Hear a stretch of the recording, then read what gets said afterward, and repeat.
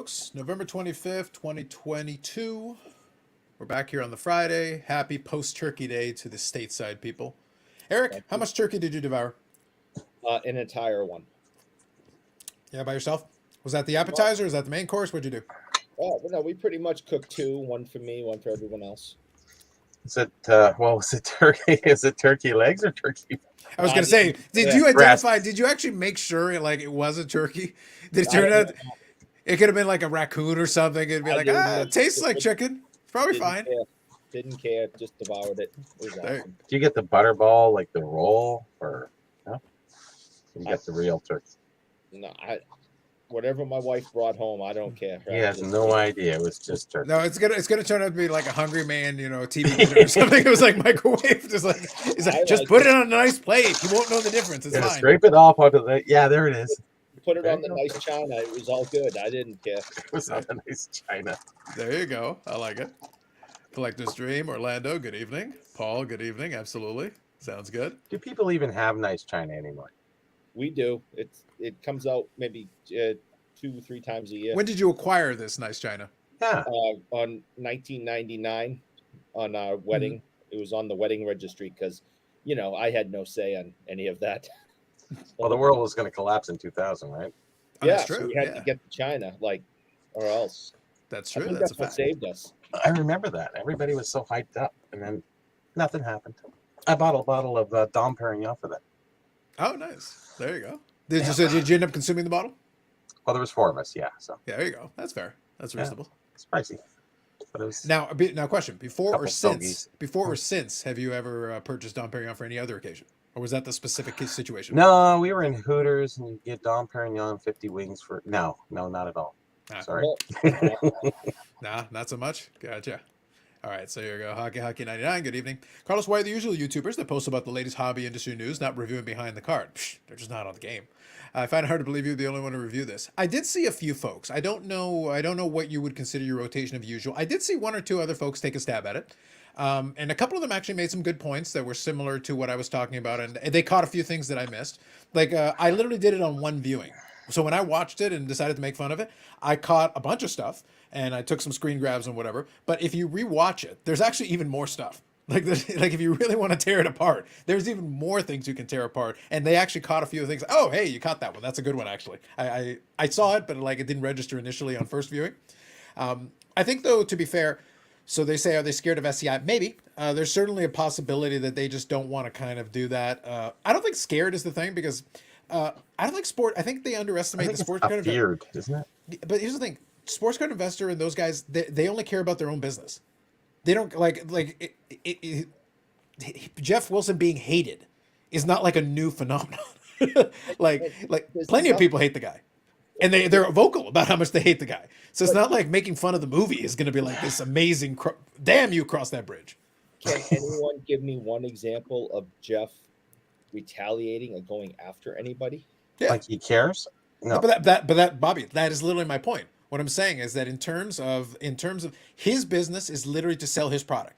You can hate him as much as you want. If you're paying attention and hate watching his stuff and it's part of the analytics of it, they're like, great, hate watch it. He doesn't care. Oh, Jeff is so far above the hegemony of all the other influencers out there. He doesn't even care. Yeah, and his amount of subscribers kept growing, and the views have stayed pretty high. Like his average video will do extremely well, especially in this genre. So it's like, why honestly would he care? Like, why would he care in the least? And I just want to say again, I had the pleasure of spending a very short amount of time with him when I was up in Toronto again. The guy's nice as can be. So if people think that he's this corporate tyrant behind the scenes where he treats people bad and then puts on this on camera persona, guy's nice as rain. I mean, I got no problem with the guy personally. Right as rain. Is rain nice? Right as rain. I was gonna say this is a unique. But is he right in the head? Having any and see how nice it is. There you go. Oh. But I was gonna say was that the other thing as well. Like in all seriousness, we've talked about this kind of thing before. Like I said, I don't really care about Jeff Wilson one way or the other. And for me, it's never a personal thing with him. I'll evaluate it on its merits. I don't pretend for 1 second the guy is super knowledgeable of hobby. He's not. Like, and he's proven it repeatedly. Like, he's shown it. Like, the proof is in the video. Like, you can watch and listen to the video, and you'll realize he's not very knowledgeable on a lot of stuff. But at the end of the day, his only and sole purpose in having that channel is to promote the business. That's it. And that's the only thing he cares about, and that's the only thing that matters from his perspective. Hate him, love him, anywhere in between. In reality, though, like by comparison, the card ladder folks on the crossover, they take innumerable shots at the guy, overt and subtle, and all over the place. So in reality, by contrast, they're frequently and regularly taking shots over and over again. Yeah. Which, look, I'm not going to say no, because it's not like I am above taking shots at things I don't like. I do. But at least don't pretend then. But my key here, and this is the differentiator I'm going to make, don't then pretend to be doing it for the interest of the hobby. Don't pretend that you're above the pettiness of your specific personal agenda. When I do it, I'm also stating at the same time, I don't like this person, or I don't like what they're doing. So take that bias into account when I give you whatever. You can discount it that way. It's perfectly fine. But I'm not pretending to do it on behalf of the industry. And I'm also not involved in one of the biggest companies in the industry, because I am indirectly speaking for them, whether I like to or not. And that's a key differentiator. So they should actually be more careful than I have the luxury of being. I can afford to take as many pot shots as I like. And actually, Jeff doesn't get much bad press for the most part. Like, a little joking around, because he doesn't come back and he doesn't complain about it. If he did, then it was more fodder for getting back at him. But he just lets it go, and It's really kind of run a dead stop when you say something about it. It's like, yeah, we know, but whatever. It's a better strategy for him not to say a damn thing. Why does he care? It is. He just keeps zipping along and makes the next video, and the angry. Because I'm loaded, guys. See ya later. Yeah, it's like, Just snaps all the way to the bank. You got one Tesla, I got 7. Like, come on. Yeah. He'll be all right. Yeah. Mod called. Good evening. Yep. Neo Dustin haven't put out a review. I don't think they've watched it. I think if anything, it would be. I'm actually very serious. I genuinely don't think they've watched it. Like I said in my review, it's not very good. And I think for Dustin it would be a little awkward because Brad's his buddy. Like, I poke fun at Comeback Card Investor because frankly he had no business being in that movie. He really doesn't know what he's talking about. Like, I'm not saying that, by the way, I'm not saying that to be mean. There are lots of people here who make videos who don't know what they're talking about, but he genuinely doesn't know what he's talking about. Yeah, absolutely. No, without a question, you're a perfect example. Put your hand up. Perfect example. But and I also pointed out in my review, trying to be as fair as possible, he literally hasn't made a video on his channel in over 6 months.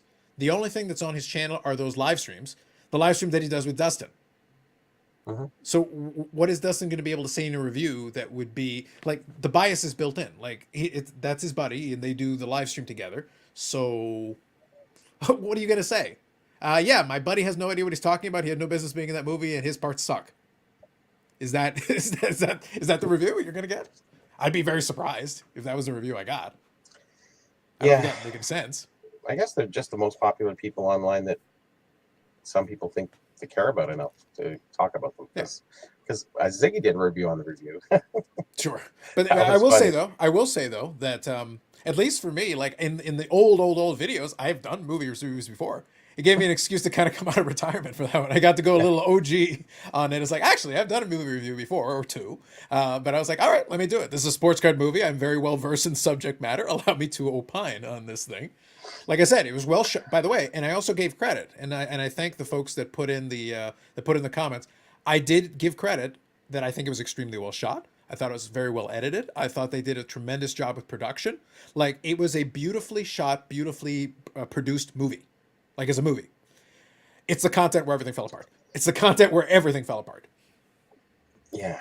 It's like there was a little, the clique of people that were in that thing are just not even, most of them aren't even relevant for the most part. They could have chosen like 5 or 10 other guys that would have been a little bit more relevant. But everybody stays in their own circle, I guess. And that's where we are. Welcome to the circle. I got the call, but I'm like, guys, I'm busy. I'm sorry. So fair. I know. Fair. Collector's Dream. Because you're on other people's shows now, so it's like true. Collector's Dream says the movie was dated. Yeah, like literally the moment they released it, it was way out of date. The HGA promo in the middle of the damn thing is like, guys, you are done. You should have cut that. I'm sorry, you had to cut it. The man likes hysterically leave him alone. There you go, Justin. Good evening.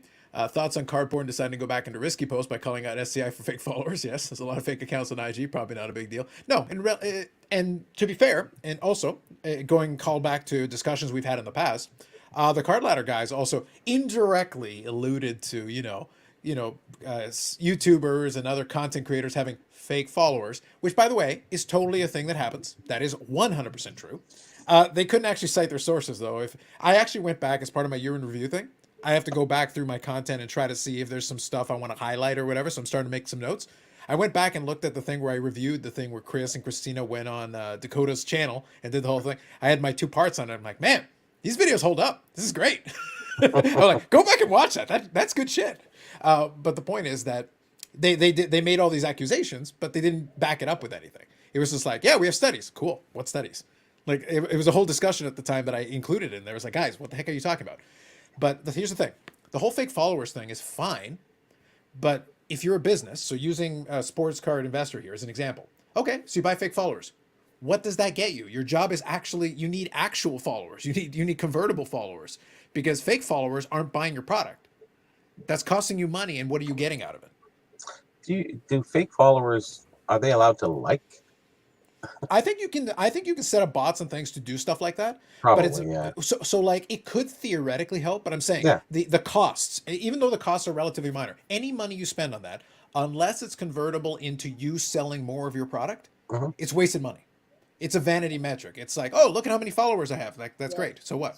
So please correct me if I am wrong, but Right. from what I understand, okay. Yeah. Like That's just to begin with. Yeah. Let's move on. Finish your question. Go ahead. So from what I understand, it isn't so much about someone tuning into this show and saying because I'm Carlos has 2,000 followers. Yeah, and also hitting the like button so that you pay. No, come on. Well, I'm glad you brought it up. I just wanted to make sure people understood. Since you brought it up, the likes, the real organic likes. To be fair, I also charge the fake likes. It doesn't matter. Real likes or fake likes, bot or human. You hit the like button, I charge this man for it. Now, Eric, continue your point. It's not so much about Joe Average tuning into the show and the first thing they want to do is see how many likes or followers this show has. It's about the algorithm that when you type in sports card show in YouTube, or you type in sports cards, the more followers that we have, will come up higher on that list, if I understand correctly. So paying to have these bots or whatever the situation, that for followers and likes, tells the algorithm that we're a super popular show. So when someone searches sports cards on YouTube, our show comes up first. So that is the way it was. So YouTube changes its algorithm semi-regularly. I actually saw a video where someone did a little bit more analysis and also got YouTube on it a little bit. And presumably, from what I understand, I'll do some more digging on it, but from what they basically let him know is that the way the algorithm thing works is it's all the likes and all that does help. The reason it helps is actually the opposite of what people think. It's not so much that it tells YouTube this video is great. What it says is that you enjoy this kind of content and it starts building a profile on you. So when it makes recommendations, it's saying you, Eric, like and engage with these videos. So we're going to recommend more like it to you. And if you stop watching those videos and stop engaging with those videos, you will actually get them less. So the algorithm will exist, but it'll start tailoring itself to what you're doing. So you as the individual, basically the more you engage with certain videos, and the way you can tell this, by the way, is even if you're not liking, obviously it's going to enhance it if you do it because it's more engagement. But if you start watching videos on some random topic that happens to come across, you're going to notice it on your feed suddenly more often. Suddenly you'll start getting that channel. Whereas before maybe it wasn't appearing, maybe it was once in a blue moon, but now all of a sudden you're getting it on a semi-regular basis, whether you're subscribed or not.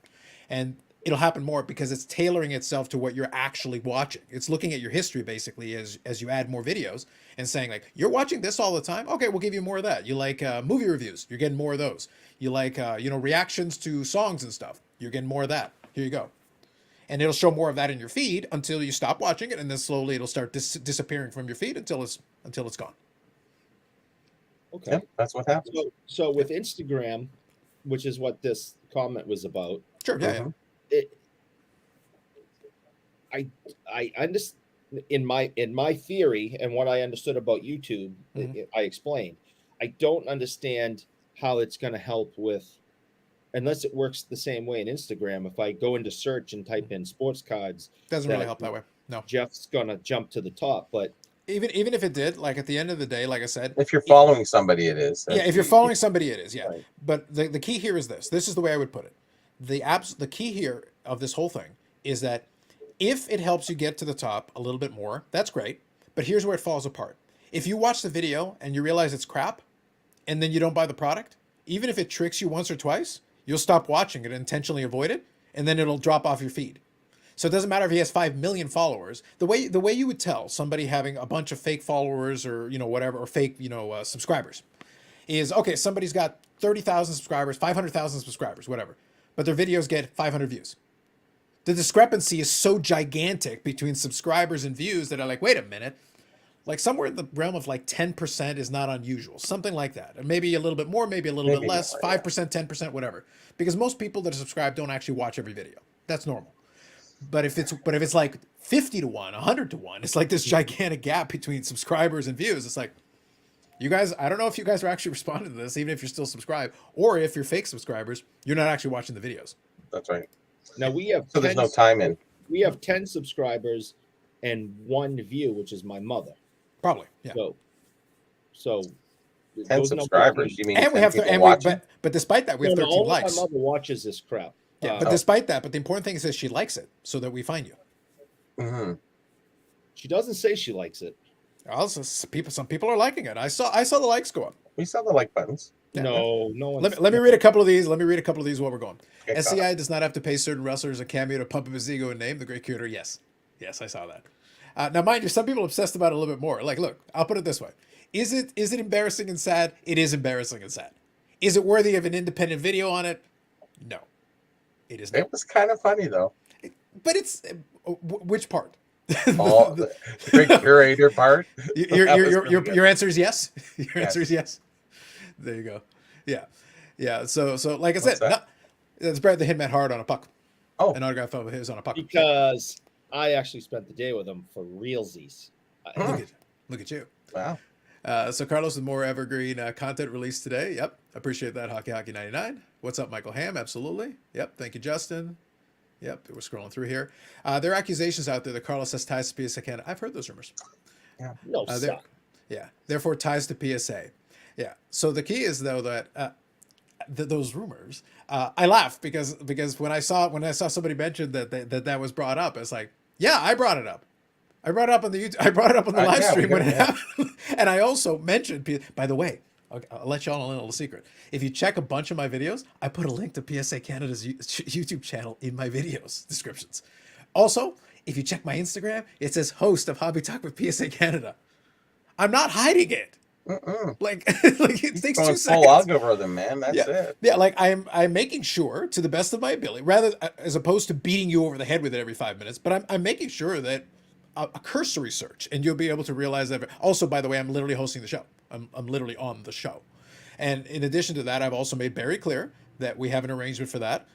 We have a handshake deal, and I am being compensated for it. I've also made that clear repeatedly. And lastly, PSA Canada is not actually owned by PSA. The collector's parent company. They're a bulk submitter. They're an LLC separate from the parent company. However, there are PSA, branded companies like PSA Japan. PSA Japan is owned by collectors. That is actually a subsidiary of collectors. Therefore, if you're working with PSA Japan, you are working with collectors. PSA Canada is a company that is owned in Nova Scotia by Brad.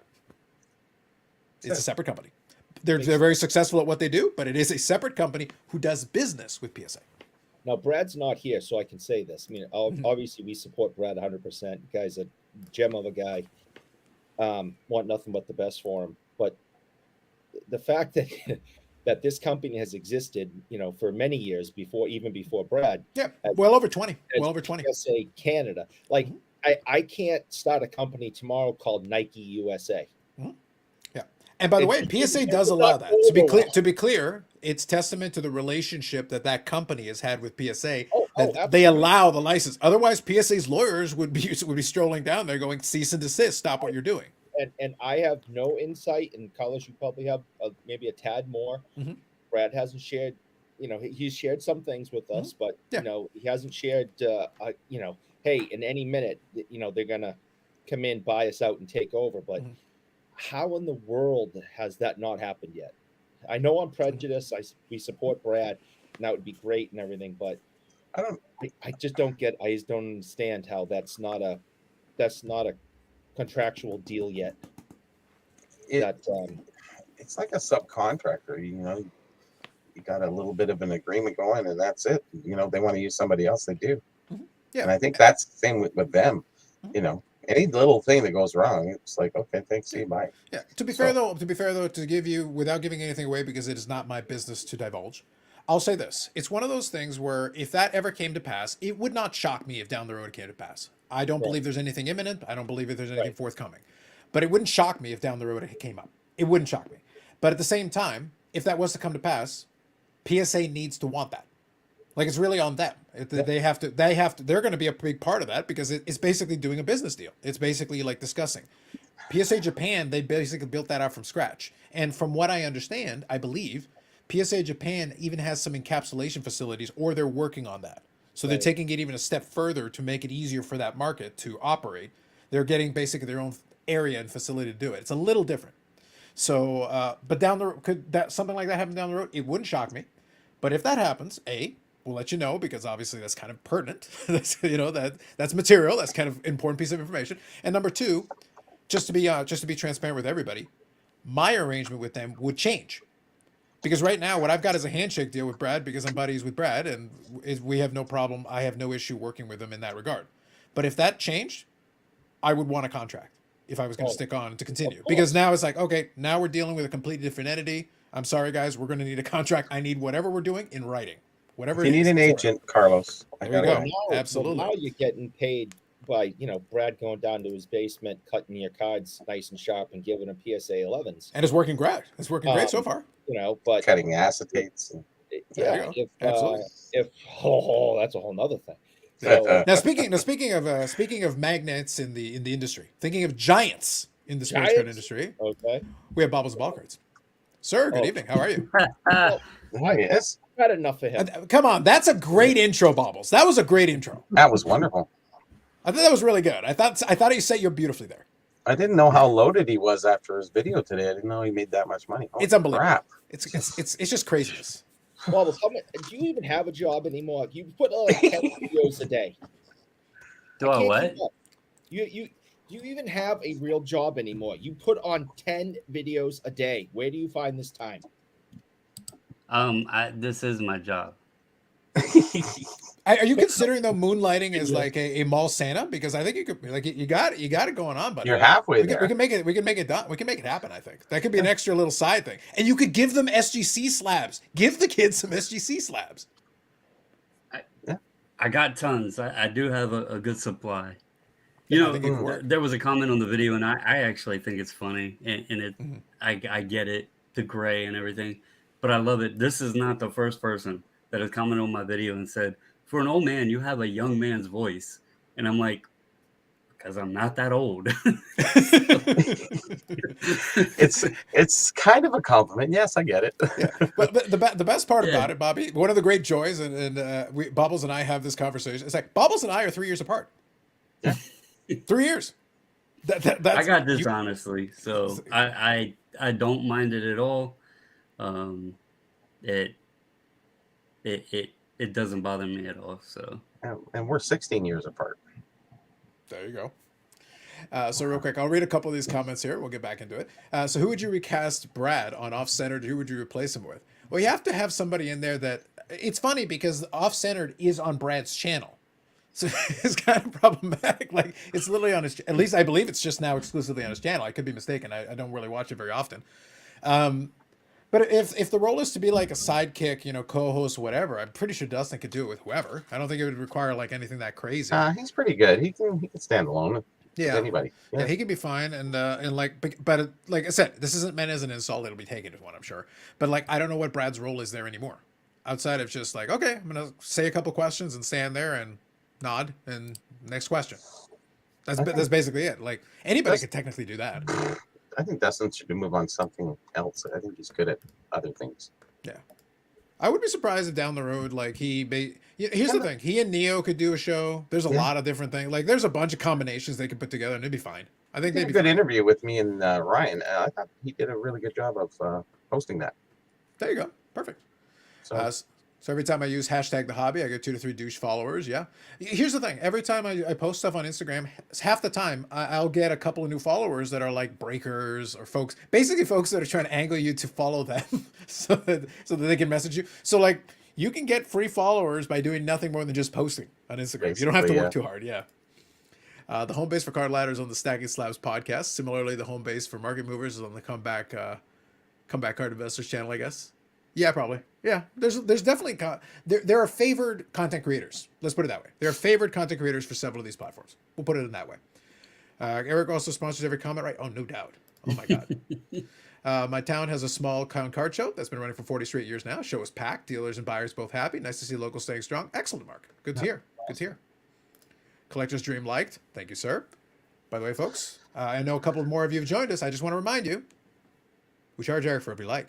He needs to pay. It's in capitalized letters. Hey, thank you for your consideration. Shout out to Orlando real quick. That 70s basketball set he showed, those were some beautiful cards. He had the full set. So shout out to him. That was a very nice set. Absolutely, for sure. Good evening, Brad. Absolutely. I'm getting caught up on these comments here. Good evening, Brandon. Hey, Brandon. How you doing, buddy? Brad here says, Carlos is a sellout. Boo this man. Oh, bro, buddy. I have pitched the sellouts so hard. If the Fanatics overlords find it in their hearts and in their wallets, cut that check, buddy. I will sell out. You have no idea how hard I can sell out. Well, I am ready. Let's do this. You have somebody on the show now who owns a major grading company. But I want the Fanatics money. I need another round of their funding, and then they cut that check. Who you, Eric? Right, 3. Eric owns Beckett, doesn't he? Yeah, I know, Eric. It's like Beckett's sort of a company.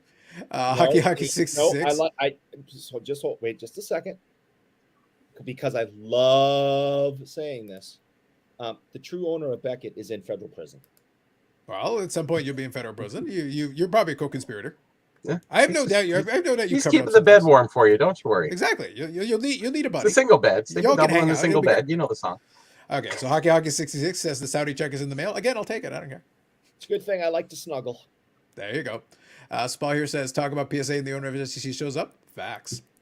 John G, good evening. I mentioned PSA's grading last time I saw you guys. What do you think about Jamar Chase card getting a 4 from SGC and a 9 from PSA and waist center top to bottom? This is why I'm thinking tag. I'm thinking one touch. Tag is okay. Look, so the first part of the question is, I get your point, but I don't care.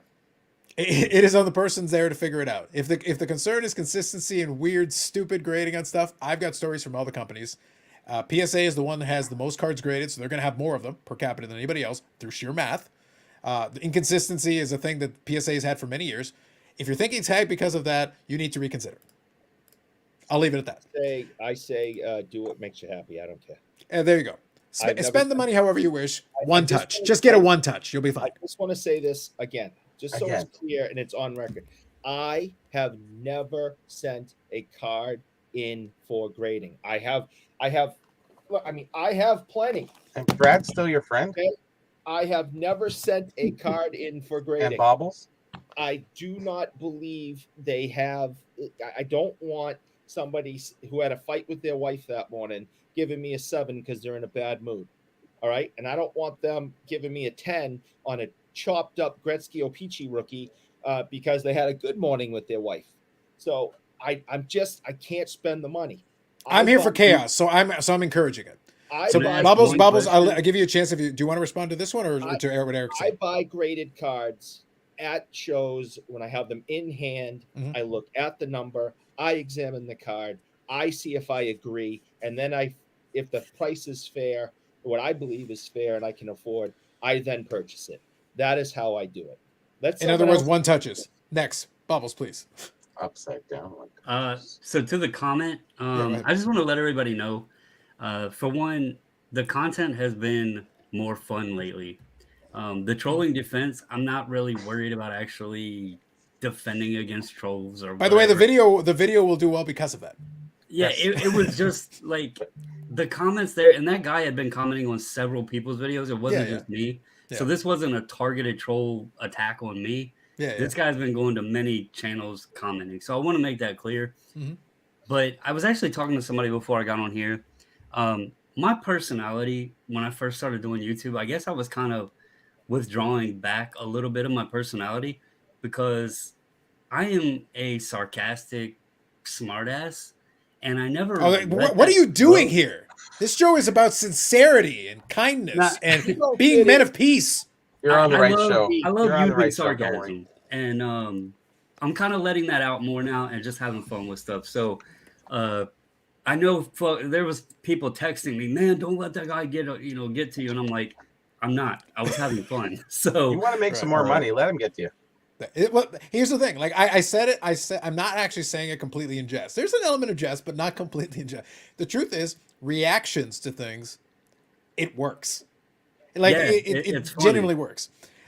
Some of the videos that I've had the most fun and the most success with is not even reacting to something necessary for me. I mentioned earlier that video where I was reacting to Dakota's interview with Chris and Christina from Card Ladder.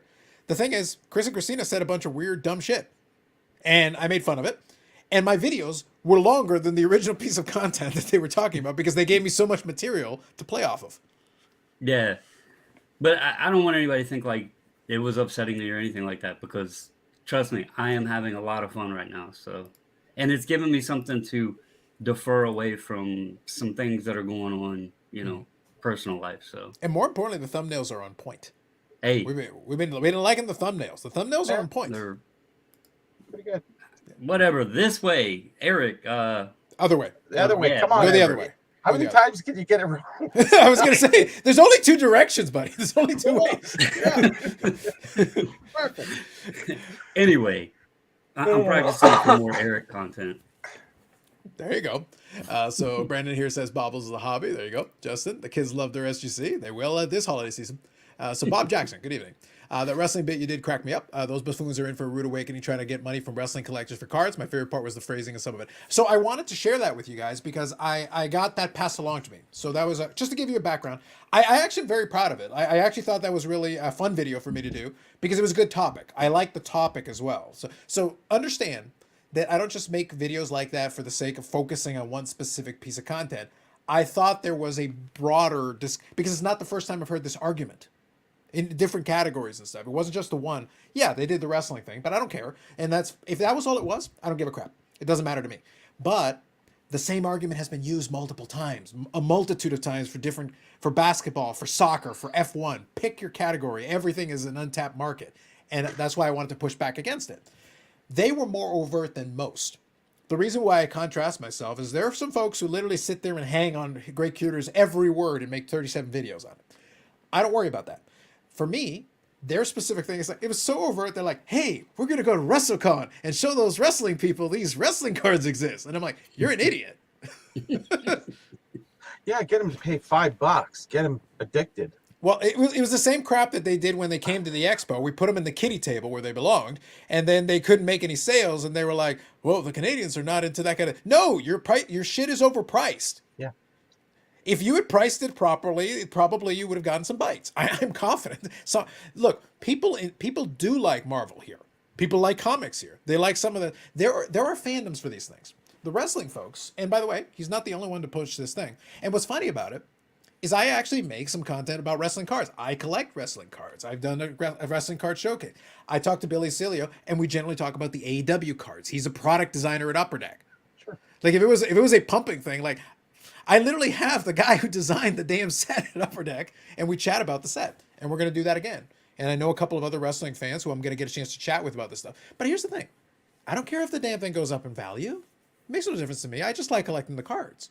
And in fact, actually, if the price stays low, it's great for me because then I can buy the cards cheaper that I want. As a collector, I'd rather have that, to be honest.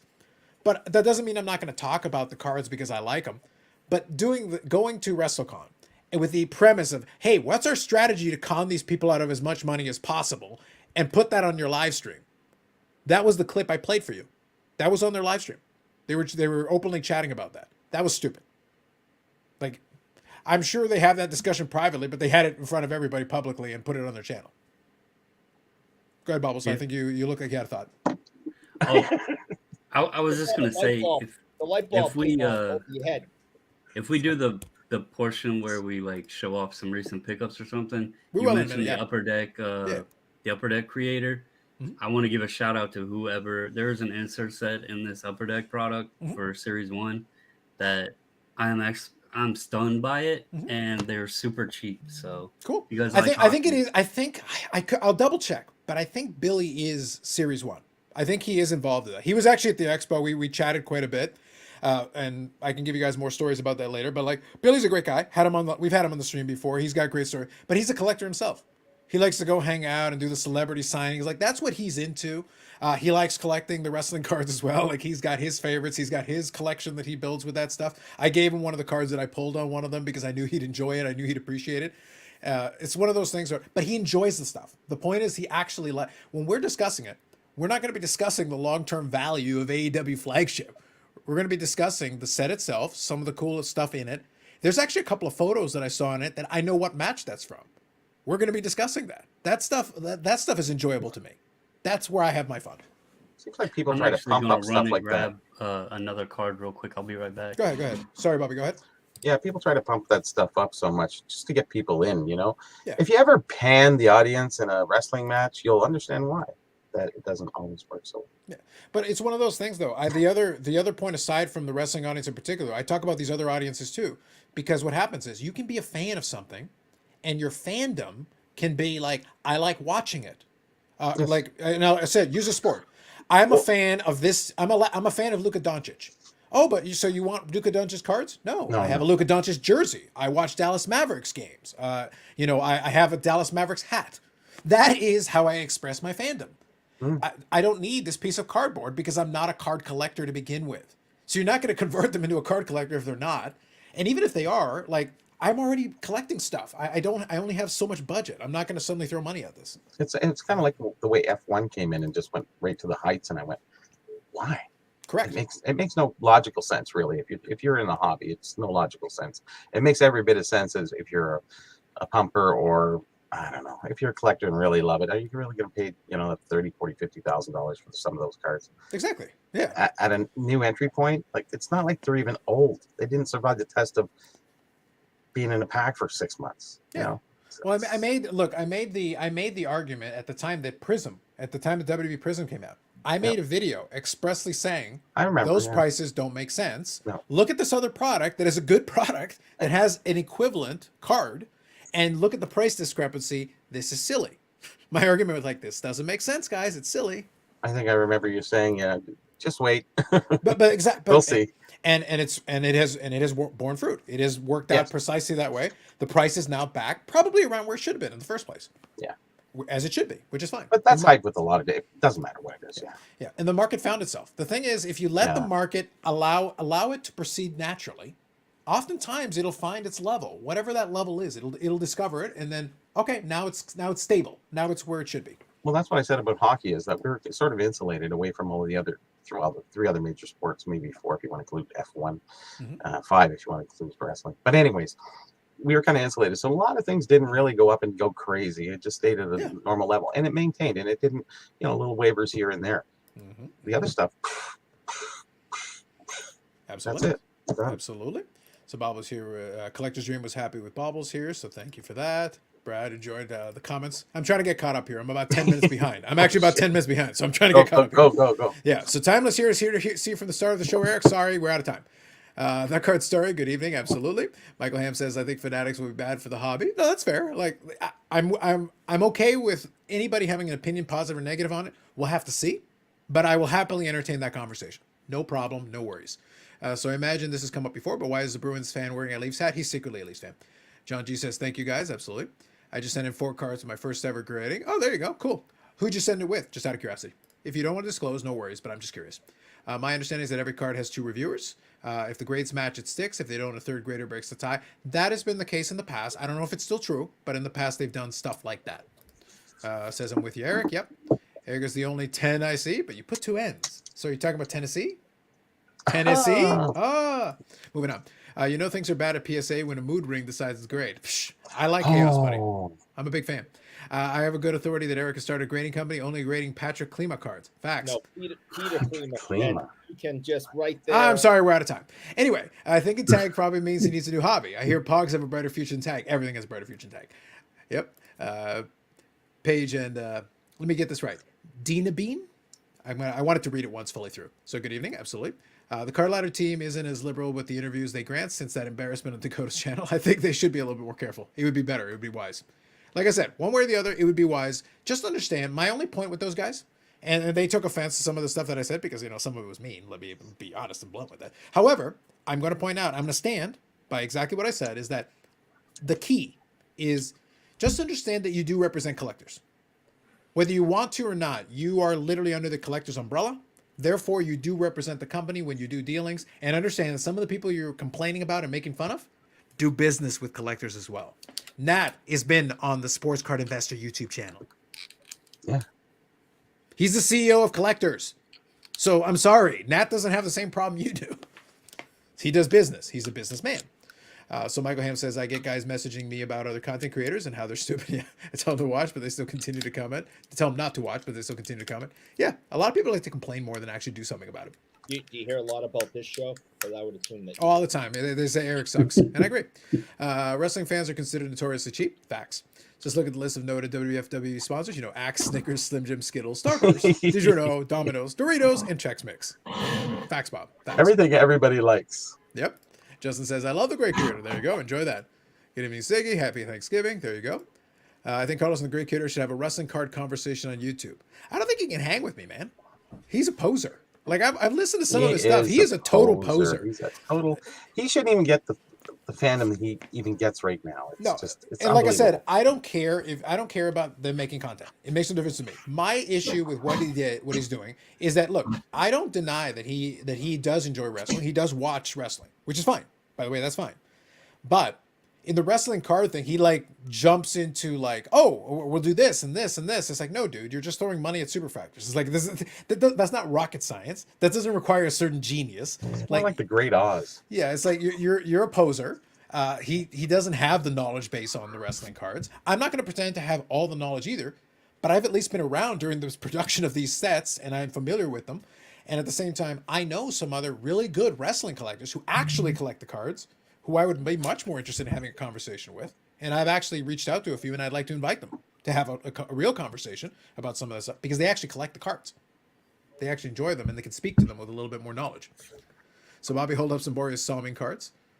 I think that was mentioned in there, so I'm not sure. I think, Eric, you held one up, right? Yep, there you go. You had one in there. That's what, 75, 76, 76, 70, 75, 76, or 74, 75? 75. 74, 75. Oh, just on a quick serious note, just give me a second. Go ahead. I'm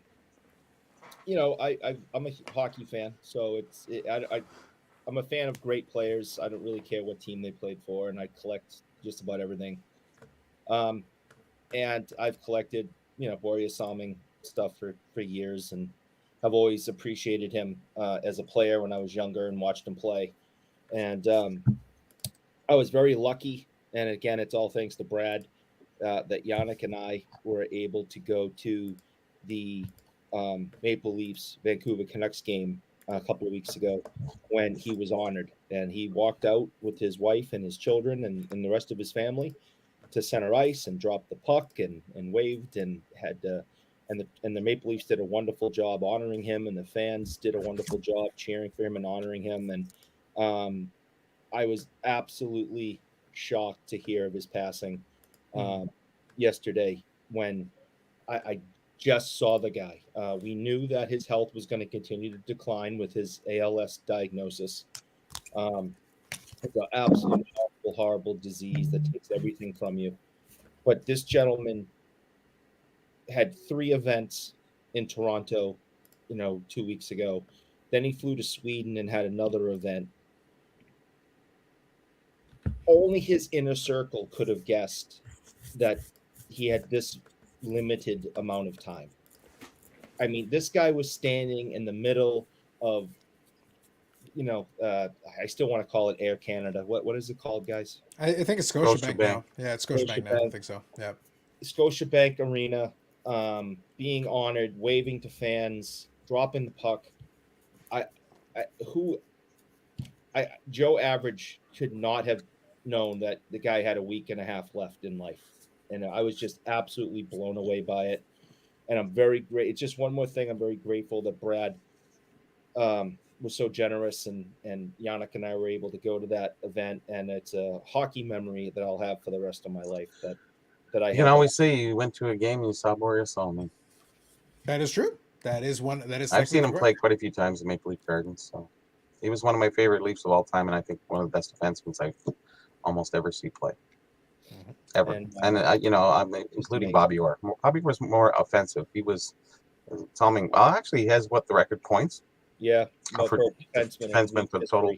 Yeah, so a lot of people don't even know. Like I ask my friends in Minnesota or St. Louis, and they go, "Yeah, I kind of know him." It's like, but he was really not well known because he played for the Leafs in the '70s and a little bit of the '80s. So, unfortunately, but a great man and a great.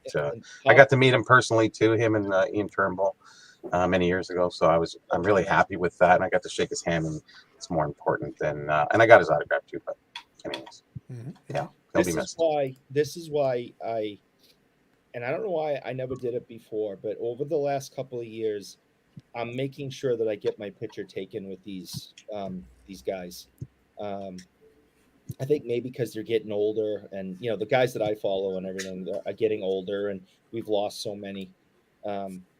Before I'd shake their hand and get their autograph, thank them for coming in, have a few words, and off I'd go. I'm making sure that I get my picture taken with them now, and I'm starting a collection, a sub collection of me and pictures with these hockey legends. And there's a lot to be said about that, because you grow through this certain age where people aren't that old and not that young, and you think you have all the time in the world, and then you hit that next juncture in life, and you realize that people are getting old, and that guy dies suddenly. I wish I would have at least got him to sign or meet or do something. Mm-hmm. So anyways, now I'm a little bit older than that, and even still, and all these other guys are passing away, so it's good to get to meet them, shake their hand, and if you can get a picture with them, it's great too. Yeah. So, anyways, I was shocked yesterday. It saddened me to a point. I mean, but in the big picture, ALS is just absolutely horrifying of a disease, and the fact that he didn't have to go another year or two suffering. I mean, and literally just suffering is a blessing. So, in a way, I'm glad for him and his family. Mm-hmm. So I'll at least leave it on that. Fair enough. Yeah. A great Salming tribute from you both, so thank you both. Let me read a couple of these here and get caught up. Colin Murray, good evening. Absolutely. And I spoke with Colin a little bit at the expo, so I'll chat with him, and probably I'll get him to come by at some point down the road here, and we'll chat a little bit of vintage, because I know he's very obviously he does his business with a lot of vintage, so we can definitely have a nice discussion. Colin, no way. Yeah, a little bit. Yeah, okay, I grabbed his card so that at least I could be able to contact him a little bit. So I'll reach out. You didn't even say hi to me at the show. What's going on, Colin? You can't come on. You don't do that. Don't disrespect the Burrell, Colin. You can't do that. So let me go here. I worked with a guy from Sweden. Yeah, Borje was his hero. Thank you very much for that, Stuke. Good evening. Someone needs to clip this for Brad Eckers being nice to him again. Oh, I've got clips. Oh, we've got so much recorded material. It's going to be amazing. We might have to do a highlight reel. Yeah. Trader Griff's here. Good evening. I'm watching because of that sweet Boston Bruins fit. Look at them showing you love. He's showing you. So let me see here. Thanks for sharing the PSA relationship. I've shared it many times, but yes. So PSA Canada. Non-stop. Could SGC buy up PSA Canada? Doubtful. I think Peter's got enough going on his thing. Who's Peter? Yeah. Well, Bobble's employee. Bobble's employee, Peter. Is Peter Brad's a nice guy. Does he run your company for you? What's that? Is he the one that runs your company for you? Who? Peter. Yeah. Oh, you didn't catch the video? I had to yell at him. I was trying to record. He was being loud back there. Yeah, he was disrupting. He was disrupting Bobble's flow. He was disrupting Bobble's flow. He's in the middle of doing something important, and he's disrupting him. Yeah, it was Pete and repeat. That's right. Good evening, Tom. There you go. It's like, I think Ziggy needs to get his resolution fixed. Needs to get his resolution fixed. It's like, I got gray hairs. But we're gonna need to get your contrast fixed there, Ziggy. All right, If so if my daughter wouldn't freak out, I would shave this off, and then y'all would probably not Why would recognize me she because I freak would out? look Okay, way explain that. younger. But my Bobbles, daughter Bobbles, would freak explain out. that. Why would your daughter freak out if you shaved your beard? Oh, I used to have it like about this long, my goatee. I just had a goatee, and it was probably down to here. She cried when I finally said, "Okay, enough," is because I used to ride motorcycles some, and it would blow like real bad. So I finally cut it, like trimmed it. She bawled because she hates change. She hates any change. oh, So so it's like the Garth thing. I fear change. Say, you remember from Wayne's World? It's like Garth is Yep. like, we fear change. she hates it. Like new cars, anything. She hates change. Well, you won't have to worry about buying your new cell phone. It's good for you. Move on. There you go. Yeah, well, she's actually funny enough. She doesn't want the new cell phone all the time either. So, kind of Well, if works. she's fearing change, then the cell phones change a lot. I know she's only 3, but just saying. 3. She's 17. She I'm looks trying to 3. make you feel better. There you go. So Bob here says, Eric, do you know Jason Becker? Mexican guitar player in the 80s diagnosed with ALS. Are you familiar with Jason Becker? It's not ringing a bell right now, but if I had more information, or so maybe I'll just look it up Maybe later. the name of the band. Like, I was going to say it might help. I've never been a guy who memorizes names of people in bands. Even if I like the band, I don't pay too a close attention. few big ones, Yeah. but otherwise, Yeah, it would have to be very specific individuals. Yeah. Goal 17, guys. Goal 17. Oh, did he score again? Oh, here we go. Now the price is increasing. The pump continues. Oh, look what you did for Eric. Okay. Yeah. They're pretty, aren't they? That's right. No, what he's got is a $150. He's the counterfeit PMG. And he's sending it into tag. This is the original PMG. Uh-huh. All right. And this is a Gretzky Green PMG. Mm-hmm. And it is stunning. $150. The only good part about that is at least you figure out how to use a one-touch correctly on that one. So Colin here says, too busy, didn't see anyone. There you go. Hockey, thank you, Eric and Bobby, for those nice words. And one of the all-time great defensemen. There you go. Absolutely. Hockey 99. Hockey and wrestling cars must be the fountain of youth. It doesn't hurt. Look, as long as you enjoy it, have fun with it. Like whatever you enjoy. I don't care. It makes no difference to me. I enjoy those things. But if you don't, you like baseball, you like football, you like non-sports, whatever, man. Whatever works for you. Have fun. Ziggy here says, was Neo in the movie? He was not. I was surprised they might have wanted more than they offered. I don't think they reached too far. I think they went really narrow because here's the thing. Like, in all seriousness, jokes aside, when they did this movie, even to represent the graders, who goes to Beckett first? Who goes to HGA and Beckett? If you're going to pick 2 graders, HGA and Beckett, really? Yeah. That's your representation. That's when I shut the film off right away.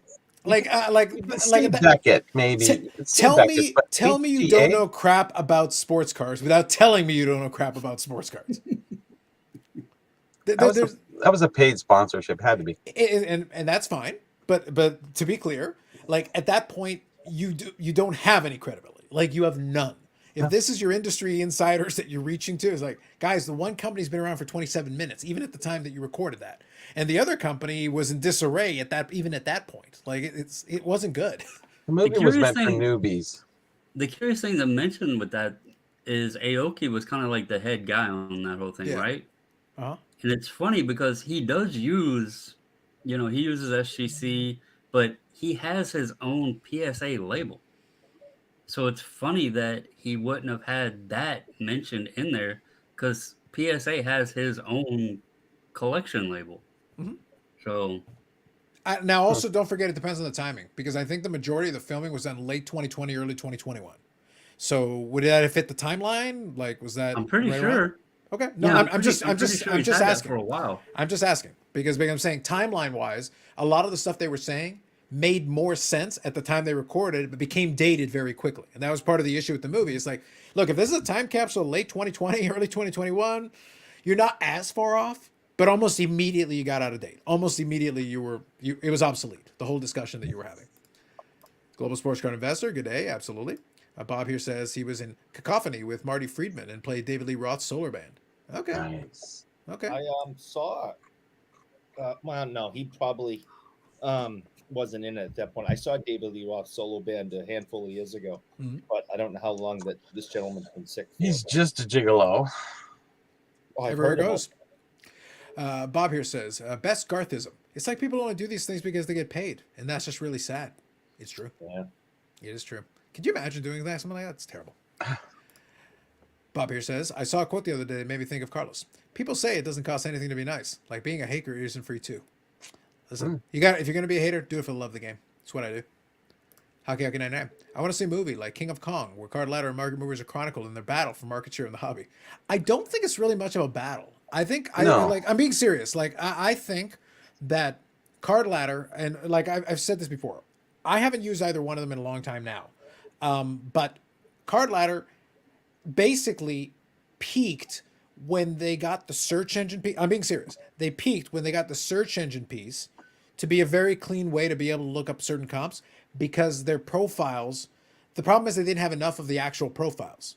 But then they basically just shifted over to being like, oh, but you can just search everything in the search engine. So basically you have a fancy version of the search engine. So then what the fuck do I need you for? That's worthless. The market movers one has more profiles, which is good, but that doesn't mean it's perfect either. It's one of those things where like there is value to it if you need certain type of information. It's nice having a little bit of historical data. That can be useful. But then they kept working around the rest of it to be like, oh, but you can showcase your collection here. And it's like, guys, I'm not buying this app to showcase my collection. I want to be able to look up comps in a straightforward and quick and simple way. That's what I need. They added certain features that work, but if they don't have the profile for you, you're basically looking it up on eBay anyway. So it's like, wonderful. I can do 130 point for that. That's free. Whatever. Okay. Anyway. Steve Aoki has a dope pad. Yes, he does, Joseph. Yes, he does. He also has a lot of money. I've been there. Great curator is to the hobby as Gilbert is to Goldberg. That's a good comp. That's a good comp. I like that one. That's Gilbert. All right. What are your thoughts on PSA's recent grading? So it's the second time you've been asked. Okay. I think this was the Jamar Chase one, Bubbles. This is the one where the foil is in the wrong spot, right? Yeah. So PSA are idiots, but we still use them because they serve our purpose. How does that help? Does that answer your question? Does that help? They're idiots. My question is... But it was also graded by another one, right? What was the first grading that was done? Was it graded twice? It was SGC4 was graded and fine. PSA. By the way, I don't think it's a 4 either. I think when the foil is that far off, I'm actually not too... by the way, the PSA 9 is inexcusable. They're idiots. But I actually don't think it should be a 4 either. Like, am I way off on this? Like, I feel like it does... Like, it's a major defect to me. Like, it's just my opinion. Like, am I wrong here? Here's the funny thing. This is where collecting and cards sometimes don't make sense. If that was a Pokemon, if that was a Pokemon card, yeah, it would actually be more valuable, because the Pokemon community look at those type of print defects or miscuts, that sort of thing, as highly collectible errors. Mm-hmm. In sports cards, Panini and Topps have went to such crap, and we just kind of expect it now. Mm-hmm. But my real question, and I'm going to tell you, I don't know where this originated from. I don't know who submitted it. I don't know who did the original video. It's been floated around a bunch of times now. Yeah. My question is, why did it get sent not once, but twice to be graded? Yeah. Without noticing the foil that far off. Mm-hmm. Like, was this an intentional test to see which company would give it what grade? Because I didn't quite get that. I mean, that's what I mean. That would be like the Griffey I showed that had the piece on it, the Thunder Boomer. Me cracking that out and sending it somewhere else with knowing that piece is on there. That just doesn't make any sense. The first thing I did is looked at the card and tried to figure out why I got a 5. Mm-hmm. Yeah. So. Yeah, I just think it's a strange, like, look, that's why I say, like, when people don't understand, we talked about it a little earlier. I talk about the thing where, like I said, when I'm doing the thing with PSA Canada, and what's funny is if somebody actually watches, and Eric, please testify to this, if somebody actually watches the PSA Canada show, they would realize we give credit to other grading companies when they do something we think is smart. The SGC thing where they do the authentic and they included it, we gave them praise on it on the PSA Canada show. Yeah. We talk about other third-party graders. We talk about things we don't agree with. We talk about things that don't make sense. Like, we're not sitting there cheerleading for PSA for the sake of doing it, because that wouldn't be authentic to what I'm doing in the day-to-day existence. I use them. Don't bash other grading companies either on that show, which because that would be unfair. Like, in that spot. I think it keeps your credibility. As soon as you use a PSA Canada outlet to bash other companies, you lose credibility. Yeah, not in that spot. That's the wrong spot. Can't do it. But the point is that we can give praise where it's warranted. We can critique where we think critique makes sense. And I've always repeated on my channel repeatedly, and even on there, it's not for everyone. It's not for every purpose. Not every card needs to be graded. That's not necessary. That's not true. On there, our goal, hopefully, is that some people get some value out of it, and maybe they decide to use Brad's services and the company, because I know the folks at that company. They do good work. They work hard. They do their best. And I appreciate them, and hopefully they do well. But at the end of the day, they're not in control of what PSA does. So when PSA does something stupid, it is what it is. If that's something that you are concerned with and it doesn't work for you, well, fair enough. Don't worry about it. Make sure that you use the one that makes sense for your purposes. That's why I say I send the cards in for PSA not because, I need it in a PSA holder all the time. Sometimes I like it to have it in the holder. That's my preference. Other times I'm going to flip the card so it helps the resale, so it serves that purpose. And if that was to change, then I would change who I would send it to, and I would reconsider my situation for that. I'm going to take advantage of whatever the marketplace will offer in that regard. I'm being very practical about this. It's not like, oh my God, I have to send it to... I don't care who is the number one grader in the space. It's who will get me what I want. Does that make sense, Bobbles? Like, you kind of know that this has always been my stance on this. I will use whoever the hell serves the purpose that I need them to serve at the time that I need them to serve it. And that's all I care about. If you were hell-bent strong on just PSA, you would never buy any other slabs either. Mm-hmm. It would just be, because people have to understand, sometimes when folks are heavily vested into one company, they won't purchase the other ones because that's devaluing. Like when you do a mail day and you show an SGC or a CSG or a Beckett. Even a BVG, heaven forbid. Yeah. I mean, and I've done that. When you show those, it's happened. I'm sorry. It's bringing questions. So... Yeah. My 53 Bowman color set, I actually showcased at one point. I have slabs from the 4. I have slabs from all 4 in that set because that was the card that was there, and I looked at the card, and the card I felt warranted. I thought the card was good enough to fit in the set. If I want to swap it out to a different holder, I can do that. I can crack it out and put it in the other holder if that is my desire. But I was able to purchase it in that other slab, get it at a price I was okay with, and add it to my set. It's fine. Which is the 4th? Well, for me, BVG is at the bottom rung of that list. Yeah. I actually like CSG. I use CSG PSA and SGC.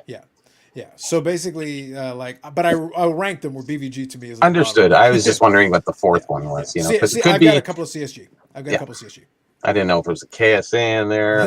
No, we don't go quite that far. We don't go quite that far. We don't actively purchase KSA. We draw the line somewhere. Okay. Yeah. No MNT either. I'm sorry. I'd rather have Mint over KSA, I think.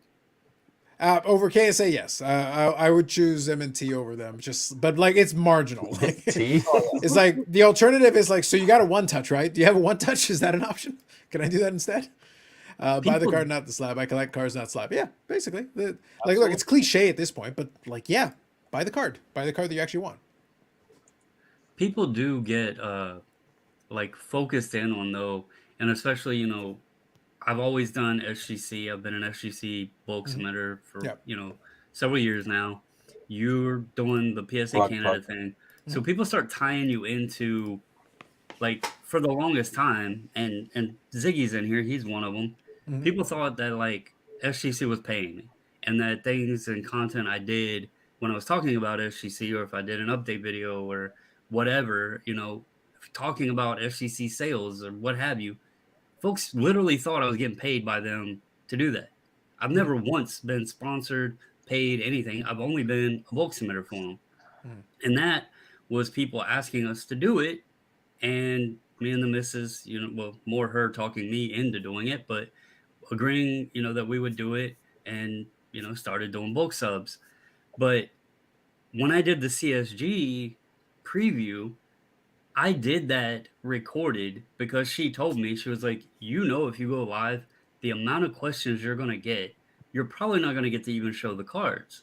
And she was right, because everyone looks at it as, well, you've only done this, so holy crap, you're doing something else. and it throws like this shock in there of, I knew people would be like, oh, was there something wrong with SGC? Bobbles is using somebody else. No, it was just a matter of, this is PC stuff. I liked the slab, and it was And the a price was lot the price cheaper. was solid. The price was good Yeah, for it what was a for you were lot submitting cheaper, it. so it Yeah. saved me money. Mhm. I mean, it's simple as that. We all are looking for a way to save money at many times in this hobby. So this was a way that saved me money. Yeah. So, and it allowed me to try out their service and everything, and get a better idea how the whole process worked. So Seems like the wife is pretty strong in there with the opinions guiding your way, isn't she? she actually does this hobby with me. Like, when I go to show some cards, I'll talk about it. But y'all ask like Black Friday deals or whatever. She bought a case of Upper Deck Series 1. I mean, she loves collecting. She's downstairs right now trying to search for a checklist to find all of the Kraken cards that have been made, because she's working on her binder for all of her Kraken cards. Bobbles isn't Bobbles. He's a puppet. Yes, it's No. like Mrs. I'm Bobbles just is the power behind the crown. Yes. She's an awesome supporter. There you go. No, good stuff. Good stuff. Absolutely. Doesn't happen often, so you're Yeah. lucky. And best wishes to Mrs. Bobbles, as we've discussed. So definitely best wishes. So real quick, I'll read a couple of these here, and then we'll show off some cards because we're actually almost mostly caught up. So I'll get caught up here, a couple more, then we'll be right on time. So Carlisle, good evening. Now that Michael Harris has won the NL Rookie of the Year award, is it okay to put the Rookie Shield on the cards? Listen, Victor may not like this. Put Rookie Shield on all the cards. Put Rookie Shield on the 10th year card. I don't care. Not my problem. It'll keep the videos up for Victor. Exactly. It'll keep him busy. Give the guy something to do. Algorithm. Put the rookie card. The guy retired 10 years ago. Put a rookie on there. It's fine. Yeah, last card, first card, rookie card. Any See, at card. least Eric figured out the directionality. He figured it out. The directions have me. Point to Eric right now. Hold on. There we go. Ah. Oh, all right, hold on. I gotta give him credit. I can't believe he was actually prepared for that. Hold on. This might be the first. Look, you're never gonna get this again. So Nope. I want you to note this. Note the timestamp and the whole thing for yourself. Eric, I'm proud of you. That's the only first and only time I am proud of you. You were actually ready for that. And I'm legitimately impressed. I am actually impressed. I didn't do one for up yet, but I thought about it. Now I know how to fuck with you, because I'm gonna give this. But Bobby, I wasn't ready for this. This might be his finest hour. Sometimes you get surprises. Like I wasn't ready. I'm very humbled that Eric calls me B, and then he wears a very fancy shirt with my name on it. It's pretty I'm good. very, very humbled at that. That's pretty right. good. It's all about you, B. I'm gonna recover very quickly. I'm gonna have to recover very quickly from this, but I gotta say, I was legitimately impressed. What just happened? I was impressed. All right, moving on here. Sorry, let me read this comment. So Bob here says, "Can't wait for the slab grading company." It's a slab guy. Oh, slab grading company. Yes, absolutely. Put a slab in a slab. Absolutely. Why not? Eric, your Bruins jersey looks cool. What's on the back? It's a hoodie. Does it have anything on the back though? No. Just just blank. It's a hoodie. But those things are warm. They're actually pretty good. Can't afford the back. Yeah. That looks better. Yeah, but the thing is, like those things are actually warm. So I have something similar to that for a different one at upstairs. This is why I'm a little confused. Why no one talked about Sports Card Pro, and then started using Coach Co as a spokesman. I kind of wondered about the company. I have never heard of Sports Card Pro. Could you elaborate on that? I really don't know what that is. I actually you got me on that one. Korean Cardboard. Good evening. Absolutely. Yeah, Korean Cardboard enjoyed your foray with the sign there, Eric. Eric is the carrot top of the stream. That was pretty good. Yeah, and he laughed out loud at that one. You got a lot of people. That might have been your finest hour, Eric. That might have been your best work. It's all downhill from here now. I was gonna say we're gonna expect a lot more from you going forward. Yeah, I'm gonna have sure to just do the George Costanza now. Good night, everybody. Indeed. All right, we have caught up to the comments. Thank you all for the comments as always. And for those of you who have just joined in, I want to remind you of something. Since Eric had his finest hour, now is a beautiful time to hit the like button, because we charge him for every single like, and he should pay. Look, if he's going to have this praise that we gave him rapturous praise compared to the usual. We're grading on a curve here. But compared to the usual, rapturous praise.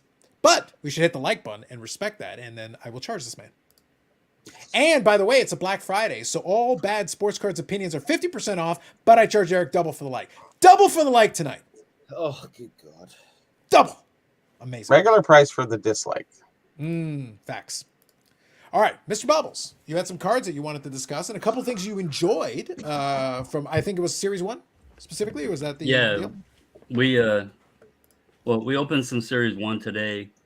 Was pretty stoked at this. I don't know how well they'll show up, and they probably won't show nowhere near as cool as these are, but I'm old, obviously, so if you're old like me and you remember Wild Card back in the day and the stripes, Upper Deck introduced this little insert set called Population Count. All right, yep. But it's reversed, where the lower the number, the better, where as in Wild Card, you wanted the 1,000 stripe. They actually made it like, instead of serial numbered, this is a population count 50. So there's only 50 of these. And this is Matt Boldy, one of the best rookies in the product. And then whoever designed this set, I bought this one just because I realized how difficult this is. There's an insert set called Freestyles. And it's not going to show up very good, but it's got like a foil refractory look to it in the graffiti, but it looks like Metal Universe. And these are about 1 in 3 to 1 in 4 boxes that you get one, and it's a 50 card checklist. So to get the player you want, it could take 150 to 200 boxes if you didn't, with perfect correlation. Yeah. And then there's also clear correlation. Yes. There's golds of these that are like 1 in 1,144 packs or something like that. And then again, you think about a 50 card checklist, it'd be tough to hit the player you want. I bought this for $2. I think people are overlooking some of these new inserts and not realizing how difficult and how nice they actually are. So I will say though, kind of playing into that a little bit, is that I know that, like I said, we'll double check to see if it is Billy and those guys, but it's definitely one of the team members. But Billy is usually one of the ones that does a lot of the stuff for several sets. They're product designers for that, product managers, I should say, to get the right verbiage. But the thing is that when they do a lot of those things, I know their initiative has been to try to really emphasize inserts. They're trying to worry less about autographs and memorabilia. They're really trying to put the emphasis on, let's give you some rare inserts. Chase cards. And I like that. Yeah. The product is so fun because there's a lot of unannounced stuff too. I don't know who would be like on the Bruins, but if y'all remember, I brought up I don't remember the guy's name, but my wife had been wanting the day-night night lights. They did a glow-in-the-dark insert in Series 1, but they're extremely tough to pull. And what it looks like is just a hockey rink with the team logo at center ice. But when it glows, one side will have a player banner, and the other side will be like a championship banner or something. And they have them, obviously, for all the different teams. I know the Oilers is Gretzky, but I'm not sure like who all the players are for each team, but they're very difficult to pull. So you got to remember, the Boston Bruins don't really have much of a storied history. I have only heard about this team like 10 minutes ago. I didn't even know that were a thing. I honestly think the insert is probably just Eric having the multi-directional sign. That might have been the apex of the Boston Bruins franchise. That might have been as good one as on each side. Makes sense. That's that's like the apex. They actually just took a screenshot of what happened on this live stream and stuck it onto the card. So what you're saying, Bobbles, is they're making cards for fun again. Oh, I love Upper Deck, man. Isn't that great? Yeah. Not a big dollar value, but fun, interesting, different. Yeah. And again, something like this, people are overlooking this, but what do like me and Carlos, and I know Eric doesn't collect, newer stuff, and he collects a fake hockey team. Like literally, he's still look. He photoshopped that thing he just showed. Like I don't even know Bobby or like I don't even know what that is. I don't even know what that is. It's 2 R's. It's Aura. What made the 90s so great when they finally figured it all out is hunting the inserts. And although this isn't going to be like super super rare, it's also not one per pack or one per box or whatever. So just something to have fun. And build a collection on. Plus, it's Jason Robertson. Yeah, I know for Since a fact everybody that, says I'm pumping him. well, you might as well. But the thing is that look, him scoring goals is pumping him right now. Right, exactly my Like, point. yeah, like I don't think you have to work too hard on it. I joke with Bobbles that every time he mentions that he scores a goal, because he was looking at a PMG 1-on-1 that is going for a man. pretty penny. I tried to give him advice, Eric. I tried to tell him that if he wants the PMG, on this show we've talked about there are people who have kidneys allegedly, and there are ways to monetize kidneys again allegedly. For legal purposes, we would never advocate for such a thing. But the point is, if you have neighbors or people you don't like, a bathtub full of ice could be arranged, and like on the right marketplace, you could probably pay for that. You could probably get it done. I had to question. Track four people down and take their kidneys to get my PMG. Allegedly, remember allegedly. So those Gretzky PMG greens are not cheap. So I had to work hard at getting them kidneys. Go ahead, Bubbles. Ask your question. The Retro 101, it's just serious question here. I'm not selling mine. Yeah. But if that 101 does sell anywhere close to what is listed, does that put mine potentially? I mean, there's a regular green on eBay now for 6,000 something. If that 101 Retro does around 20, like it's listed, is that a realistic number? Because that would then be the most expensive card that I own. Yeah. And I have a Ruth. That's just stupid to me. Yeah. So here's the thing. Like, I'll take the question seriously because it's a legitimate question. What happens is, so basically what you're talking about is the theory, and it's talking more direct, more overt and abstract here. It's the theory that under the right circumstances, an item that is related to another item drags it up. So it basically creates this perception that, so this thing, obviously this is rare, but it drags it up. But this other item that is not quite as rare, but still fairly, but still short printed. So then in theory, on a percentage basis, it should drag it up. The idea being that it pulls it up with it. The card he's talking about is the 1-of-1 version that's sitting on eBay. They're asking for about $22K is what they're asking for it. It's a king's ransom. But if for some reason, now again, we're going to assume that in this scenario, the sale is legitimate. It's not just somebody screwing around with it. Somebody actually decides to pay 22 grand and just accepts it. Okay. So in theory, somebody's sitting there with the green that is out of 10. The 1-of-1 goes for 22K. It wouldn't be crazy for somebody then to ask for more, like on a proportional basis compared to what it's going for now. What is the going rate on the green right now, give or take? So there hasn't been a retro. There's a regular one listed right now for 6,000 because they have the regular and then the retro. Yeah, 6,000. You wouldn't get there. You wouldn't get there even if the other one sold for 22. You wouldn't get there, but you could get for a couple of grand probably. But that would still be higher than I know they have sold for in the past. So when I bought mine, it was on auction. I gave $1,500 for it. Right. One had sold a couple days prior that I thought was going to screw me. Somebody paid $2K buy it now. So really? The highest I've seen is 2,000, and that's for the green. Was I think earlier this year. I don't remember exactly when I bought that one, but so that's for the green then, right? Yeah. Then actually the gold is low. Yeah. By like on a ratio basis, the gold is actually low. Bobbles, get on the kidneys, allegedly. Yeah. The 22K might actually be low for the gold. By comparison, if you can get 2K for the green, 1,500, not 15,000. No, I understand, but if you can get 1,500 to 2K for the green, and that's out of 10, the 1-of-1, like by ratio, it's a beautiful card. I couldn't pay that much for it.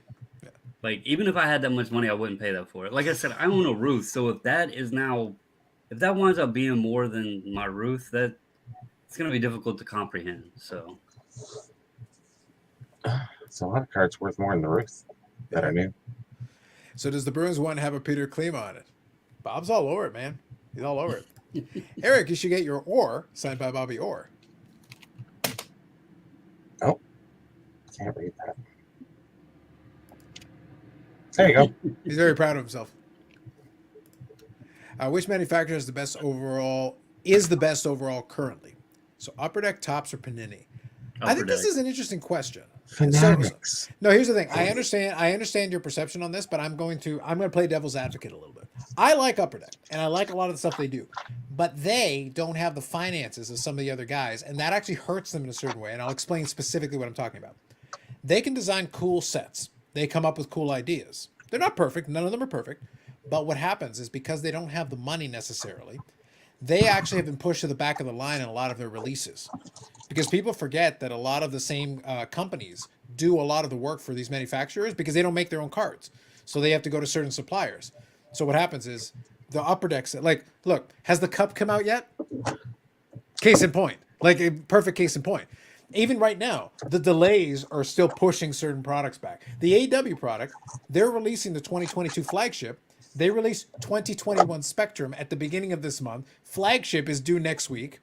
And then they've got these other sets, but everything got pushed back like 5, 6, 7 months. Well, if you keep doing that and you keep getting pushed back, people are like, wait, so the first 2022 product is coming out on November the 30th. That's not great. That's not what you want, but it happens. But so to be fair, like Upper Deck, that it hurts them. I like a lot of the designs. I like a lot of the concepts. I like a lot of the sets they've actually built out. So from that perspective, I think it's good. Topps has a heritage, but they've dropped the ball on a lot of stuff. Panini has some cool ideas, but they've dropped the ball on a lot of stuff. So if you want to make a pitch for any of them, you could, but you could also then point out a lot of flaws for each one of them. Now, I like this question. Where does that put Leaf then? It doesn't. They have pro set. Enough said. But okay, so make your pitch. Make your pitch. I would come at it at the point of Upper Deck because I can still buy Upper Deck product at a reasonably good price. Sure. And most cases, the quality is good. With Topps or Panini, you're paying an inflated price. We know it's way more printed. And yes, Upper Deck's increased print, but those guys are way overprinted and the quality sucks. So that's why, like, again, from a collector perspective, I have a lot more fun opening Upper Deck than I was telling the missus earlier. Think about this: a hobby box of Upper Deck, Series 1, and a hobby box of Update. They're going to cost you about the same price. In Topps Update, your value is only going to come with a parallel or an autograph if you hit one. In Upper Deck, you're getting 6 Young Guns. Now, you don't know if you're going to get one of the top guys, but the beautiful thing with Upper Deck is you can stash those Young Guns away, and a player in a year or two may catch his groove, and then you get some value added back out of it. With base Topps, how many ever of them are printed, it doesn't care. It doesn't matter if Julio Rodriguez becomes Babe Ruth, his base rookie is never going to have a lot of value. Yeah. So now one thing we got not collectibles though. That's the one thing that you're winding into all of this is you're all talking value. You're not talking about collecting. Now one factor from the collecting differentiates what I believe is hurting the hobby. It's all about value. Everybody talks. It's all value. And we were talking fun. That card was $2. That's fun. And getting into value. It's not fun to pay $120 to get a $2 card, though. That's my point. You want to at least have something where you're not. If you put $150 in, anything, it's all gambling problems. My God, why do I keep getting free tickets and not the $10 million? I don't know. At least you got free tickets. Now, one thing I was going to say here about because I'm taking the question seriously. Like we're talking about overall.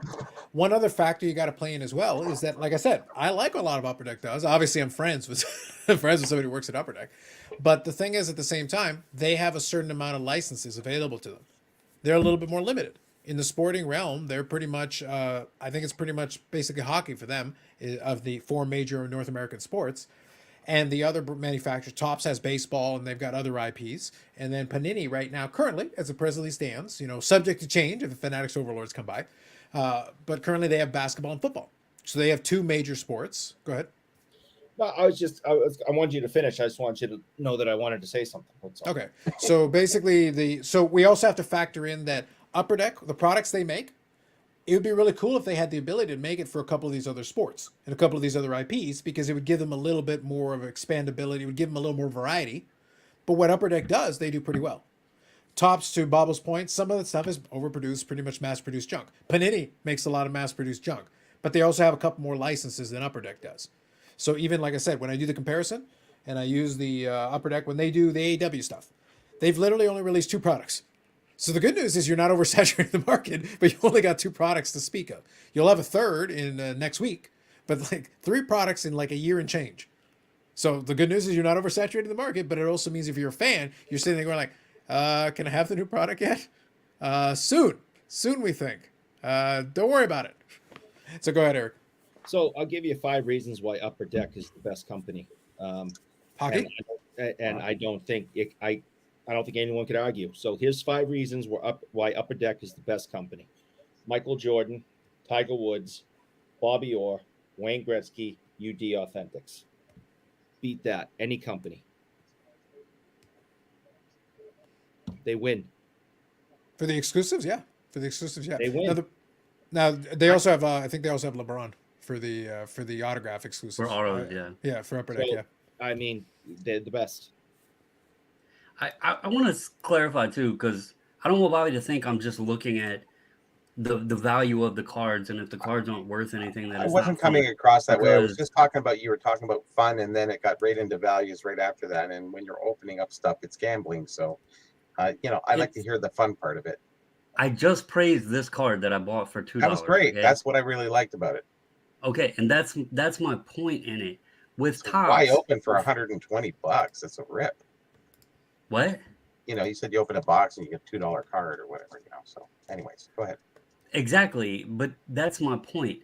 If you open a box of Topps, right, and you just get all base cards, you don't get any parallels or anything like that, you're getting a card that's been printed likely 1,000,000 times. Okay, that takes that fun out of it, knowing that you're spending the same amount. I like these inserts and stuff like that Upper Deck is adding. Value isn't just about the price of the card. There's value in the box with the fun factor that you're getting out of it. It's not fun to just know that you're getting a box of overprinted base cards. Does that make any sense? You go to a movie, you got 2 choices. One could be a great movie and the other one could suck. You're going to pay the same price to go see either movie. One, you're going to have fun. The other is going to suck. I mean, there's different ways to look at value. Go get the 5 Young Guns. Be happy. Well, the thing though is, Bobby, your point right there is that you can always go to singles. That takes the gambling aspect out of it. Yeah. The gambling aspect though does also provide for the possibility of being, because like I said, I've always mentioned it. People do love the opening process because the unknown is actually kind of enjoyable. Even people that are outside of cards. When I used to bring boxes home, Carlos Sr. and my younger brother, who don't give a crap about cards, they don't care. They will come by and they'll be like, "Hey, what are we opening? What are we looking for?" They'll grab a couple of packs because the actual process of opening it up and seeing what's in there, that it has its enjoyment to it. To Bubble's point, is that no one likes to feel like they open it up and feel like they've got no shot. It's as long as you feel like at least, all right, look, I'm going to lose more often than I'm going to win, but I don't want to get destroyed every time. And that there is a big gap between those two. Like, if I'm going to lose, I'm going to lose. Once in a while, I'll win a little bit, but I just don't want to get demolished on every attempt because that's never going to be fun. To give another example, Top Stadium Club is going to be releasing soon. It's the same price as Topps Update right now that I've seen for pre-sale.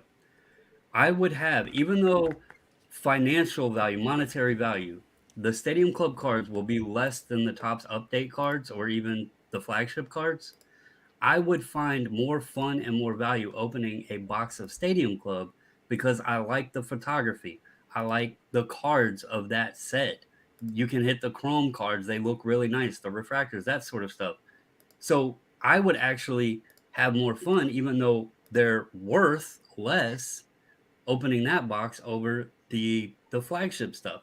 I used to really enjoy flagship, but ever since 2020, probably 2019, maybe even 2018, they've just increased the print run so much that I'd rather just go buy a set. and call it a day. Unfortunately, Update isn't. They don't have a box set, but that's the point of it. I mean, they're Seems like base cards are a waste of money. A waste well, of trees, maybe.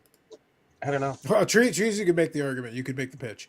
I know there are folks that enjoy them for what they are. For me, as a player collector, they're a thing that I have to accept reluctantly. But that's where ComC is useful for me. Like if I can get the base card that I want really cheap, like for 50 cents or something, fine, yeah, just throw it in the cart. Then that's fine. I wouldn't go out of my way. Like I'm not gonna kill myself to get them. But I'll add them to like a list. Let me grab a couple of these comments here. So Carlisle says, "What's your favorite release this year?" So I'm gonna go with Spectrum just because I actually got to open a couple boxes. That was my lane, my preference. But Bubbles, I know you've opened some stuff. Is there a release you actually liked from this year?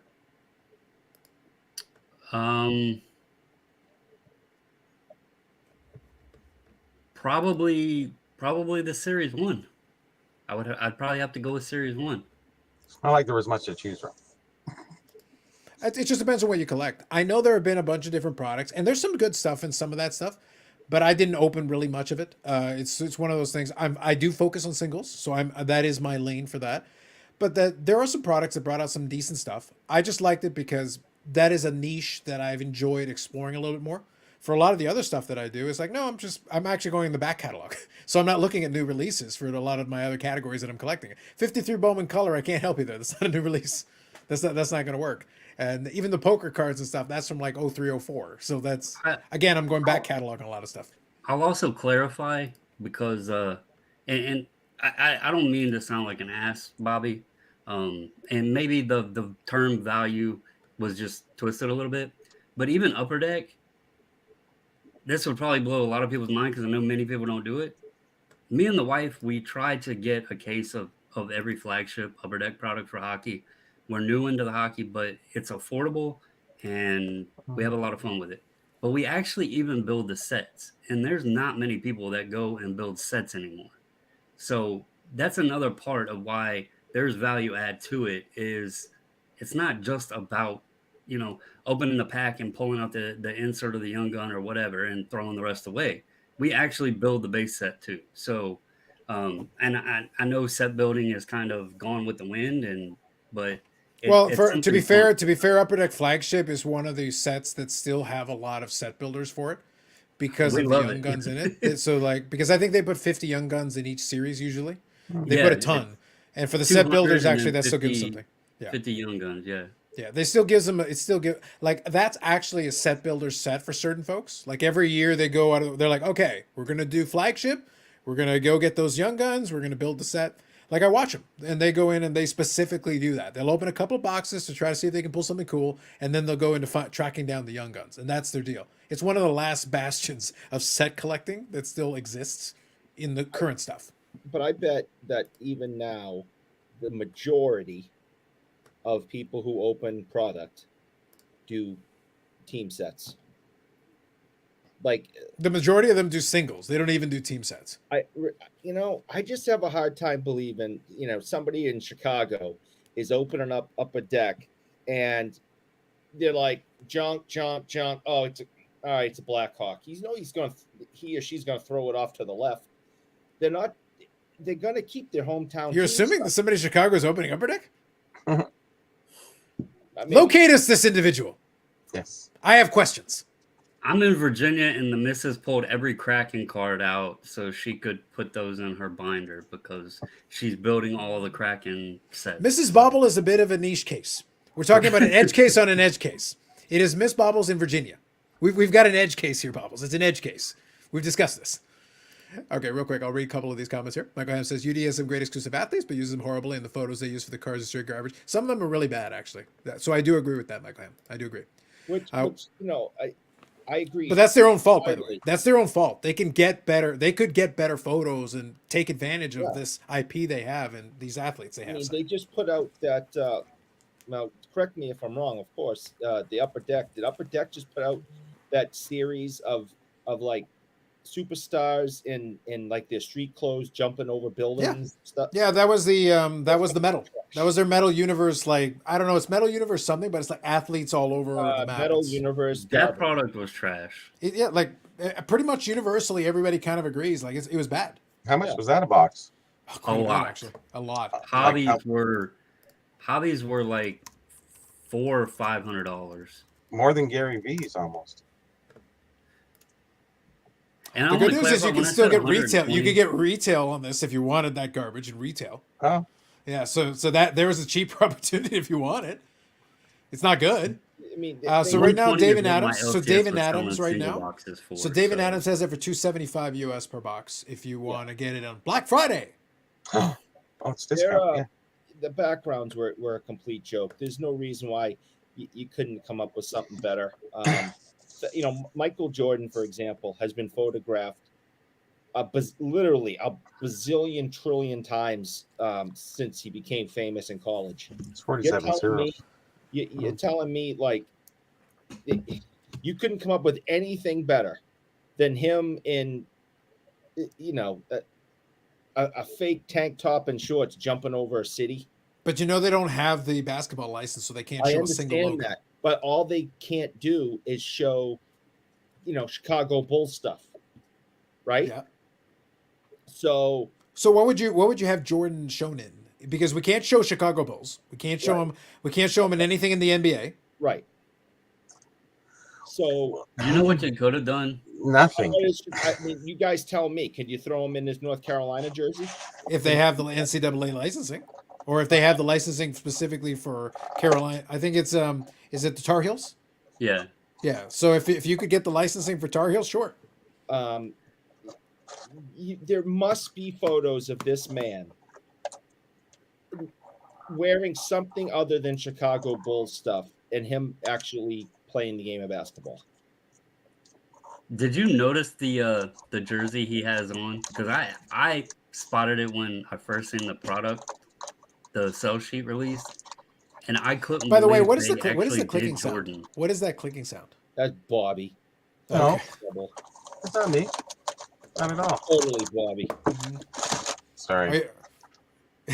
Nutter butter. There you go. Well played. Okay, so sorry, you're saying about the jersey? Yeah. So I don't know if you guys noticed it. It's actually a Scottie Pippen charity game jersey, and it Probably. has Scottie Pippen's name on it. Right. And those two are feuding, and they put Jordan in a Scottie Pippen charity game jersey. Now, they could have been a little creative, but I don't know if maybe it would have conflicted with the product. But Upper Deck does have the Space Jam licensing.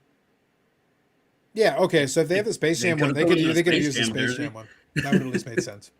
That at least would be thematically appropriate. So that's How fair. about you just do what Leaf does and just color out the the Chicago part or something. So he's still wearing a Yeah, you'd have to airbrush out the logos and stuff. I But They yeah, you literally could do left it. the Scottie Pippen name on it.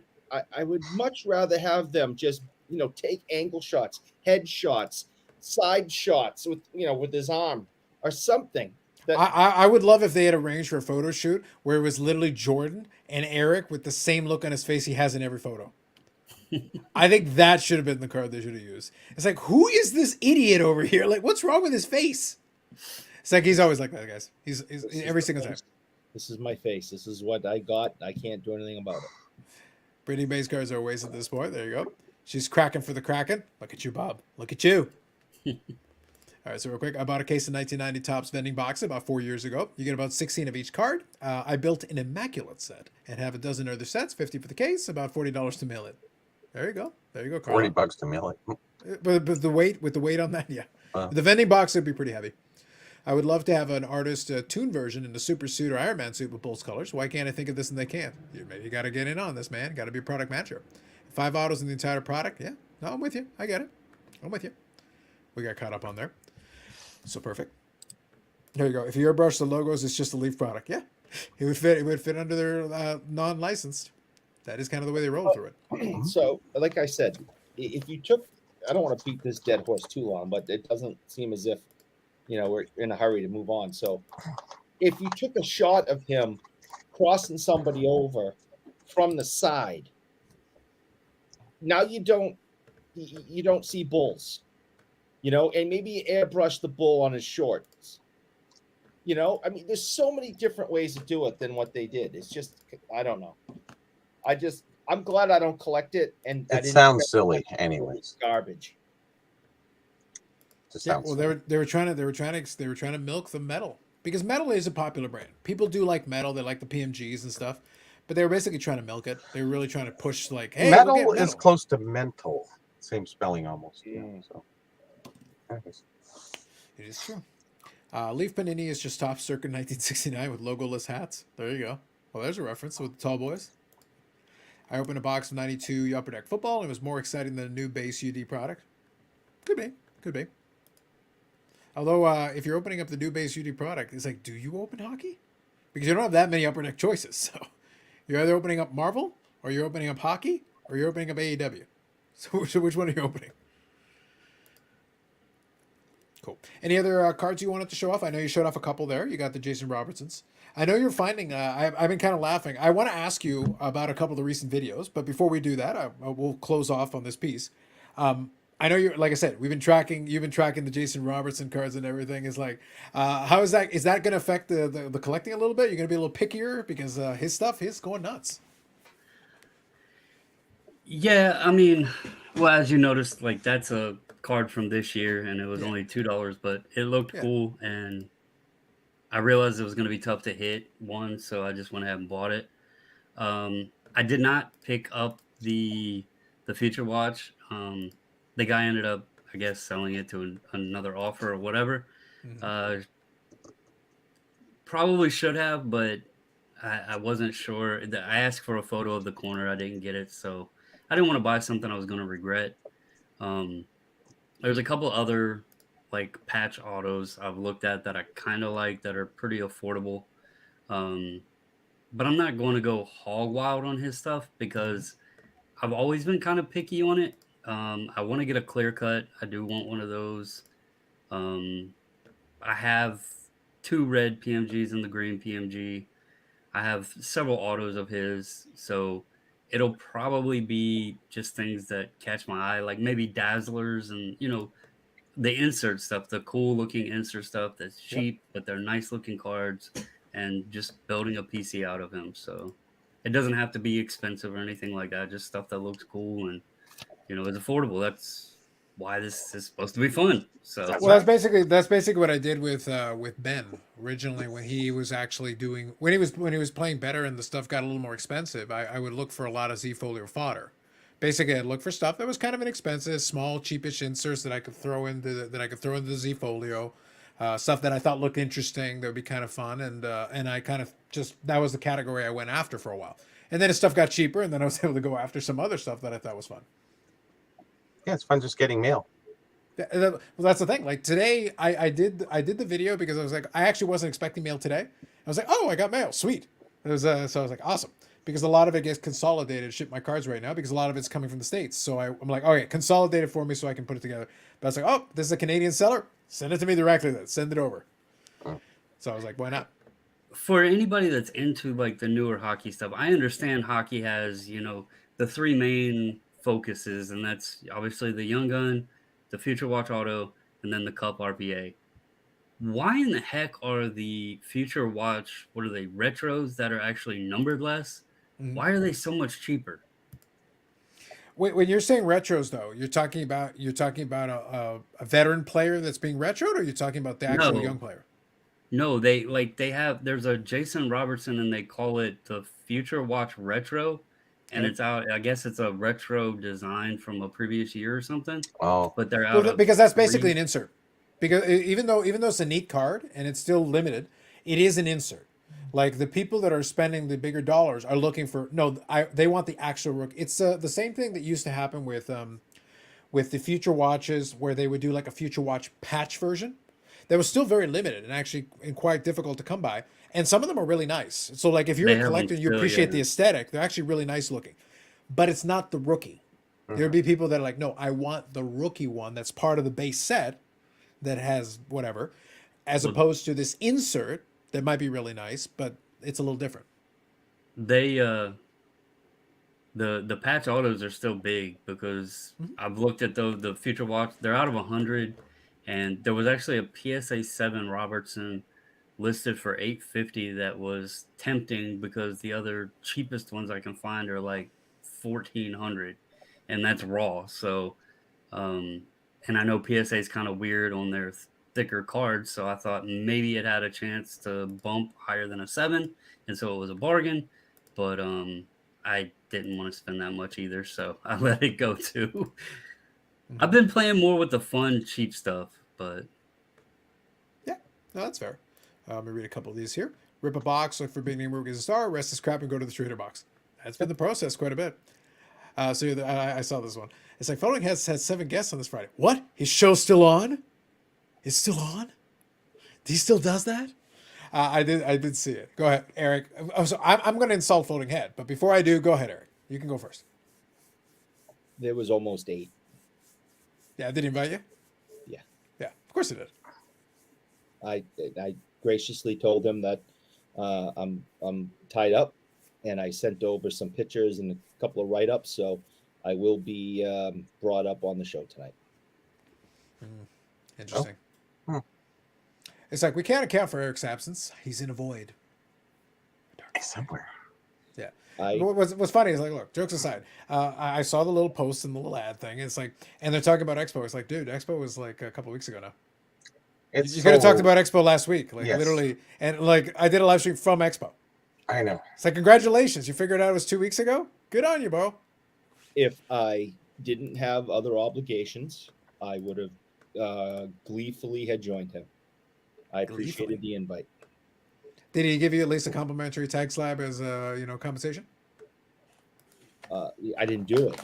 No, but you should have asked him for a retainer, like as a down payment at the bare minimum. Like before I consider your generous offer, I would like I'd like a free coaster. I mean tag slab.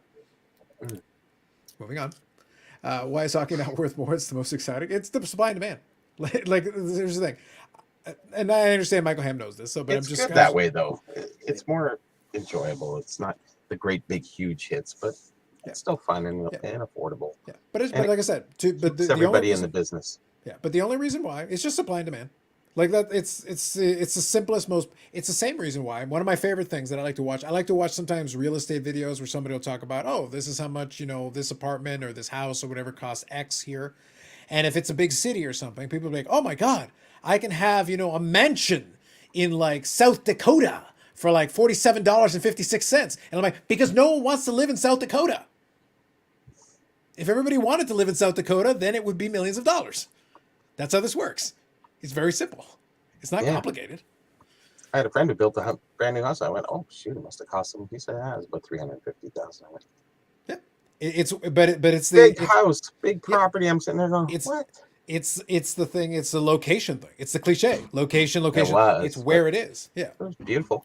Yeah, and exactly. But the thing is, like, if you just want to be, because I had some colleagues where back when I used to work at the other bank, that bought stuff way north, so they would commute like from all the way up there, but they were willing to do it. But because they were willing to do it, they got this gigantic plot of land and were able to get a very large house that would have cost a fortune, like 10 times as much, closer to the city or even in the suburbs. They went like beyond the boonies in order to get more land and to get a bigger piece of property. If that's what you want to do, you can save a lot of money. But that's what they wanted above all else. Other people just pay for the convenience. They want to be closer to amenities and certain things so they don't have to. Because I think they spent like 2 hours, and if they missed the train, they literally had to drive because it's like there's only one like every couple hours basically where they were. Like it's so far out of the way. Where I am, it's like every 20 minutes. Depends on where you are, right? Eric needs to go into the corner now. He technically is in the corner. Well, that, and I think I only should be punished if I actually went. Oh, now you would have been punished mercilessly. But I didn't go, so I don't feel as if a punishment is necessary. Hockey Barn is being very militant. Hockey Barn wants you to pay. He wants you to pay like as if he'd hit the like button. No, come on. Bubbles, did you feel that wonderful segue? Did you see how I did that? That was a beautiful thing. I said, no, thank you. I have other obligations. I don't think I should be punished. I'm not punishing you. I'm merely offering people the opportunity to hit the like button so that you can pay. Because he will pay. Bullshit. Oh, yes. Michael Ham. I live in Tampa, and the Lightning games are sold out every game, but the cards don't move down here. I'm Michael Ham. You got to buy more of them, buddy. You got to buy them all, Michael Ham. You can own them all. But yeah, it's just down to supply and demand. Like you can have, but it goes back. Funny enough, your statement here goes back to what I said when Greg Cuter was trying to pump the wrestling thing. You can have fans, but they got to want to buy the cards, because if they don't want to buy the cards, it's not going to do anything to the price. Even in the local market, it's not going to adjust it, right? That's it. That's all it is. There's nothing else to it. Bobby Atkins, most people don't grow up with cards. Yeah, very true. You doing GIFs now? That's your new thing now? I love that he went on his phone to find it. Eric is being sued by both Beaver Cleaver and Billy Joel for impersonating him. Billy Joel? We're adding Billy Joel to this. Interesting. All right. I don't understand the reference. Paul here saying, define other obligations, like paying for the like button on every hobby channel. Basically, it was him trying to politely tell Jeremy, it's like, I'm literally on this other show that you refuse to acknowledge, you floating head bastard. He meant it in a more polite way. I'm adding the extra. I'd say that. I get along with Jeremy fantastically. Yeah, but you meant floating head bastard. So Nope. You floating head bastard, Not what your I stupid said. garbage Friday show that no one cares about, that you're trying to milk for whatever little views and relevancy you can. Bubbles, can you believe how rude Eric is being in his undertone? I think that's a very mean way of addressing floating head. He was being very sincere to Brad earlier, and now he's Like going now off he's the being an rails. asshole to floating head. Why can't you be a man of peace like the rest of us, Eric? Everything I said about Brad earlier, I was under the influence, and I can't be held up in the court of law. You mean held responsible? I don't even remember saying it. Mm-hmm. I have taken Eric's money in the past via eBay. I'm good. Nice. Yeah. The real story is Eric wanted floating head to use the tag money to pay for the like button, but he said no way. That was part of the deal. I said, I will come on, but you need to take some of that big bucks of yours and help me pay for these 5 shows I'm supporting now somehow. Couldn't come to a deal. I got it. By the way, when I took the message off, it brings this back on, so I wanted to leave it on for a moment. Okay, moving on. All right, so we're all caught up there. Perfect. But yeah, look, at the end of the day, my statement on this stuff is always, you do whatever you want. But I'm just going to point it out that Jeremy's tried to do the panel show thing where he'll randomly do it. Like, it's random. It's not consistent. It's like, Friday show, yeah, people, things. At least do some consistency with it. If you want to do it, do it. Like, I don't care. At the end of the day, it is what it is. But it's like, have some consistency with it. It's just this random thing. Why this week? And why talking about the expo 2 weeks after? Why specifically now do you need to do it? All right, so I'm not defending him. I'm defending myself on this because I am still putting Instagram posts up of expo pickups because I didn't put all 500 of them on at once. So I do, a few a week. So in a month, you had from 500 now, pickups.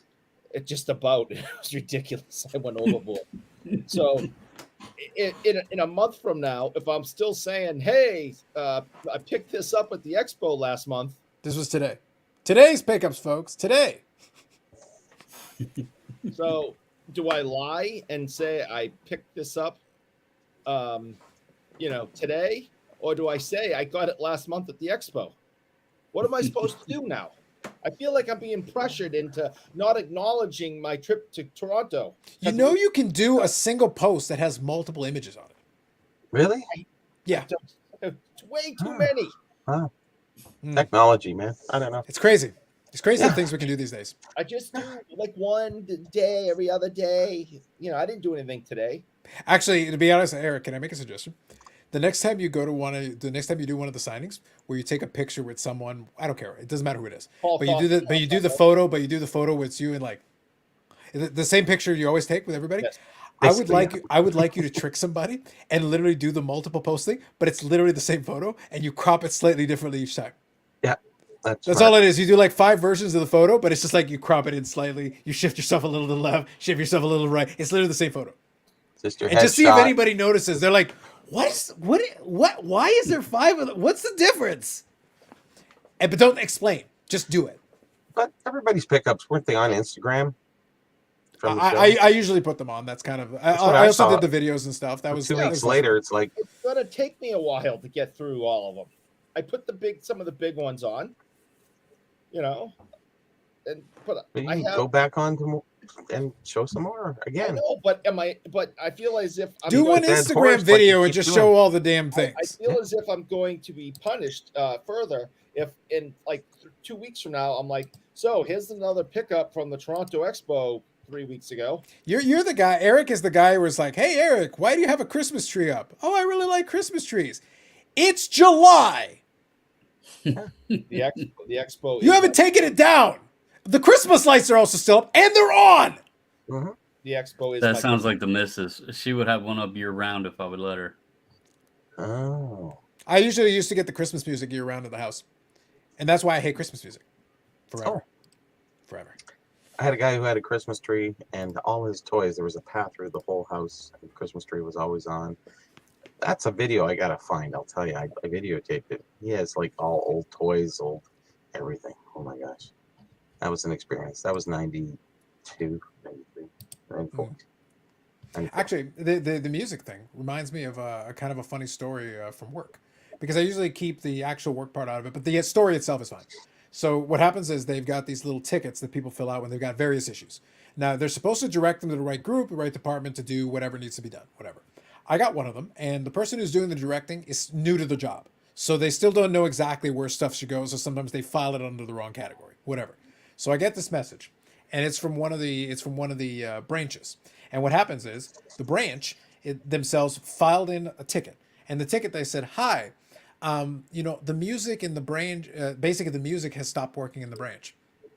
And I'm sitting there like, the music, and I'm like, well, I'm not in building maintenance.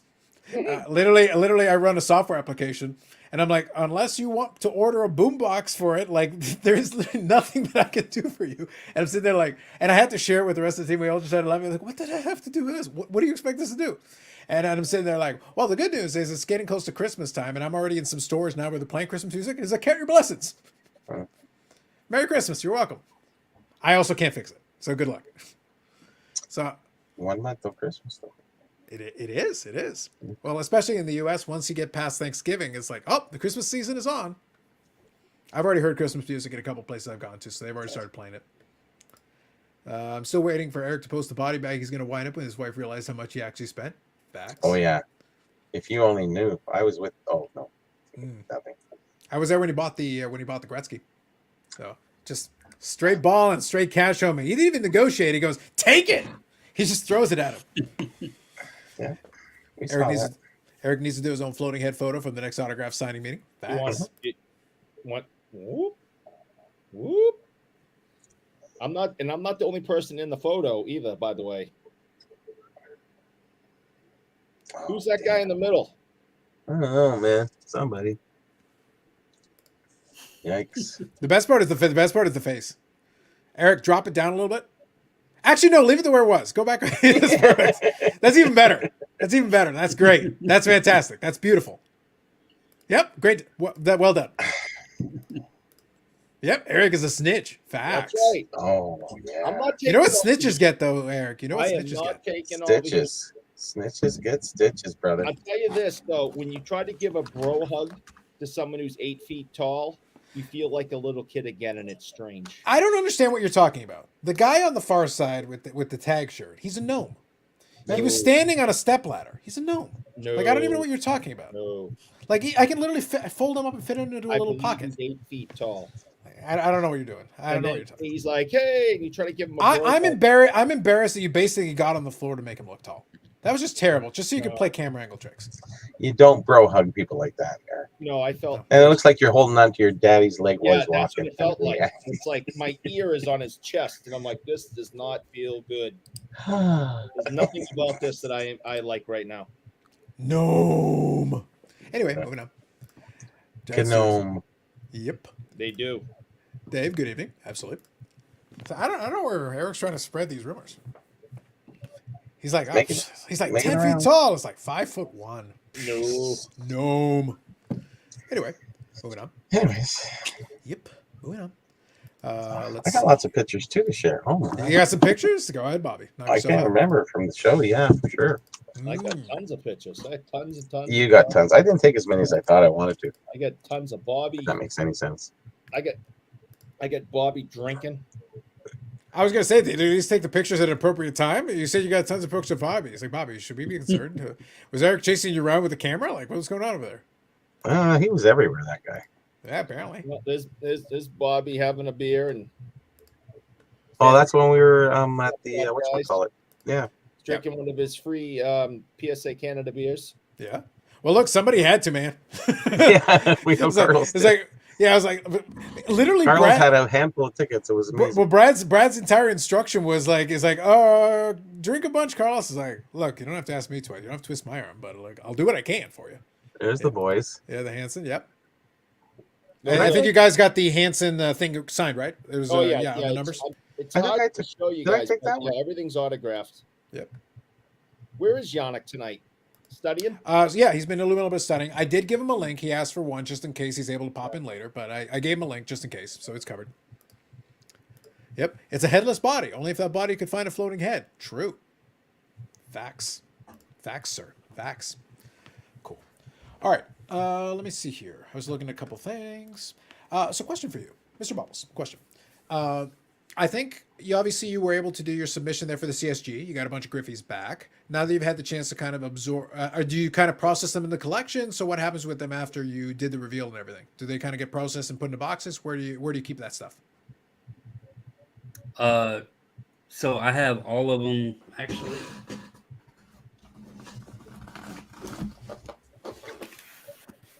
The CSG is in this box right now of Griffey. Nice. So, and then I did pull out like the duplicates. As I mentioned, I had some that were duplicates and stuff that I'll be selling to help pay for that submission. Yep. Are there going to be more Griffies that you're considering for potentially sending in, or is it going to be like batches here and there? Is like, what's the plan? Yeah, I have more. Yeah. I actually have I've had an order that I was gonna get sent out when they had the deadline on the deal for the grading fees, but then when they extended it till the end of the year, I didn't feel the need to rush it, so I may add a few more cards to that pile.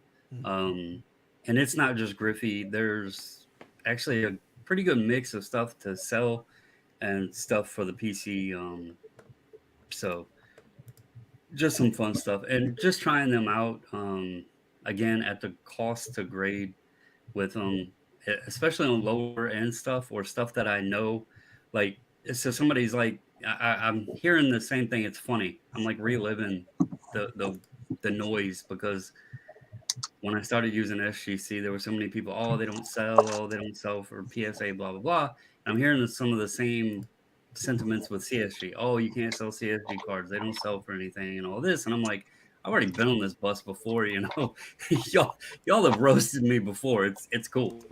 But there's some cards like EX credentials that are tough to get a numerical grade with SGC. They give them an A a lot because of the way they were cut and everything. So I figured it's worth the shot to, try CSG, see if I can get a numerical grade on them. And then, it would add a little bit of value, at least show the condition of them and make them easier to move that way. It's some stuff I picked up at the National, just fun stuff that will help. I try to mix things in to help pay for the submissions and the cards I'm buying and all that stuff. So you kind of got to balance. It's a balancing act. I don't have Eric money. I can't just like go into the wallet and buy everything I want. So I have to find ways to pay for my hobby. We all do. Oh, sorry, Rob. Oh, it's dead now. Forget it. It's over. Shame. Yeah. Shame. Just terrible. Look at this guy. Just awful. That's it. I was ready for you this time. Mm-hmm. I was ready for you this time, you bastard. That's better. I was ready for you. Can't be wrong that way, Bob. You tricked us once. Won't be fooled again. There, not by that trick. You're gonna have to come up with a new one. All right. So here we go. So Bob here says, I heard he's so tall because his floating head is stretched him out. I didn't even consider that. That's true. Yeah. So he's a gnome, but if you detach his head, you can make him as tall as you want. You can put like an extender or something. And by the way, really, I'm very pleased that Eric, in his humility, as a rich man who can afford to pay for the like button, like at all times, anytime, but for multiple shows, multiple channels, very generous man in this hobby. Very generous. He's so generous, he even wants to pretend that like these gnomes are tall. He humbles himself to lower himself down just to help others feel bigger.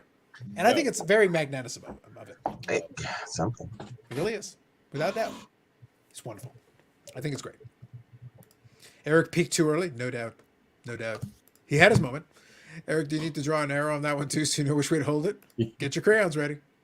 Facts. Let me I got that arrow right. That's all I know. I got it backwards. Now you need an arrow to know which way's the front. It's see-through. It's see-through. It leads through the paper. It all looks the same to me. Wow. You, Bob. Wow. Bob Jackson, you got him. Wow. You got him. He was started off so well. He did peak too early. Now it's in decline. This is awful. Just atrocious. Just terrible. Okay. So Bobbles, question. Here's what I kind of wanted to ask you about. Now we'll kind of lean into it a little bit. You have had your fun with the thumbnails and things, and like I said, your thumbnail game's been strong. So I have appreciated that for sure. But you've gone a couple of different directions with some of the stuff. I did like the sports card hobby is over, so that was a fun one that you had some back and forth with some folks on for sure. Is Fanatics going to fix the hobby? So you've kind of leaned into going for some of these topics. Obviously, you've enjoyed posting. I want to kind of open it up to you. So is there any kind of thought process in terms of which items and which processes you're deciding to tackle on right now? Like I said, you're making the content because right now it's giving you an outlet to talk about these things, which is part of it. But at the same time, you could talk about it theoretically any topic you want, but you're choosing to kind of partake in these. Is there anything in particular that is getting you to choose to take these particular ones on? And I'll kind of do my refill, but I want to kind of lay the groundwork for you. Go ahead. So the hobby is over one. That obviously was just the timing of the Luca and seeing posts and knowing that there was going to be Instagram posts and, Sports Card Investor put the video up that auction was going to basically dictate what happened within the sports card market or hobby, saying that it was either going to go up or crash.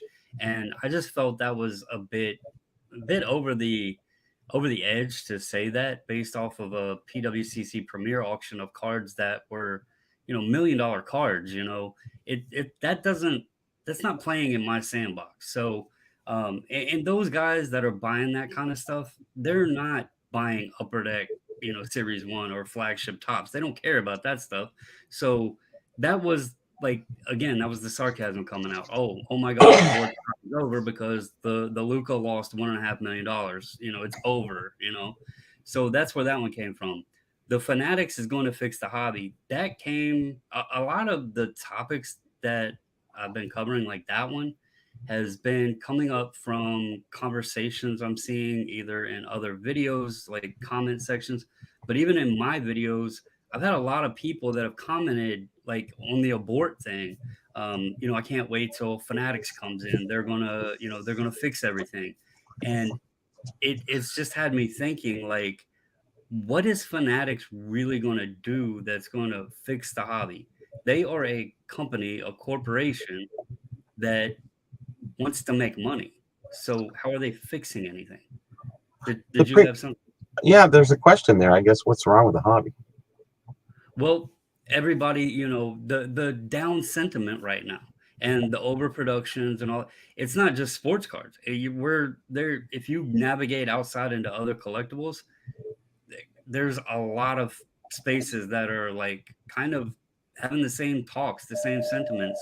And it was just interesting to me that everybody has this feeling that Fanatics is going to come in and have, I'm going to use one of Ziggy's terms. They're going to be wizards and wave their magical wands and they're going to fix the hobby. No, they're going to figure out how to create revenue for their pockets because they're a company. They obtained these licenses to be profitable. If they bought Tops to be profitable, they said they want to 10x the hobby. Tell me how you were getting 10 times the amount of people that we currently have, or when they purchased, Tops into this hobby. And they're reaching into the untapped market. They're going to bring back Gary V. Oh God. I keep hearing advertising, and I don't know where else you're going to advertise sports cards. Like they're in, I have a 22-year-old and a 17-year-old. I've said it before. I've watched my kids grow. I've seen their friends. They go to school, public school. I hear the things that this generation is into. Eric, you got a daughter getting ready to go to college, right? Yeah. You see and hear what these kids are into. They're not attached to sports like we were when we were kids.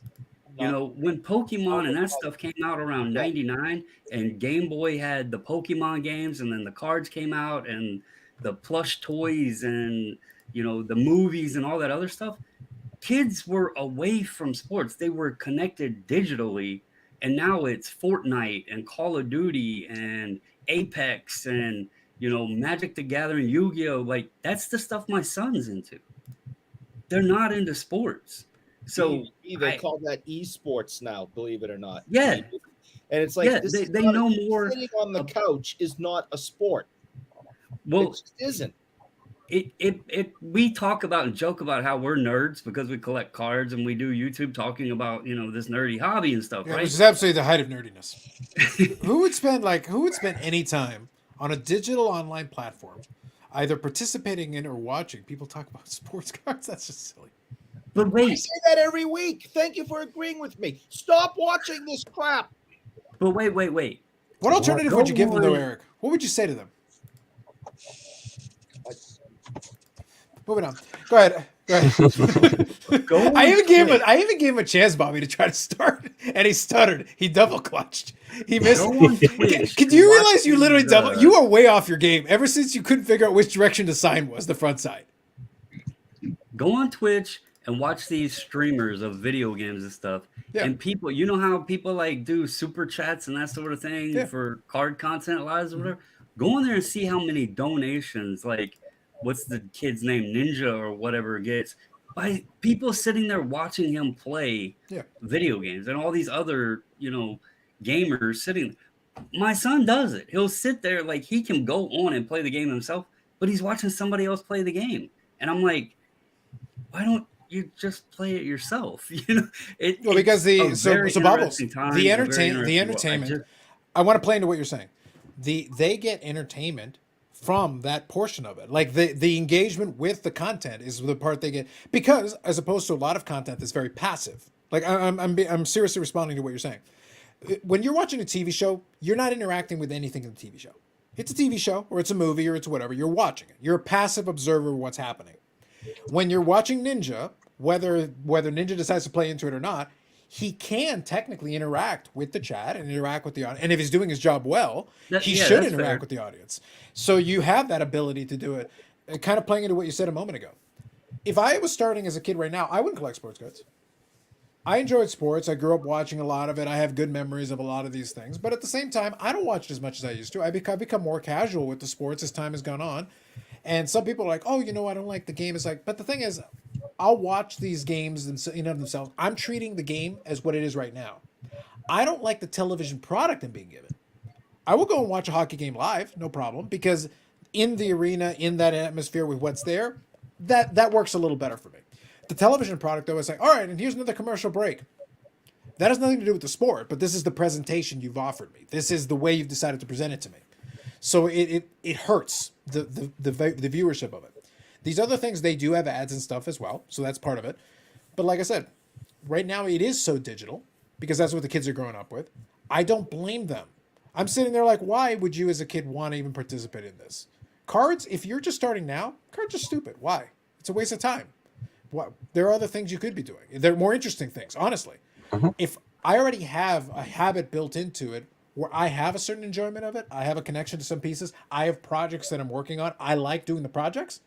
But if you took it all away and said, okay, start from scratch, nah, I'll do something else. Mm-hmm. I wouldn't. Like, I've already got projects I'm working on, but otherwise I wouldn't. I guess the starting statement is that, how do we fix the hobby? Well, the hobby's not broken. Card investing was the broken part of it. And how do you fix that? You can. It's like a stock market. It's like people are going to buy in or not. Millionaires are running it all because that's the driving force of the lower dollars for the upper dollars. Those guys are spending millions of dollars, so you think that card is going to be, that much more in value. And these kids, they used to, and this is what happens with a lot of kids and people who got in it, used to shovel a walkway in the wintertime to make a few extra bucks, or collect pop bottles or beer bottles or whatever. And then nowadays, they buy a few cards and they could flip a few cards. Keep flipping up and flipping up. So a lot of people got into it that way. And it just replaced the other, where it was manual labor. Now it's like, hey, and that's why they can't get people to work anywhere, because they say, hey, I can make the same, like sitting on my ass, buying a few things, speculating, going into Salvation Army and buying something weird, old clothes, and somebody pays for it. It's just more enterprising. But like I said, nothing wrong with the hobby. It's that card investing part that hurts I think the hobby is, to go along with what Bobby's saying a little bit, is you better. Yes, sir. I do. That's right. Wow. First. Otherwise, his access to the thing that he'll probably never get access to will be even less so. You'll get even less than nothing. Less than nothing. Like a zero with a line through it. That. If I don't see that soon, I'm gonna throw a major temper tantrum. But that's a whole nother story. So your mom's watching. So what needs to happen to, quote, fix the hobby is the hobby's already fixed. And I can tell you that, all right. As you guys know, I spent a lot of the last 2 years or whatever on this Clubhouse app talking to other collectors. When it first went online, you had 100 people in the room. Now you got 10. Okay, now you got 20 on a good night. How many of them are because some of you don't know how to deactivate it, so you're on multiple devices? Because wait a minute, this doesn't work. Exactly. Eric 2, Eric 3. Oh, come on, I'm talking to myself here. Yeah, there's video. Why don't I do audio when there's video? There were so many people in those rooms of 100 that would come right out and say, I don't know the first thing about cards. I don't collect cards. We're all talking about our PCs, and they're like, I don't have a PC. I don't collect cards. What are you doing here? Because I invest and sell and move them. And all those people are gone. You go to shows now, and there are only slightly less people. But those people that are going from table to table to table trying to sell, they're gone. Well, there's more people. I think it's more of a event opposed to just a card show anymore. So that's the reason why we had such a great population of people going. Mm-hmm. Are they buying the same stuff? Well, whatever's there, people are buying. So Go ahead. Sorry. The people we wanted to be gone are gone. You're still here. We're trying to get rid of you. We've worked so hard, Bobbles. We're trying so hard. And I don't blame you. And someday you will be successful. Yeah, I'm going to throw that stupid PMG at you. We're going to put it in one of the thick brick lucite holders. That'll fix you. That's what I have my Bobby or rookie in. And I think everybody thinks Fanatics is going to reinvent the card, so to speak, when it's been over-reinvented at this point. How many more Medanos do you really need there? It's like, honestly. Well, technically none. But it's past their playing years, you grab a few here and there, but I mean, it just never stops. It's perpetual. Well, I've told Billy, because he'll occasionally give me a little sneak preview into a couple of ones they do, and I'm like, it was like enough out of you. I was just going to look at it. I was like, dude, really? He's going to do it on purpose now. No, but he does do it on purpose. It's 100% on purpose. The key though is that some of them are interesting looking, but I'll look at them and I'll be like, I know that's going to be overpriced. Like, I know the market will be too high on that. It's interesting, but not compelling. There is a difference. Like, interesting. But would I expend the money to it when I get a chance to showcase? There's a card I mentioned pre-show that when I get it, I know how difficult that card is to find. I know how obscure it is. I'm not even sure the full story of the distribution. So there are some elements of it that I'm very intrigued by. But I haven't seen one in 20 years. So the possibilities there are very interesting, and I want to do some more research and do a little digging into okay, so where the hell did these actually come from? Because I haven't seen a lot of them in all the time and all the opportunity that there has been to put them out in market. So stuff like that is of interest to me, but that's still a playing days card. Like, that's still a card from his playing day, and I remember the product that it came out of, and I opened boxes of that product and all those things. The newer stuff is like, yeah, if you show me something really interesting, if I think it's cool, then that's one conversation. Sure. But if I just think, yeah, it's just there, then I'll give you $5. Oh, but it's a $200. If I give you $5 for $5, I'll take it. $20,000 rookie card. Yeah, for $5, I'll take it. Otherwise, nah. So, but I think the interesting thing, and like, it honestly worries me because I've always said like a lot of my collection that I've built or whatever is surrounded around stuff that I not only enjoy, but I want it to be stuff that at some point my kids can enjoy it. And whether they keep it or sell it, that's on them when I'm gone. But I see so many times that when someone passes away, the kids are immediately trying to sell stuff off. Mhm. And I've thought like at some point, you know, us older guys are going to start phasing out. And then I feel like more is just going to continuously get recycled back into circulation. And if we don't have the generations that want that stuff, is it going to sustain? Or, you know, what's going to happen with all of it? Because we're seeing less and less. And I know there's kids in the hobby, but even when you see, you know, some of these kids that are out there and you see them at shows or whatever, what are they doing? Well, I got this, and you know, it's about, as Bobby said, the value, right? They're not necessarily connecting with the players. They don't know. I mentioned about the Beckett's. That was a Beckett I showed in the one video from 92. And the price guide was like half the Beckett. Mhm. The rest of the magazine was articles about the players, about the cards. You know, you could The learn super collector. stuff. The super collector. And see, that's kind of gone now. We don't have the quality of that anymore. That's what I'm saying. Like, what are they connecting with? How are they learning about the older players? How are they learning about the different cards, the different sets? The only thing they're doing is, what is the comp? You know, and the people that are getting eyes and the attention on this space, let's be real. The avenue, the space that's conveying information to not only the people within the hobby currently, but the youth coming up, etc., is YouTube. And the channels that get the views are the ones that are the investor channels about the values. So the kids aren't learning about that. They don't have the same connection with these cards that we did that's made us love them now, and you know, at the ages we are. And I can see like Pokemon, okay, I brought it up. It came out in 99. What is it? It started in Japan in 96, I guess. They said it was 96 the was 25th the anniversary. Japanese one, yeah. Yeah, so it's like at its 25th year mark. And that product, what did they say, like over the past year or whatever, they printed 9 billion cards or something? Mm-hmm. Yeah. So an enormous amount of cards, but yet it's still going as strong as ever. And I feel like it's because it's meeting that 30-year-old person, 35-year-old person down to the kids. Whereas sports cards, But But they can also play the game. It's still a game. Yeah, there Right. is a That's the utility element to it. So I want to touch on, and I'll let you continue your point, but I want to say a couple of things here. So first, I'll say good evening, Jay. Thanks for hopping in. I'll get to a couple of these other comments here in a minute. Now, real quick, I understand and agree with a lot of the points you're making, but I want to add a little bit to it. And since you brought up the Pokemon one, it's a really good example to Bobby's point as well. It is a game. So when the kids were able to be introduced to it, yes, it's a collectible card game. You can collect the cards, you can collect the series. That can be part of it too. Nobody was collecting the cards. It was sort of, they were collecting the cards to play the game. Well, there was always the one kid. I remember one. Because I remember there would always be the one who was like very careful with it, like very, very careful. They all walked around. They went like Wrong this, time like period, crazy. buddy. I was already in high school by the time that was coming out. I was there, and by the way, it would have cost too much. I remember the packs.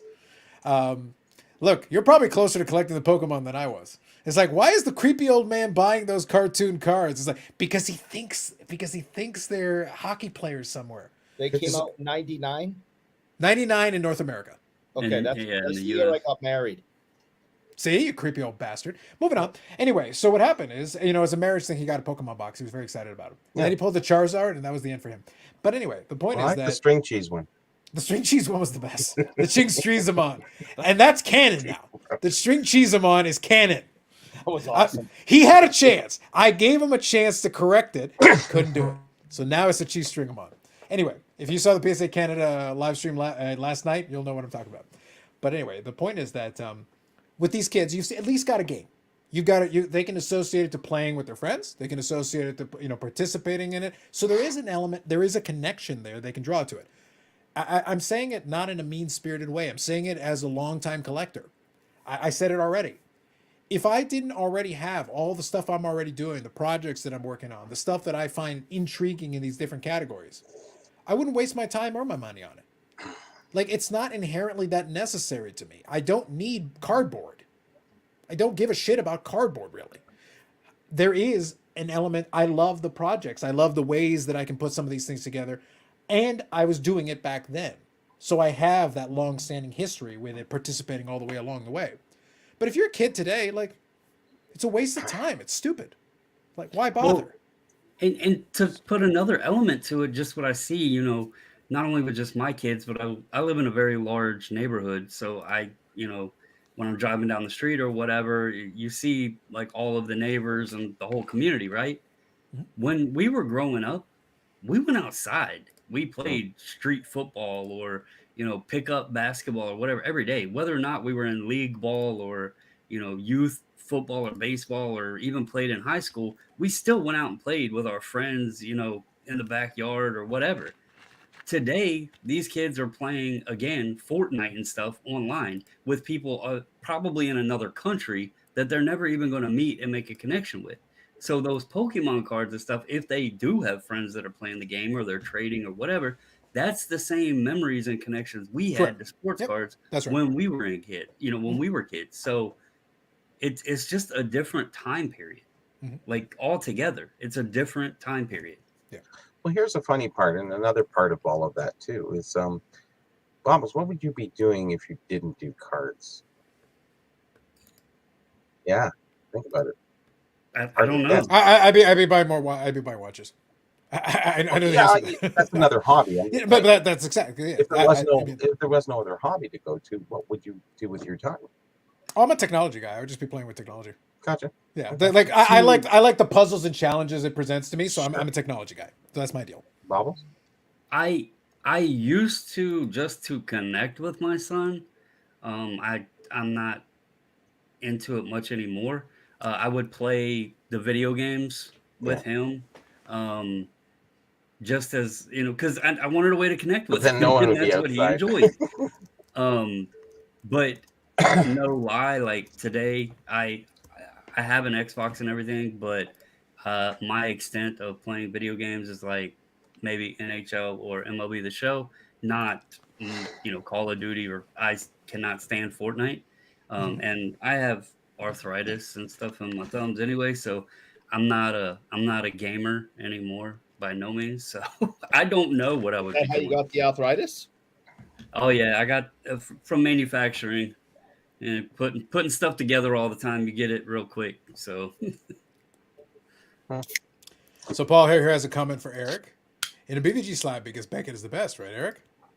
No, Beckett is complete utter garbage. That is not what your name says. Jeez, I didn't write that. You wrote that. I have no control over it. Best. The best?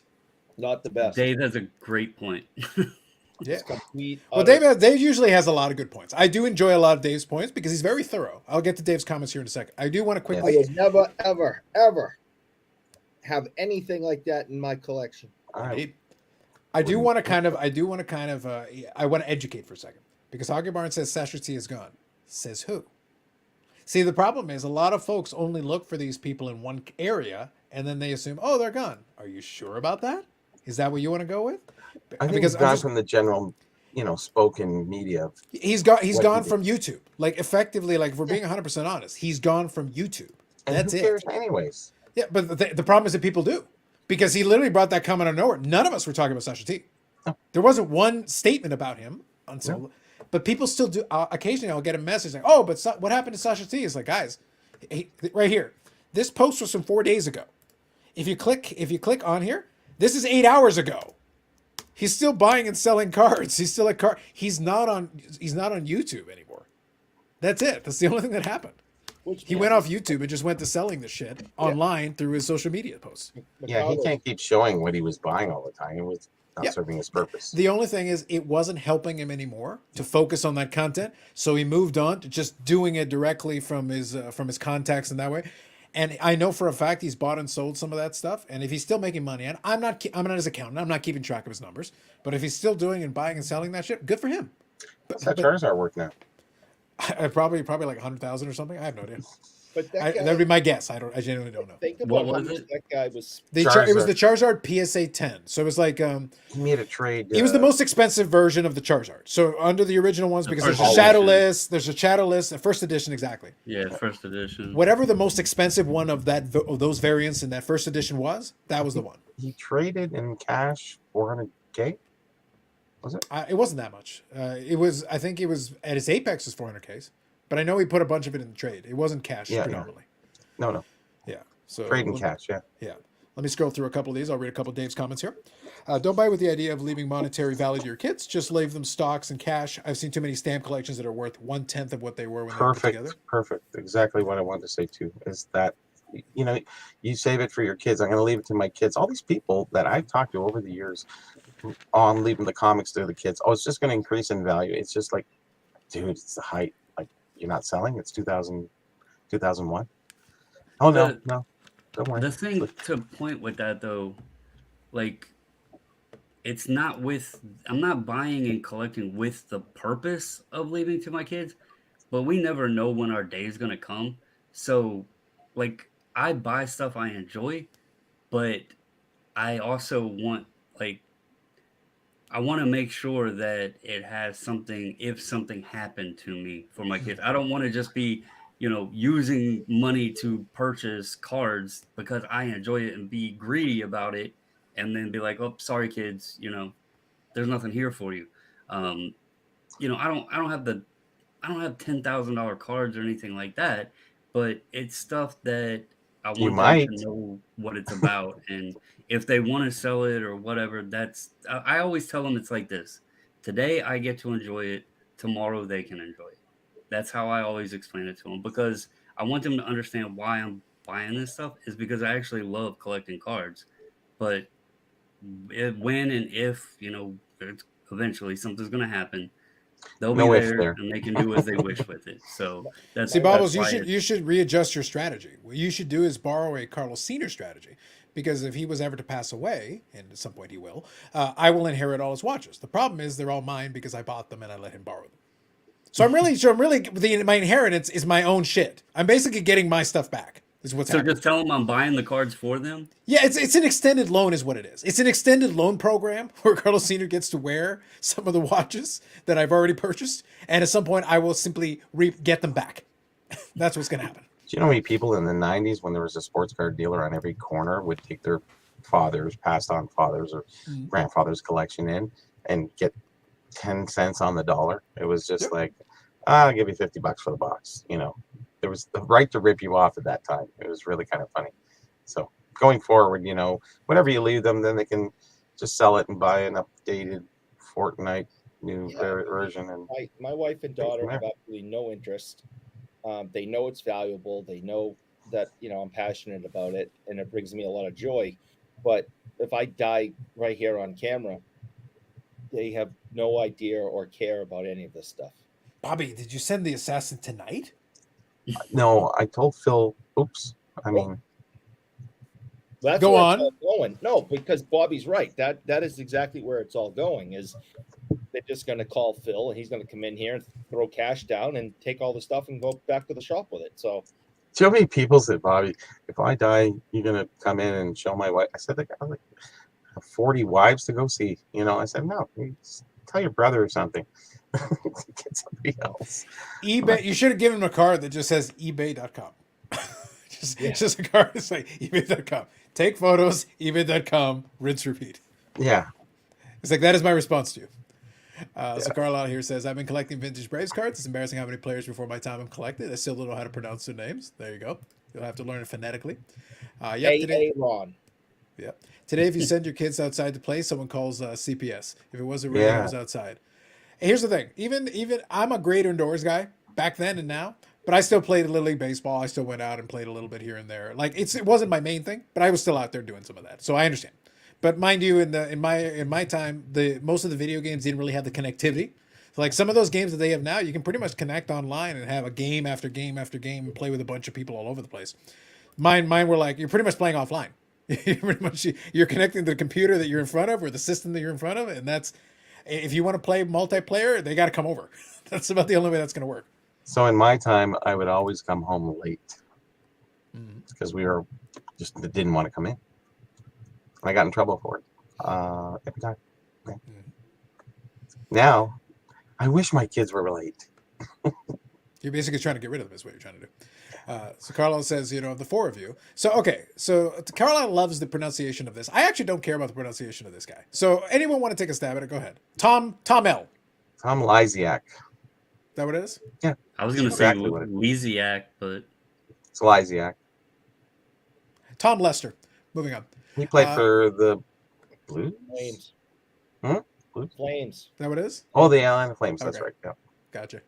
My son is in elementary school. I have him interested in sports cars. We do YouTube videos, and he's interested. I want to say I got him into it early, which is great. As long as he enjoys it, and as long as the memories he have with you of doing it are look. When they talk about people coming back, you have to have that initial exposure and an enjoyment of it that you can then anchor it on. And that's why I used the example earlier. If I hadn't gotten into it in the first place, I wouldn't give a shit about it now. And you should limit their online usage in games that they play. They can't play games 8 hours, 10 hours a day. It's not good for them.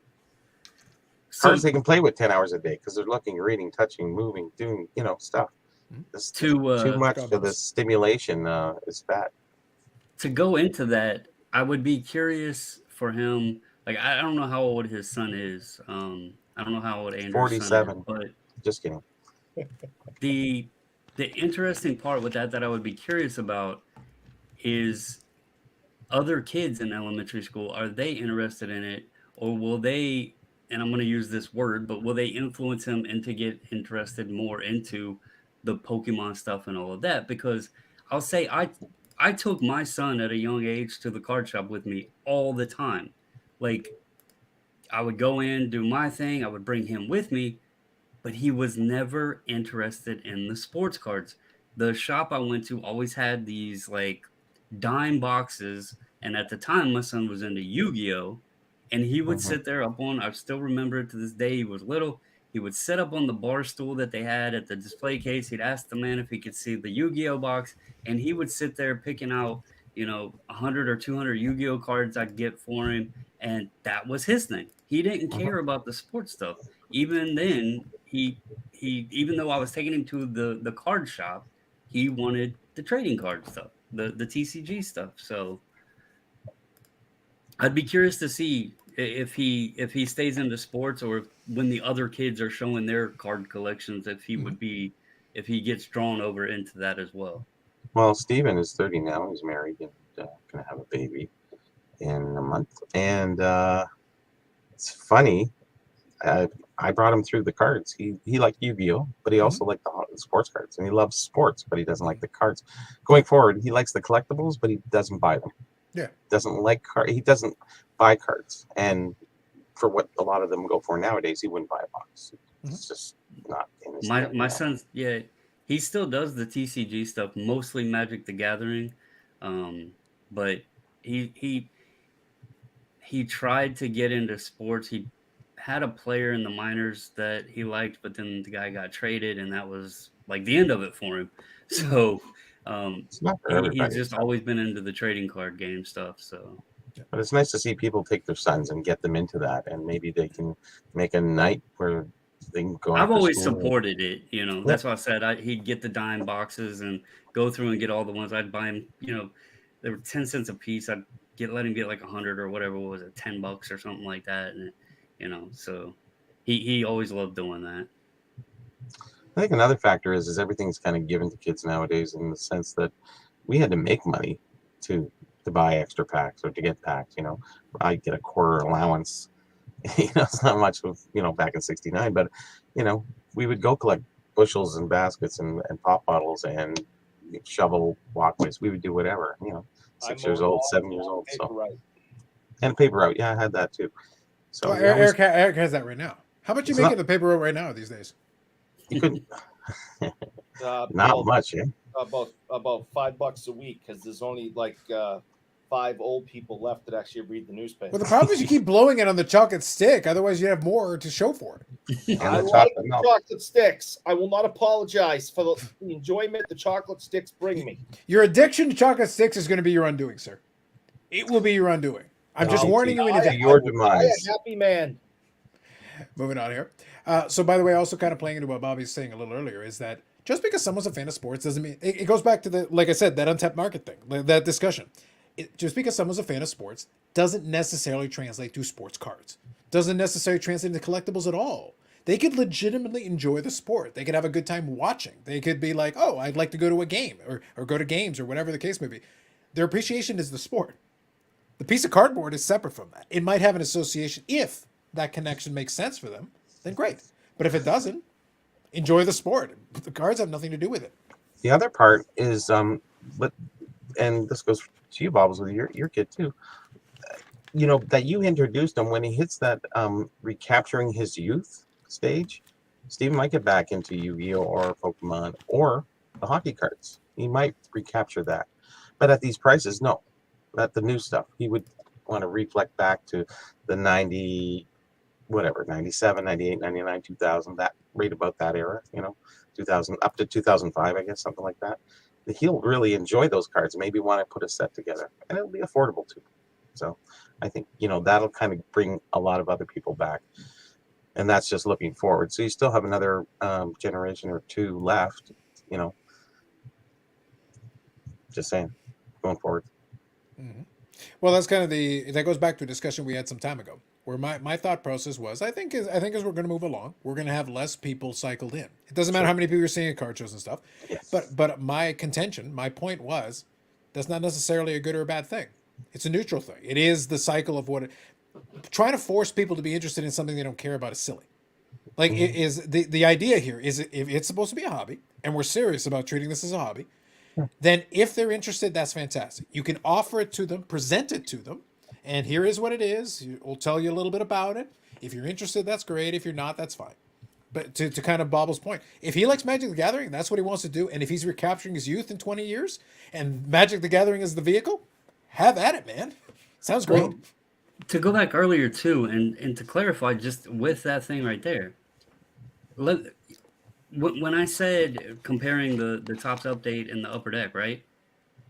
How are you explaining to someone to tell them that this is something great to do by telling them, hey, go buy this box of cards that you're going to get $20 worth of product out of it?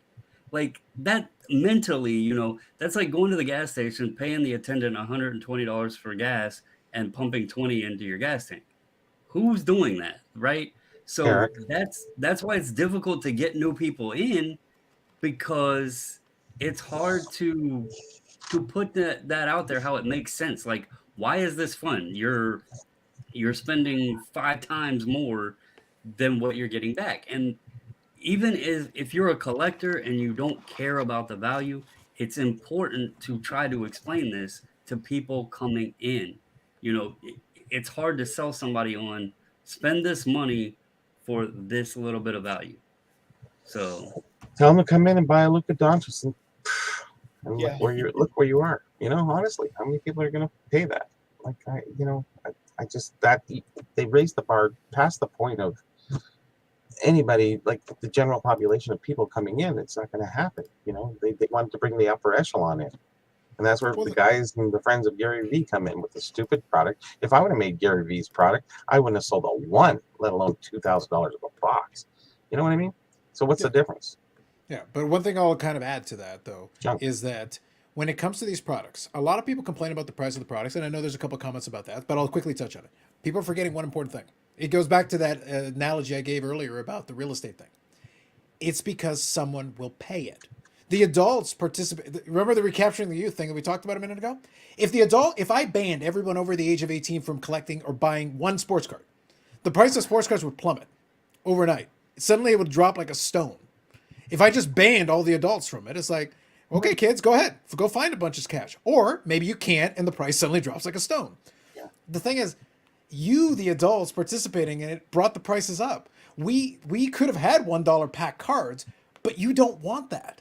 You want to be able to have the lottery ticket. And the kids, by virtue of learning from the process of watching this in place, I could offer the kid the $1 a pack product. The manufacturers could produce it, but in order to make it work, they got to print it to the moon. But then you're going to complain, oh, but you print too much of it. Well, guys, at $1 a pack, it doesn't make any sense for us to do this if we're not printing enough of this product to make our money back. So you can either have the product we print to the moon, we'll give it to you at $1 a pack, but it's worthless, and you can build your sets, but you don't care about sets anymore. So make up your damn mind. What do you want? What the collector wants is they want $1 a pack. I can pull $1,000 card out of it, and I can build a set in every box. It doesn't work that way. That's not how math works. No, but the influencers are a major effect of that, right? And a lot of people are tuning in. That's why they have the hits. That's why they have the followers and what have you. Yeah. So they kind of directed or lobbied people in that direction, and that's fine. And that you're bringing the wrong people. Yeah. Remember, a hobby, by definition, is something you do in your leisure time to have fun and enjoyment. It's not something you do to rack your credit card up to get it. And that's what everybody gets. Let me ask this, though. So, and this is taking it into a little bit different direction. Sure. So we're talking about where the hobby is today and how much these products cost, and trying to get sports fans to connect over and enjoy the sports card hobby by collecting. Let's take the value aspect out of it, of what the cards are worth, but we have a cost of the product, right? These teams, I mean, hockey seems to feel pretty good, but they're also playing in arenas. But some of these teams even have issues selling tickets to go to the games. They have fans, but what are people doing? They're sitting, streaming it or whatever online at the cheapest possible cost. So if they're not paying money to go to a ticket, to buy a ticket, to go to the game, like Carlos said, he doesn't even keep up with it, the sport, like watch the games like he used to. He might click one on here or there. Yeah. How are you getting them to then say, oh, well, I got to have this other additional aspect to it that costs probably more than a ticket to go to a game to collect, these pictures of the images from the game that they watched on. I mean, there's a lot of moving parts to it. We enjoy it because it was cheaper. It was more, hell, in the 80s, it was just cardboard, simple cardboard packs. It wasn't parallels and serial numbers and shiny and all of this. It was more innocent, I guess you could say. And it was about that fun and the connecting to the player and the sport. It's hard to pass that along to somebody today if they're not even paying the ticket to go watch the game and the sport they love. So, well, you obviously haven't seen the price of Leaf tickets. The what? The price of Toronto Maple Leaf tickets. Yeah. But here's the thing. The Maple Leaf tickets, though, are actually a really good example because obviously a lot of them get bought corporately. But from the Leafs' perspective, they're going to look at the tickets are all sold. So from the perspective of the team, of the franchise, they're like, our objective here is to sell the tickets. I don't care who I'm selling it to. It makes no, as a business, why do I care? I talk about the manufacturers. People talk about the price of these packs. That's why I gave you the analogy a moment ago. You could have a $1 a pack product, but in order to make that financially viable, I have to print an ungodly amount of it. But then you're going to cry to me that you made too much. And I'm like, guys, we can only have 2 of these things at a time. You're asking for 3 simultaneous things that we cannot connect. It is not possible.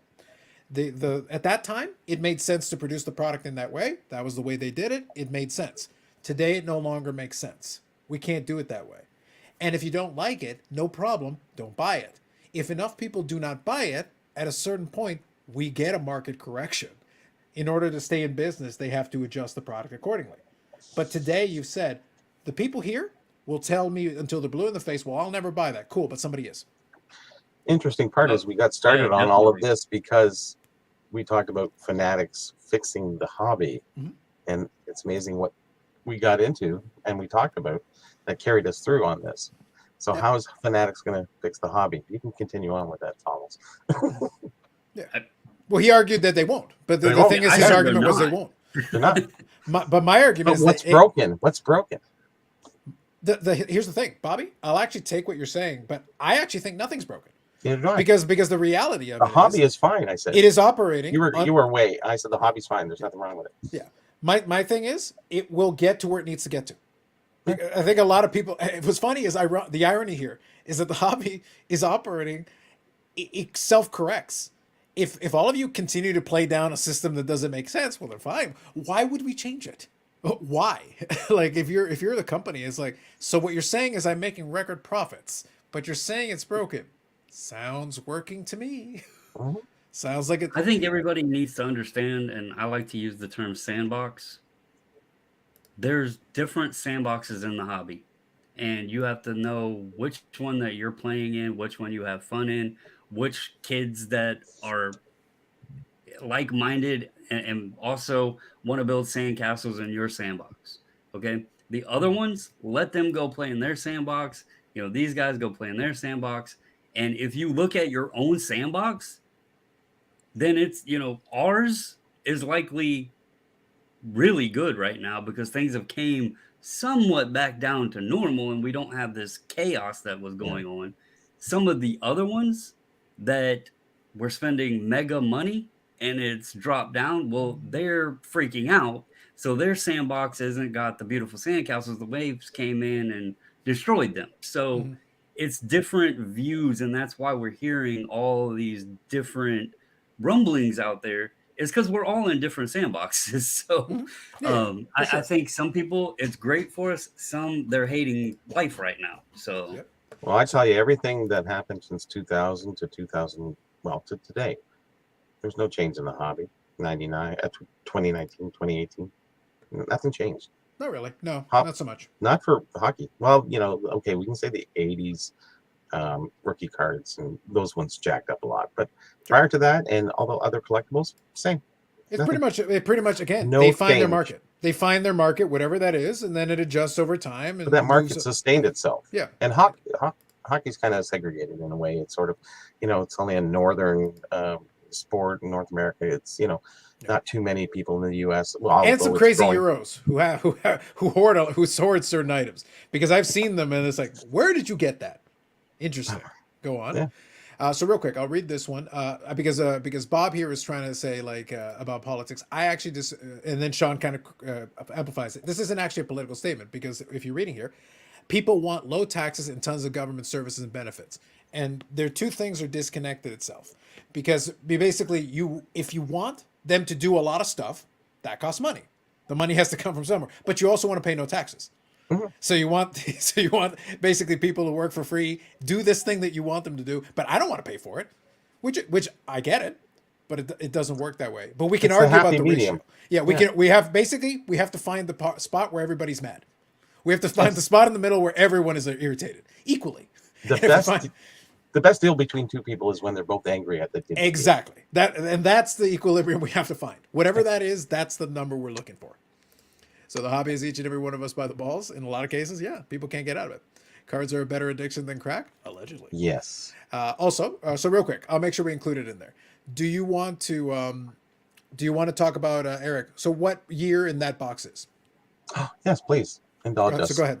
Oh, you got the 25-cent box. So is it what year is the box? The question was, how much were packs when you first started, and this very clearly says 25 cents. I got the last 4 packs out of this box. Okay, I remember it very clearly. And what year is that box, Eric? Please let us know.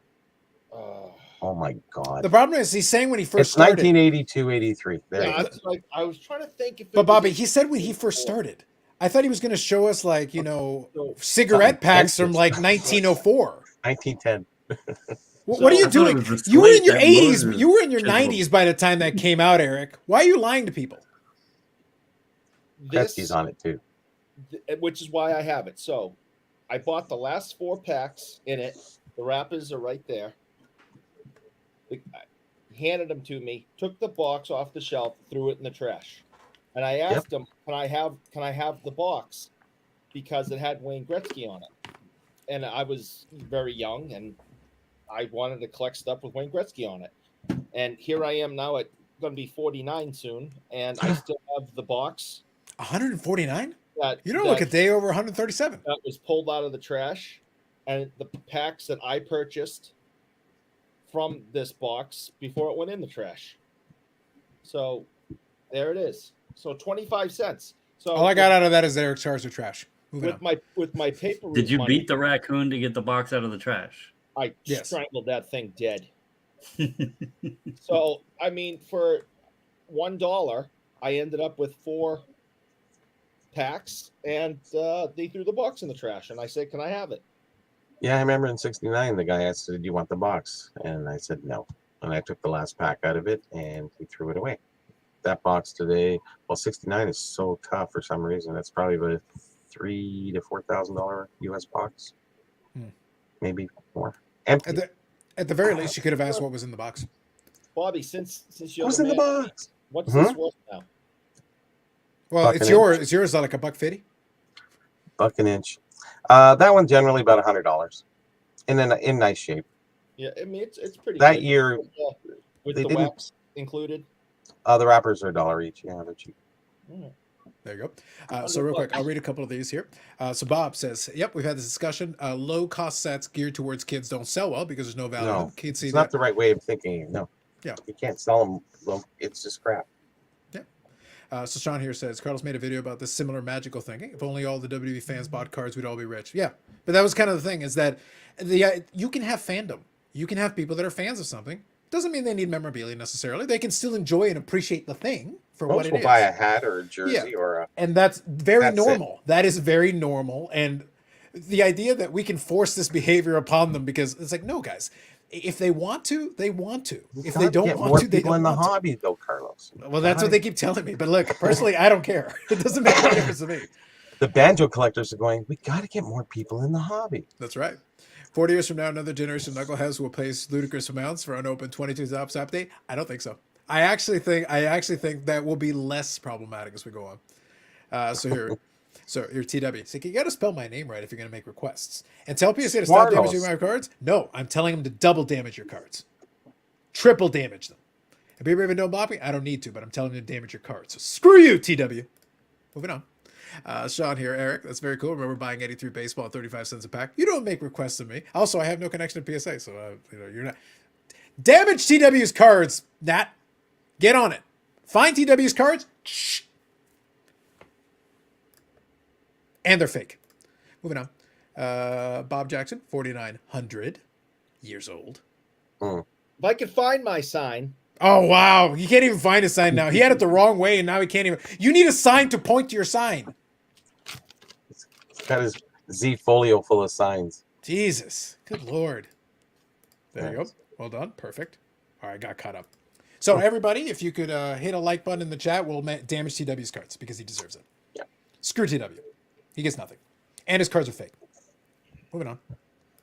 So here's a good question. Is there anything you think there would be a change away from, not from cards, but a change in the cards that would really change people's collecting habits?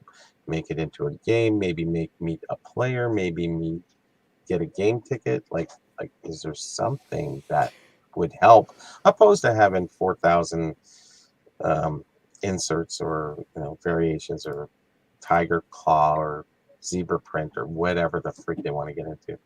Is there anything better than that would be around the horizon that might help people kind of draw them in, going, hey, I like going to see a game. Hey, in that box, I have a chance to win a game ticket, or maybe I get a discount. So basically, you're saying experiences, the opportunity to win experiences, yeah. Or even, Fanatics owns all the baseball equipment, all the football, and all the other stuff. Like, why can't you get a brand new bat, or redemption? Go in, hey, bought that pack of cards, I'm going to go back Fanatics. They're already doing the cards. Get a helmet, get a game used jersey, get a signed game used jersey. There's so many other things that entices the regular person to come in, and addition to the cards. Because otherwise you're just singularly looking at cards. We're talking about memorabilia here. Different levels, Bobby. I like this conversation that you started. You have different levels, and the ultimate one is you get a upper deck gives you a ticket for a chocolate stick, or a chocolate stick, and one two tickets to your closest arena, and a meet and greet. What's the closest arena in Manila? What's the closest when you got there? Meet and greets and those kind of things. If they can arrange that rather than putting, a $50,000 card or $100,000 card, $1 million card, and they're just, if they can diversify that into more of a reward-based chance, better chance, or 2 tickets to a Bruins game, and you get 5 minutes with Patrice Bergeron. Yeah, I mean that's quite a prize.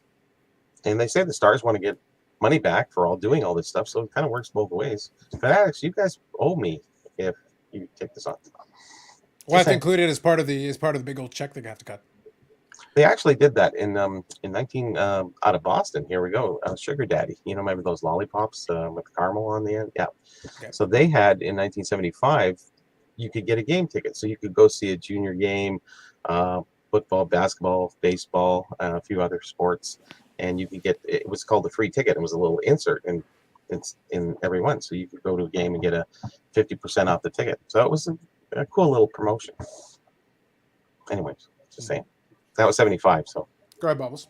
I did a video sometime, I believe, early 2020, when retail wax really became an issue. You couldn't find it anywhere. Yeah. And there was, all the grumblings of that. I really think, and we were just talking about how kids are so engulfed into the mobile devices, the digital age, all of that. I really think if these companies started adapting more and expanding it to what Upper Deck does with ePack, but get even more creative with it, you're doing several different things. You mentioned the trees that are cut on cards that nobody cares, all the wasted materials. You have all the packaging and all that stuff that's being used and all that just gets thrown away. You're eliminating all of that. And you could put a new community aspect to it. You got all these companies now like Arena Club trying to make this digital universe where your cards go to a vault and then you can have this community where you can trade and everything. But look what you can do on ePack or like ComC and all that stuff, where people are essentially trading in a space, or Topps Bunt, even though that's a digital game version of cards, it's very fun. Mm-hmm. I think that could be something that could attract to the younger generation, because as you mentioned, look at what people say about the PSA set registry. Make it digital cards, digital packs or whatever, but have a competitive level to it, where if you pull the out of 10 gold peacock unicorn zebra card, you get 500 Who told points. You about 2023 Select?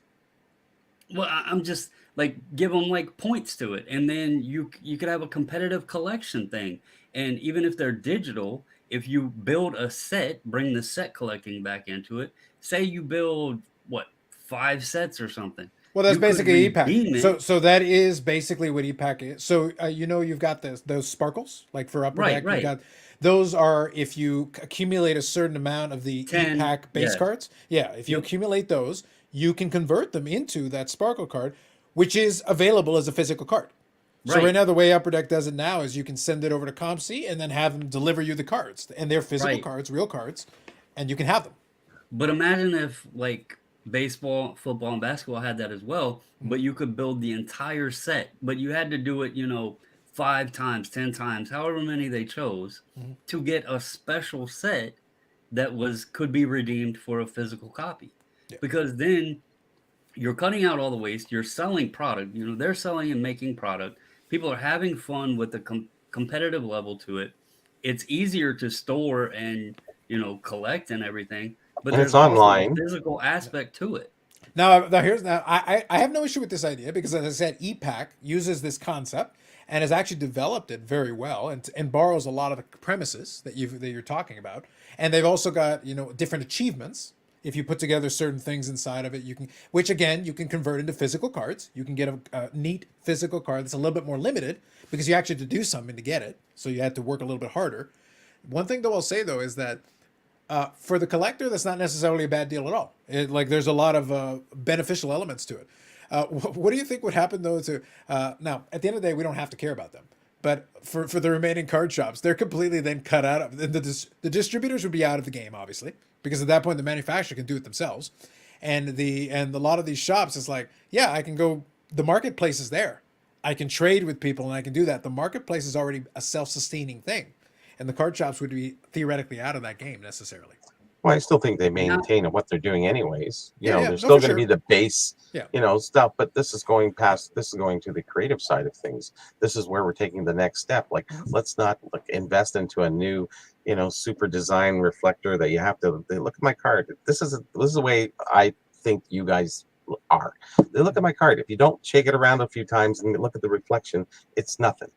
Like, you know, and this does nothing for me. Well, Eric has been holding a Yannick card that doesn't shine, so we're ignoring it. Yeah, you can't see it because it's just, you know, Yeah, like it's metal. flat. I get it. This is little Yannick.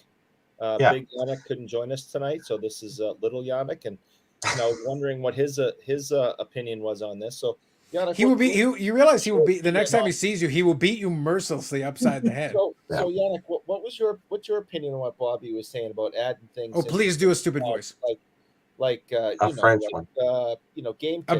A bad accented French one, please. Well, I don't care about your game tickets. They took my Quebec Nordiques away. You should have mentioned more. You should have mentioned Poutine in there. Maurice Chevalier. It doesn't. Everybody does that. I'm not done yet. Yeah, they took my Quebec Nordiques away, so screw them. I hate them. So all I want in the cards is a redemption for some French fries and poutine. That's redundant. The poutine is with the fries. Yeah, that's what he wants redemptions of. He doesn't want hockey tickets because they took his Quebec Nordiques away, and he's still very, very upset about it. So maybe going forward, maybe these companies are short-sighted, trying to redesign and trying to, because they've done every design and retroed every design. Like maybe there's another aspect, another avenue to take.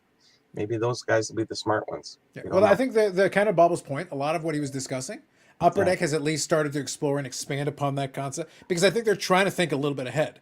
They're thinking to themselves like, we're going to still continue to manufacture, but on EPAC, it is easier for them to do that. Sure. Because then they don't necessarily have to print all this stuff, and they're not relying on the suppliers necessarily. The amount of stuff they physically need is less. But then they did that other card with the thick card, and then it has a little basketball on it, like brown. Oh, the pump card. The pump card. It's just like, come on, guys, it's you going like this way? Yeah. You know how thick is that holder? What is that? I don't even know how many points. 675. It's absurd. It's an absurd thing. It's literally an inch thick. It's literally. Yeah. Absurd. So what do you do at that point? Is that the creative end that you really want? Do you think that going forward is going to do anything? I think you got to think outside the box. If you really want this to continue on, you have to think a little harder and not look at creative design. Look at creative marketing more. You want to know the funny thing? What? That card was from a game used shoe, and I would almost be willing to bet that if that card and the shoe both went up for sale, for some reason, the card would outsell the shoe. The entire shoe. Yeah. Well, it's the same thing with jerseys. That's the argument. That's the argument that people have with jerseys, though. That's the argument that like there's folks that it's the argument that people have with like game used jerseys. The game used jersey cards will outsell in the aggregate the physical jersey that was used to make them, which is ridiculous. It is, but at the same time, most people don't want the jersey. They don't physically want the whole jersey. They're like, okay, what am I going to do with the jersey? Well, they don't have the opportunity to get the jersey, so they don't really know. But that's the thing, though. They did have the opportunity to get the jersey prior because the company had to buy it. People had if you really wanted the jersey, like right now, if I want but not in the $200 product. That's the thing. They can't get the jersey for $200. The chance to get it. Yeah, they get a piece of it. So they settle for that rather than paying that $4,000 or $5,000 that they would have to pay for that jersey. They're not going to go out and pay that, but they can get a chance to get a piece of one in a card pack that I bought for a box and $200. Yeah. So and also, as a quick disclaimer, we're settling for, we're not settling with, right? Yeah. And also, as a quick disclaimer for our creativity, whenever we're critiquing creativity, I want you to remember that the height of our creativity tonight was Eric talking to a card. Pretending to basically be a really terrible ventriloquist with a card of one of our friends. Well, that's the second one, I guess, because the first one was the. Well, that was like his high water mark. It's been in decline ever since. Like we're getting like degraded. We're getting diminishing returns here. Well, I asked him, what kind of jersey would you want? Or you want a card or a jersey? He said he wants a jersey. I asked him of who. He said Michel Goulet. Of course. So that's all. And who wouldn't? Who wouldn't want one? Do you want it in the Blackhawks or Nordiques?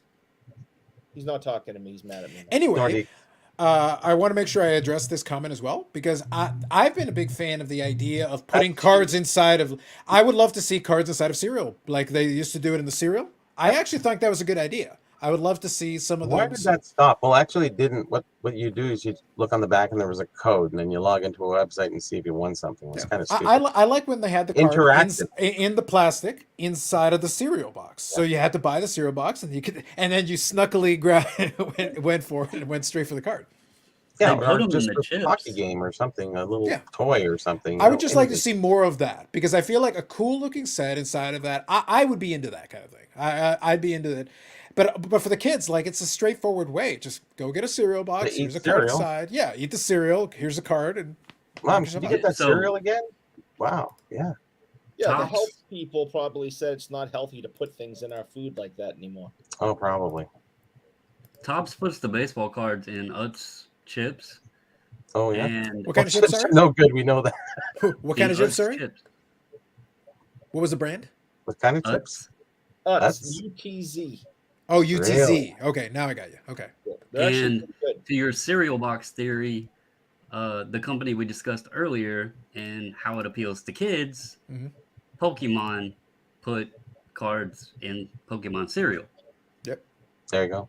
Which is smart. Like, why would, like, that makes total sense. It makes all the sense in the world. Look in the 90s. How many cereal boxes were hockey stars and players and cards and games and toys were on? Like, I can't even. I don't even want to venture to think about how am I ever going to document past the 90s when I get into that. It's just like hundreds and hundreds and thousands. It's just too much in a 5-year period. Amazing. And I'm imagining if a kid opened up like a Pokemon cereal box. It was cereal, right? It was cereal that you're talking about? Yep. Open up a Pokemon cereal box and they pulled the cheese string on. That would be something. God. Like that, legendary. Yeah. They also do them in the Happy Meals too. Oh, that's true. Yeah, the Happy Meal one I remember. I remember that one. They've been smart doing it, but to your point real quick before we get too far away from it, you mentioned the hobby shops. I don't want hobby shops to go away. I love my LCS. Sure. But remember, EPAC has both versions. Upper Deck just does a very good job at who gets their product, who breaks their product, all of that stuff. So they do have, both elements, the digital version as well as still the physical version. And I think the other companies could do that too. So shops and stuff could have supply to stay open without billions of boxes just sitting on the shelf. So yeah, well, a shop could specialize in back catalog. There is stuff they could do, although relying on singles is tough. Shops historically used to do very well selling the packs and things. Obviously, singles packs is now kind of a tricky thing to get into, but selling boxes was a way that they could make some money, and it was a pretty solid moneymaker. So real quick, I know Paul joined us as well. He said evening from the Arctic Circle, so good evening, Paul. I think it's 10 base to a silver foil and 10 silver foils to rainbow gold. That sounds about right. Yes, sir. Another one. Oh, I scored again? At this point, they changed it. Earlier he got an assist. This time they credit him with the goal, but he does have 2 points tonight. Bubba, are we sure you don't want to like slink into the darkness and maybe take care of some kidneys and get yourself that goal 1-1 while there's still time? If you want to slink into darkness and take care of some business. I said the wife might have to have a surgery. I didn't say what for. Interesting. The lore grows. Kellogg's Drake's Kraft Mac and Cheese hostess. See, your cardboard Yannick wasn't ready for that, was it? I didn't think so. Moving on. Let's see here. Jersey's a pain to deal with. Got a frame and one touch, $4 upside down is optional. Facts. I think Kellogg's 3D cards should be more valuable if pulled from Raisin Bran. That was way harder to do the Frosted Flakes. We're not going to relitigate the cereal conversation tonight. I don't really have a problem with Raisin Bran. I like raisins. So in the cereal, it actually works out great for me. But I can understand, it's not everybody's cup of tea. I get it. It's been 3 years ago since Utz did cards and the chips. I don't know why they stopped. Like I said, I think the food product thing, I thought it was a cool idea. I was a fan. I was into that. They did them 2019. They had them about, so the ones, I can't remember if it was 2020 or 2021, they did not look like the actual Topps design, but they did have baseball cards in the Utz chips multi-packs. And I know for a fact they had them in 2019. I have the Kyle Tucker over there in my stack to potentially send to CSG. I can't remember if it was 2020 or 2021, but they had like this blue border to them or whatever. So Eric, I'm curious. Are you actually going to hold up that card for like the entire segment, like for a while there? Like, how committed are you to this bid? Is basically what I'm asking. I miss Yannick, and this is where he can be part of the show. And if you guys have any questions for little Yannick, you guys can ask him, and I'll ask. We'll see what he says.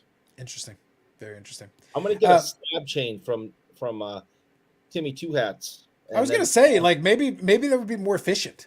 Like, that might be like, look, I can imagine holding this for a while would eventually start to get exceedingly uncomfortable in the shoulder and arm region.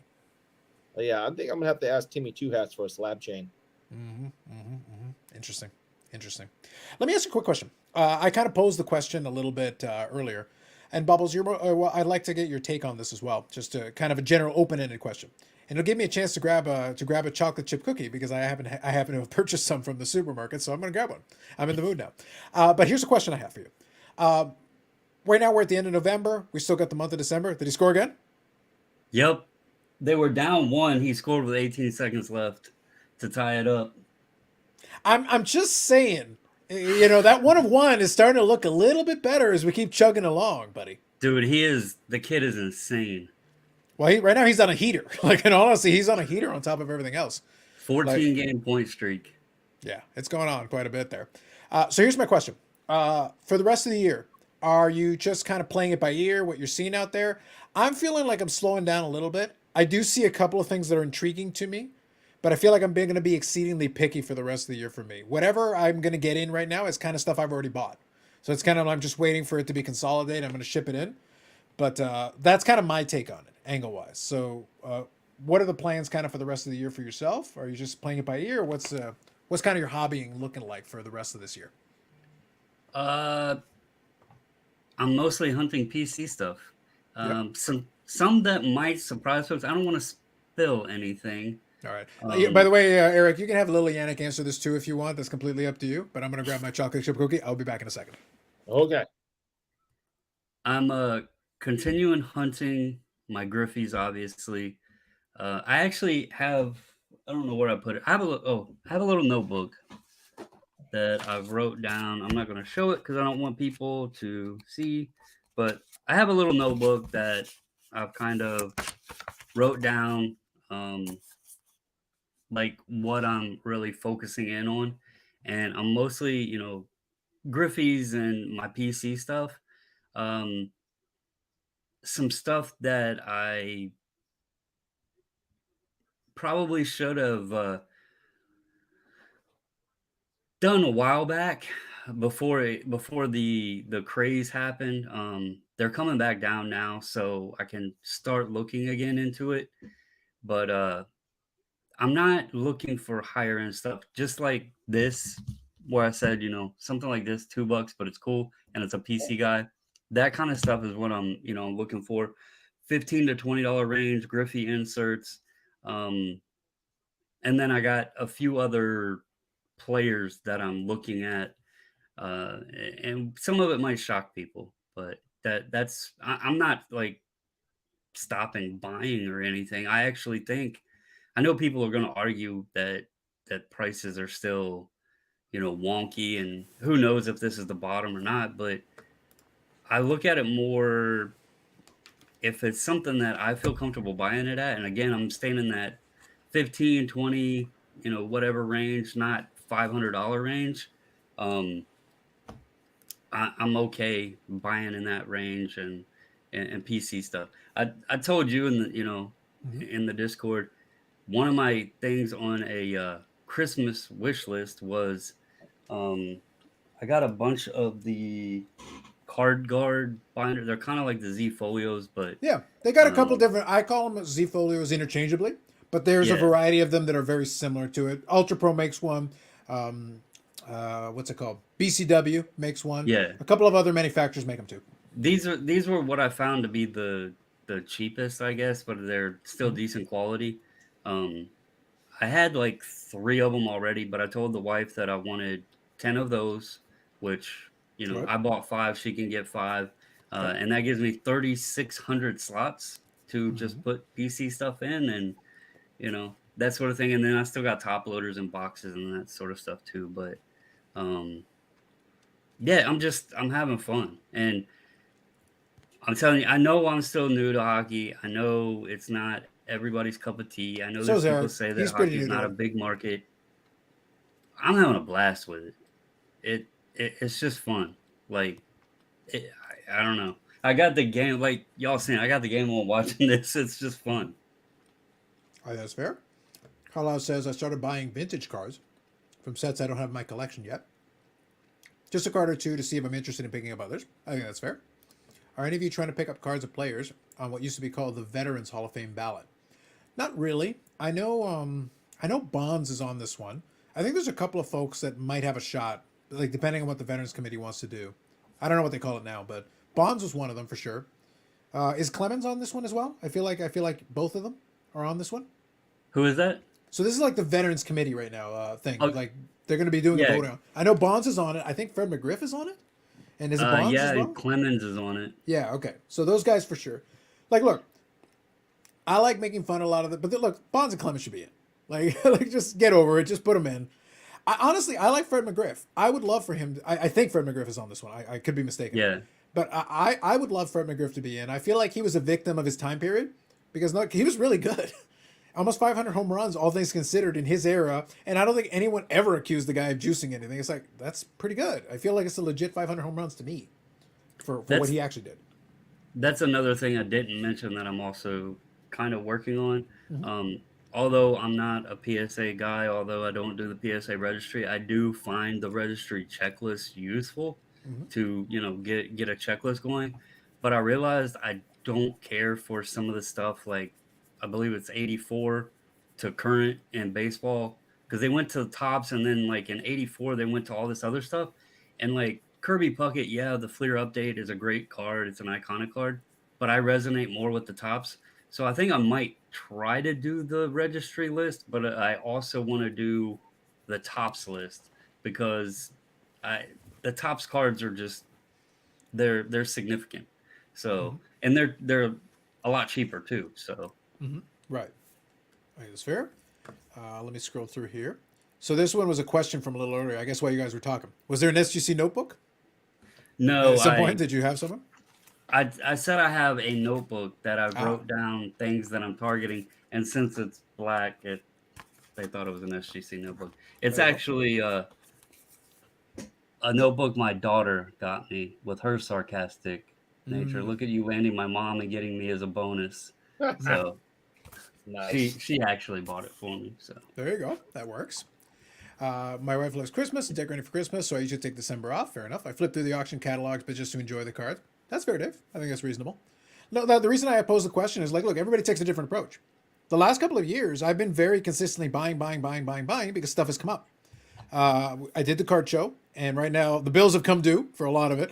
I looked and saw like how much I was paying in taxis and then in food bills, and I was like, ah. So this time around, when the paycheck came in, I was like, all right, pay that, pay that, pay that. All the bills came due, so I was like, all right, time to pay some of this stuff off. But yeah, I kind of want to chill for the most part this month here upcoming because I still have some cards that I'm waiting to come in, which should be fun. So I'm looking forward to getting that stuff in. And I got a ComC order. I will say, by the way, for those of you, if you are looking at any Black Friday stuff, obviously the Black Friday sales have come up on ComC. I had stuff anyway in my list there that I was going to bring in. There is flat rate shipping right now, so I was actually able to get my stuff shipped over for basically $10, including the customs fee for me, which is actually pretty good. It's actually not too bad for the stuff that I have, and I got some nice stuff that I'll be bringing in, so that'll be a fun one. I picked the slowest one, so probably it'll be in the new year when I get that stuff. But that's fine. That's okay. It'll be one of the first mailers in the new year. to be fair, I haven't bought but maybe 7 cards for like my purchase. I bought a few things for the wife, but maybe 7 cards since the national. So I actually after the national, I kind of took a cooling down period, as you kind of called it. Yeah. And now that things are settling in, I've started looking at more again. But I did take a kind of a break, if you want to call it that, after the national. So Yeah, and I think it's fair. Now, in fairness, though, you have a case of Series 1, so you've got a lot of cards. hey, I did not order that. But they are there. I would like They are to in get the another house. one, though. They are in the house. It's a fun product. Yep. So stop by to make sure I hit the like button. Thank you, Josh. Thanks, Appreciate Josh. it. Yeah, you're the Thanks, best. buddy. Thanks. Sean here can't win a card yet. I'm selling more than buying, so not by choice. Fair enough, Sean. Get it. These prices are insane. Crazy Eddie. There you go. Thank you, Brendan. Eric, do you have an E-Tops Bergeron? Do you know what an E-Tops is?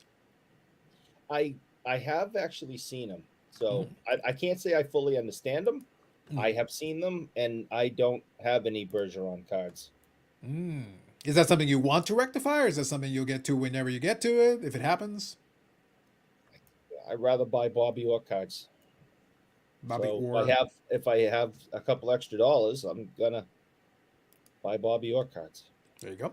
So what's the difference between a binder and a Z folio? So on the binder, so the Z folio is a self-contained unit, whereas a binder you can obviously add pages and whatever. The Z folios are like a self-contained. Sometimes they're zip up, sometimes they've got the little band on the outside of it. So there you go. And also, by the way, they're predominantly designed originally for gaming cards. So the back is. So do you want to show kind of the back situation there, Bubbles, just so we can see? It's like a felt type back to it. Yeah, they're kind of designed for gaming cards. Yeah, they're kind of designed for that. Side loading I like as well. I think that's actually a neat feature. I think they're cool to display certain types of cards, but if you want to see the back of the card, it won't work for you. That's why I'm being clear about it. So that's an important feature. By the way, I like the naming convention here. So let me stop for a second. This is Bobbles Burrell. So now we got two Bobbles. It's just confusing. We've got identity crisis over here. Damn. It's terrible. Sorry, guys. Came No up to worries. the garage. I was too loud. No worries. So yeah, just a short version. It's a self-contained like binder unit. The pages are already, there's a set amount of them in those. It's got, if you want to see the back of the card, I wouldn't recommend them. But if you like displaying certain types of cards in it, I think certain cards pop nicely with the dark background, personally. And I like them for player collections and stuff because I don't need to see the back of a lot of the cards, so I don't care. But it's not for everybody. But if you do find a use for them, I find they're kind of fun. They're nice to put together certain sets inside of them. But again, it depends on your use case. So that's the biggest differences between a Z folio and just a regular binder with pages. Yeah, it wouldn't work for me because I collect vintage. The back of the cards are just as cool as the front, with the comics on them or the information they tell you about the players. There was no internet. So if you wanted to know anything about these players, this you could find out on the back of these cards sometimes. If they had brothers, where they were from, what their summer jobs were. People don't realize that, a lot of these former hockey players had to get summer jobs. These Canadian boys would go back up and work the farms in the summer, and so you'd find all these cool facts about the players and things from the back of the hockey cards. Which I kind of wish we were in an era, Bobby, where Eric was still collecting these cards and looking at the back so intently. I would love to just write and make up a bunch of shit. Yeah. Like it's just complete lies. All of it. It's like, and this player in the off season likes to run his personal cult. Wait, what? Yeah. It's like, psh, you didn't hear about the cult, buddy? Come on. Wait a Big minute. time. Are you telling me? Let's see, I just random. He has a booming slap shot is one of Leon's trademarks. Makes the rounds and getting to be a habit for the well-traveled cheesy. The Kings are his 8th pro club in 10 years. Lots of hustle is Leon's trademark. He never stopped skating. Has played for New York, Montreal, and Philadelphia. That is super generic and really lazy writing. Yes, he's gone to a lot of teams. He's well-traveled. Booming slap shot. Okay. Can you be more specific? Like that really didn't tell me anything about him. It's like they just took it's like that's really high-level stuff. Dennis Hextall's rookie autographed. Hextall is one of 3 hockey-playing brothers. And of course, you can follow that family trend all the way down to Ron Hextall. And Dennis Hextall. So, I find them to be interesting. I think we should play 2 truths and a lie on every single one of the back of these cards. I think that's the thing. You should give 3 facts, but one of them is 100% a lie. Yeah, like Tim Horton. He opened up his first restaurant in 1959, and then he moved on to the donut shop, and his first product was chocolate sticks. I like it. Much better. See, I know that's a lie because when I went into Timmy's, I looked around for chocolate sticks, and they didn't have any. That was way back. Yeah. I was very upset. Yeah, we used to have them at Country Style, but they have them no more. Sorry. I was very upset. So I got two blueberry muffins instead. Oh, Two. Well, you need two to compensate. And blueberry muffins are solid. I like blueberry muffins. Yeah. I think they're good. They ease my pain. So Bob Jackson says McGriff should be in. I'd agree. Mattingly's tough because he was great, but his career did end a little bit short. It would have been nice if he had had another year or two. But, you know, I could make a case for him. Dale Murphy's interesting because he did win the MVP twice. He was a very good player. The Braves were a terrible team, though. Dale Murphy, I'm a little iffy on. A 2-time MVP should automatically be in the Hall of Fame, wouldn't you say? But Fishboy's a 3-time MVP and he's crap. So I don't know. I got to think about that one a little bit. Okay, but he's gonna be in the Hall of Fame, even though he doesn't deserve it because he's crap. Yeah, he's crap. He's garbage. So Dave here says Bell, McGriff, Mattingly. So he's listing off, I think, the players here. So Albert Bell, I would have loved, but he had the degenerative condition. But he was like on track. Like he really was. He was really good. Nuts. Yeah, McGriff, I think should be. I think McGriff deserves it. Mattingly, I can make a pitch. Dale Murphy, like I said, I'd have to think about it. But you know, we can make the argument if you really want. Palmeiro should be in, but Palmeiro's so stupid. Like he should be. He has 3,000 hits and 500 home runs. That's actually very hard to do for that. Cheater. Yeah. So it's like, you know, and he was actually a very good hitter in his day. Cheater. So Bonds and Clemens, yes, Cheater. And Schilling, no, just because it amuses me. Yeah, Schilling should, but because him being an absolute moron has nothing to do with how well he played. But that's the reason. I think stupidity is a crime that should be punishable by you get nothing. But most of his stupidity came after his playing career. Yeah, but he was pretty dumb as a player too. During his playing career, the only thing he really opened his mouth about was skin cancer prevention. He had a whole organization. His wife had skin cancer. I think he may have also, and they raised a ton of money and really tried to promote people coming to the summer baseball games with protections. They didn't get skin cancer. It wasn't until after he left the game that he started going cuckoo for Cocoa Puffs. Mm-hmm. Interesting. Back to the cereal talk. Yep. Paul here says, reminded me of the Blueberry Muffin Seating Casino. I like that you brought up this reference. Ooh. Is Josie in? If not, he should be. He should be on simply being Josie alone. Mattingly and Maurer. Okay, fair enough. I get what you're saying.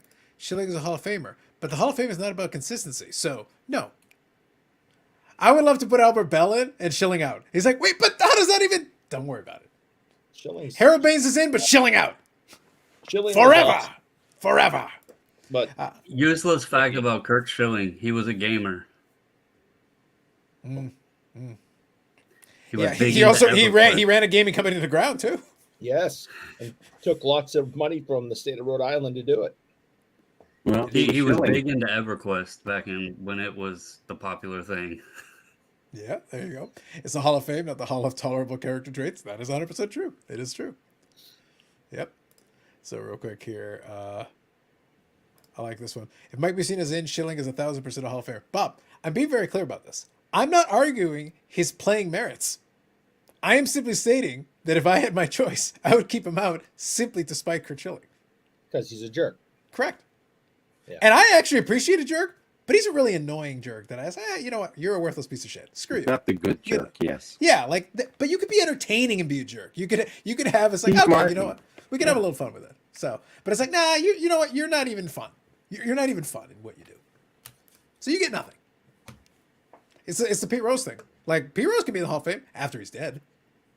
While you're alive, you get nothing. It's not that he's not good enough to be in. He certainly is good enough to be in. That's not the issue. Whatever patience I had with the man and feeling bad and making excuses for him. I never felt bad for Pete Rose. And he's a very dumb man. And saying that he should be in. He threw all that away with his last comments within the last month or two about not liking chocolate sticks. About not liking chocolate sticks. That's egregious. And having relationships with underage girls. Oh, now we care about character traits, Eric. Oh, now we care about character. Oh, and I'm just saying, any sympathy I had for him when he's just like, yeah, too bad. I'm like, oh my God, I'm with Carlos. You can go in after you're dead. Yeah, like the day he could be the day after. Literally, the moment they confirm he's dead, all right, you're in the Hall of Fame now. But dead. Make sure he's dead. If you need to shoot the body again, just make sure. Well, he keeps shooting himself in the foot, so I don't. Might as well. Yeah, but it's one of those things. Like I'm being serious about this. I'm not for. I actually like seeing. At the end of the day, these players, a lot of these players that we're talking about, are on the field worthy of being acknowledged in this way. But I'm a big fan of like consequences. Like if you do certain dumb shit, like I actually want you to be punished for it because it was part of a game, right? And that's really big. Yeah, it was, and that and Pete Rose did the one thing. They were like, "There's so much stuff we'll let you get away with, so much stuff you could do, and we'll look past it." You did the one thing, and that's stupidity. And at that point, it's like, no, I feel like you should be punished for that. Yeah. And the punishment is you do not get to benefit from this while you're alive. After you're dead, you don't get any benefit out of it. Your family can accept it on your behalf. Look, we'll give you the whole pomp and circumstance, the whole 9 yards. You'll be in the ground. You don't get to enjoy it. Yep. True. Yeah, Braves had to deal with the Pirates for Bonds. The Pirates reneged, so the Braves pursued Maddox instead. Would the Braves have won more title with Bonds or Maddox? Ooh. That 90s Braves team was really good, though. Maddox, of course, was the ace, but you had Smoltz and you had Glavine and that team. You had a Bonds, though, in that lineup. Bubbles, I like this hypothetical, but that's interesting because they would have had still great pitching and then like a Bonds, an MVP caliber hitter added to that lineup as well. They had Chipper Jones. They didn't need Bonds. It's not like being Bonds in that lineup hurts them. No, but you already. I probably would have went with. I mean, yeah, you would get another hitter, but here's the thing: they won one World Series with 3 Hall of Fame pitchers. It's not like 2 suddenly makes them infinitely worse. And you're getting a Hall of Fame hitter, a Hall of Fame caliber hitter, like a really transcendent hitter on top of it. But I mean, Maddox was pretty strong, though. I agree. You're replacing probably one of the. Yeah, that's a tough one. I don't know. That's why I'm saying the hypothetical is intriguing to me because you're taking a transcendent elite hitter, adding him to the lineup, and you're taking away a elite level pitcher. But if you even get an adequate pitcher, and again, you got 2 other Hall of Fame pitchers on there. It's not like there's nobody left. Suddenly the cupboard's bare. No, you've got 2 other Hall of Fame caliber guys who are in the Hall of Fame as pitchers in the same rotation. It's kind of interesting. As I say, I think it's actually an interesting hypothetical. I think it's an interesting hypothetical. Imagine the Braves lineup with another great hitter. That's kind of what I'm thinking. I feel like you could make up for a little bit of ground there. And I think, wasn't Steve Avery in that early on as well? Wasn't Steve Avery another pitcher that they had? Who was pretty good in his time as well. With that. Yeah, it was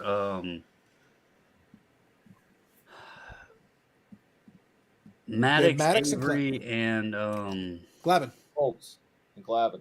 Yeah, Tom Glavine. McLevin.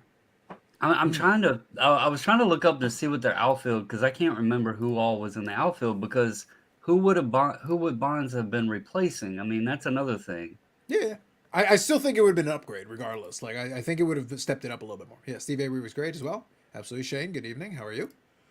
I think it's, like I said, I think it's an intriguing hypothetical. I do appreciate bringing that thought in there. Let me just scroll through here. Now, question, guys. I'll leave it kind of open in the chat a little bit. We'll go for a little bit longer here. I'm going to kind of roll it in right around midnight Eastern, as I think is good. My question to you guys is anything else that we haven't touched on that you'd like to touch on? Because we've covered a fair bit of ground. We've had a little fun with a couple of categories. So I'm kind of curious if there's anything else you wanted to touch on. Expo pickups. Ooh, yeah, that's original. We should do that. No one does that. 2 weeks after? Come on, that's the time to do it, isn't it? Yeah, you might as well say. Eric, Bobby brought that up. Don't blame me for that one. He set it up. He teed it right up. What if Jeremy Gianni had slid? It would have been nice. It would have been nice. It would have been good. Like it was that was just an embarrassing play. I just couldn't believe it. It's one of those ones. Let's take a look here. Just trying to see. Beckett sucks. Beckett sucks. Beckett sucks. You know what was funny? Revolutionized the industry. It was, yeah. Yeah. You know what's fun for me, actually? Like I mentioned it briefly in the last video. I laughed because I did have that pickup video that I added in. I was looking at it, it's like, oh, I'm gonna shatter the amount of videos on this channel. Like I was already approaching it. I was getting dangerously close to it, and I was like, yeah, okay. So with the amount of lives left, the 3 videos at the end of the year, it's like, all right, at this point we're already blowing past it. Last year was 185 videos. This is technically 181 or 182. I'll double check, but it's 181 or 182. It's gonna be close. It's not because there's 5 Fridays in December. Just that alone puts it over the top. Just that alone. Yeah. If I did nothing else than the live streams and the 3 videos at the end, that's 8 more videos, if nothing else. It doesn't shatter it. It beats it. Yes. Well, the thing is, I have a couple more videos planned, so it's one of those things. Like I could get dangerously close to 200. So I think Fanatics will fix that. He'll fix the shattering of your. They'll give me a budget so we can go daily. Yes. I think you should do an entire episode with just you interviewing little Yannick on the screen. So there's somebody Carlisle's missing. Mm-hmm. Go on. Because I pulled up the 94 roster. Okay. And he has Klesko and he has Dave Justice on there. Dave Justice. I'm assuming if Bonds was on that roster, you would have had to replace Dion, because Dion was an outfielder there with the Braves as well. So, I mean, I don't think you take out Justice or Klesko for Bonds. Well, I mean, because the rest of it wasn't that great. So, Dion was about the only name that stood out as a decent player. But if you want to replace with power, I would have probably put, I guess, Dion out and Bonds in. Then, that would have been a pretty heavy combo, though. Klesko, Justice, and Bonds in the outfield. Yeah, but that's what I mean. Like it adds some intriguing elements to it. Like there's certainly room for the guy there. Now I have to see the stupid Jeter flip many times a year. Yep. Paul says none of you are into college, but Florida State. There you go. Apparently Florida State's playing well. Paul doesn't realize that I actually, when I do root for college football, I root for Florida State because when I was a kid, I watched the FSU-Nebraska championship game, and I decided that whoever won that game, I was going to be a fan of. And FSU won the title, and so I became a Florida State fan. And then I cussed Charlie Ward for deciding to go play basketball because I thought he was awesome as a quarterback. And yeah. Whoever wins, I'll be a fan of. That's kind of cool. I like how they had to win. I like how they had to win your allegiance. I'd sit down and watch a big game. It's like, you must play for my patronage. I'd sit down, watch a game, and whoever the winner was, if I didn't have a favorite team at the time, whoever the winner of the game was, that would be my favorite team. And I watched the FSU-Nebraska championship game. FSU won, and that's been my football team. So the best part is that's far from the silliest way to decide a team. Because really, if you think about it, it's like, oh, why cheer for this team? Because you happen to live here? Do you actually give a shit about this team over the other? It's like, one doesn't necessarily link to the other, but it's as good a reason as any in some cases. Correct me if I'm wrong, because you guys, and I remember the game, but I don't know if I remember the correct player. My first ever hockey game that I went to would have been late 90s, and it was Penguins Capitals versus it was when Yager and Lemieux was on the Penguins. Did Fedorov play for the Capitals at one point? Because I swear Fedorov had a hat trick. Not at that time. Because he played with Detroit for a while, and then he did eventually go to another team, I think briefly. I could have like the Panthers Sergei Fedorov. He went to one of those other weird teams. I think you're probably thinking of Peter Bondra. No, I met Peter. Okay. I'm pretty sure it was Fedorov had a hat trick. What was the year again? Late give me the year again? Against the Penguins. Give me the year late again. Late 90s, he said. No, he was still in Detroit through 2002-03. Yeah. And then he went over. What the hell is this? What is the initial name? Panthers. He played for the Ducks. Played for the Ducks briefly. Okay. Who in the hell was it that I watched? And then he played for Columbus. I remember the Columbus one. Yeah. Now he did play for Washington in 07-08, 08-09. Whoa. That's That was at the No, end it of his would have been career. late 90s. No, It would have been the late He was 90s. still. It was still in Detroit. The whole decade he was in Detroit. I don't know why his name stood out. There was a comment Okay. here I actually really love. Hang on a second. Geronimo I'm gonna have to Baroa. I find love that that you brought game. up Geronimo Baroa here. Attaboy Bobbles. They beat UF and it was glorious. There you go. Congratulations, Paul. What game are you watching, Eric? You got a game going on there? NHL Network, so all the games. There you go. My alma mater is University of Georgia. They're pretty good this season too. There you go, Carla. Sounds good. Is it just the university or just a fan of the state? Oranges. So many questions. Facts. Bonds would not have fallen into Kurt Herbeck in the 91 World Series like Ron Gant did. Fair. Let me see. Ward told the NFL to make me a number 1 draft pick. If not, I'll go to the NBA because they paid more. There you go. This is the comment I was looking for. Bubbles has a lineal fandom. Whoever wins is your favorite until someone else beats them. I would love that as a No. fandom thing. It's like, you will win my allegiance and you may only retain it as long as you do not lose. That's it.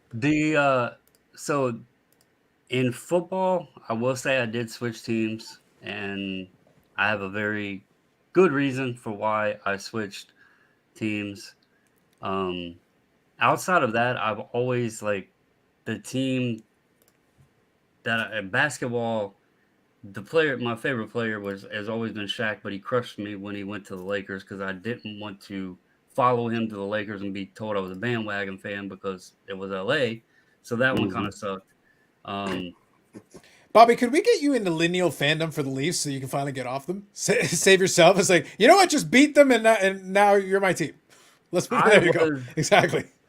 Just be like, look, I'll take it. I'm out of here. Football for clarity. When I was out in Indiana, all I heard about was Peyton Manning, and I didn't want to be a Colts fan. So I started rooting for the Bengals, and I actually designed and ran Jerome Simpson's website for him. I don't know if y'all remember who Jerome Simpson is, but he was the one that got busted by the feds for ordering weed from California, and they wound up finding like 6.5 pounds of weed or whatever at his house, and the team didn't punish him at all. So my son, I believe, was like 10 at the time.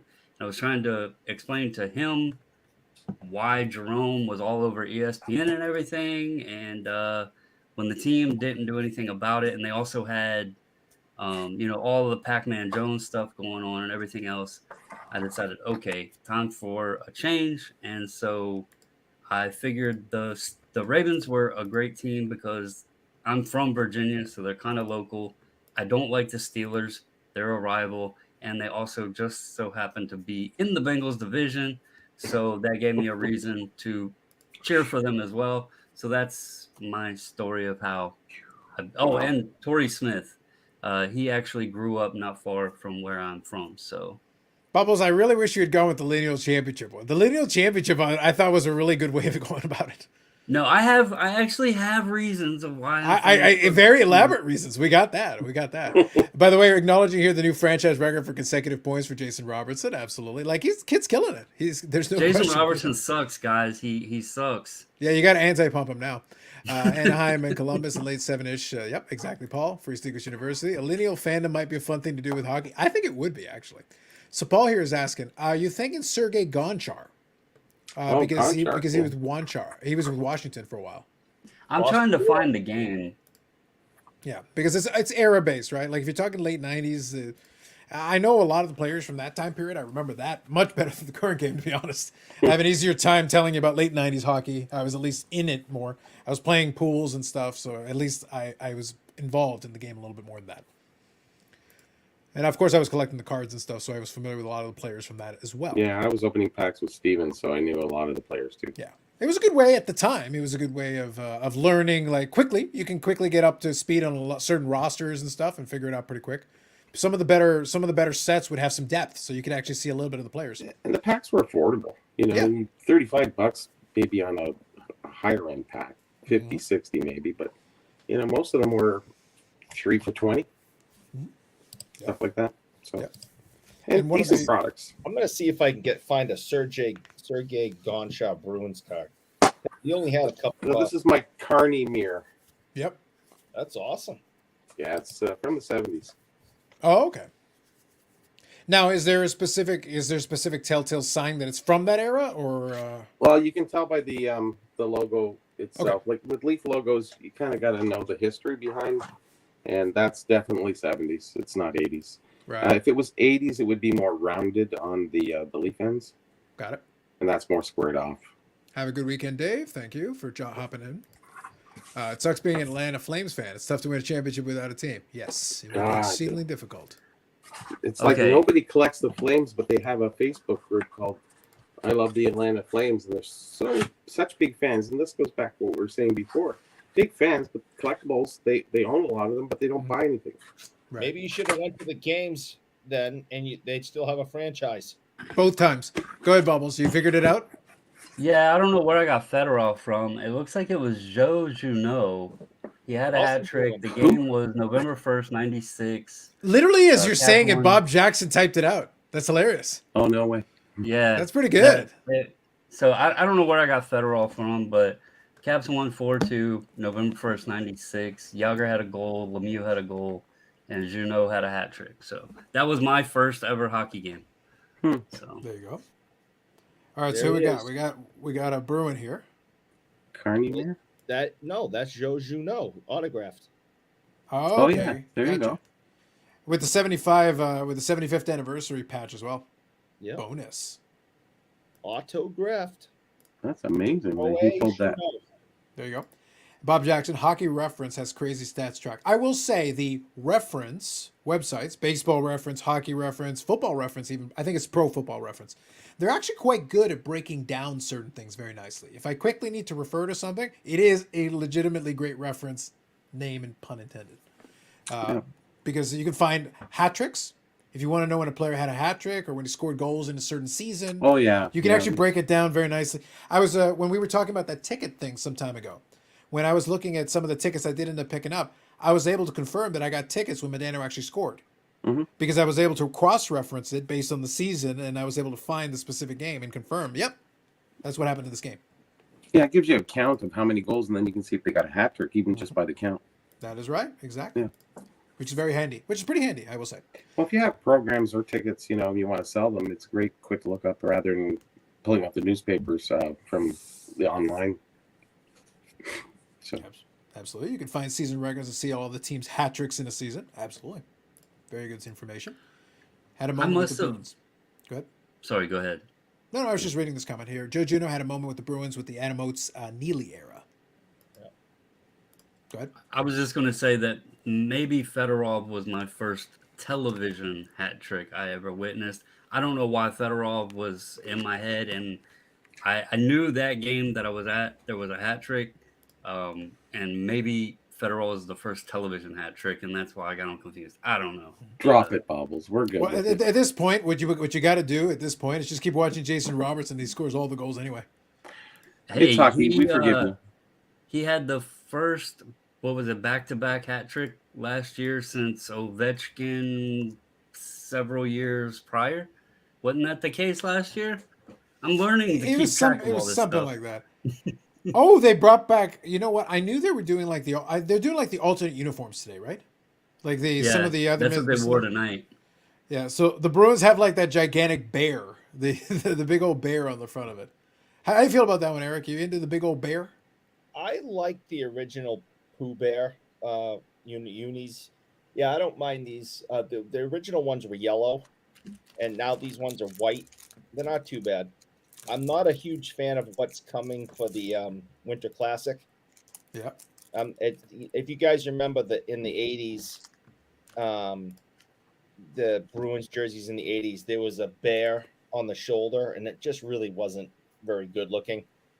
But they had a bear on the shoulder patches, and they're going to put that on the chest, and it's just no thanks.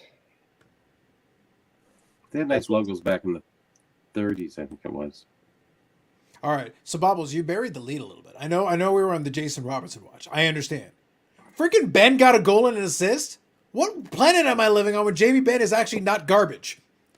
Like I'm perplexed. I am perplexed. I don't understand. Explain this to me. I bought these for $15 a pop because he's trash. And now They he's did playing like lose, not trash. unfortunately, but in What was that? overtime. So Yeah. It's like, and I'm concerned. Like I don't know what to believe in anymore, Bobby. I don't know what world I'm living in right now where Jamie Benn is an adequate hockey player. Don't know. Like, I had certain things I believed in, and now they're being questioned right now as we speak. I was at Jim Bobby's Craig's. tanking, man. I know. I was Jim Craig's first professional game after the 1980 Olympics. Did any of those guys have a legitimate NHL career? Yeah. Yeah. Ken Morrow won cups with the Islanders. Then you had Dave Christian, had a very long career, including playing with the Bruins. So nothing. Dave Silk played with the Bruins. Stop being mean. Jesus, Pee Wee hockey doesn't count, Eric. It was 1980. They didn't even win when they beat the Russians. They still had to play the other team. I said, come on, guys. Sharks are playing the reverse retro right now. There you go.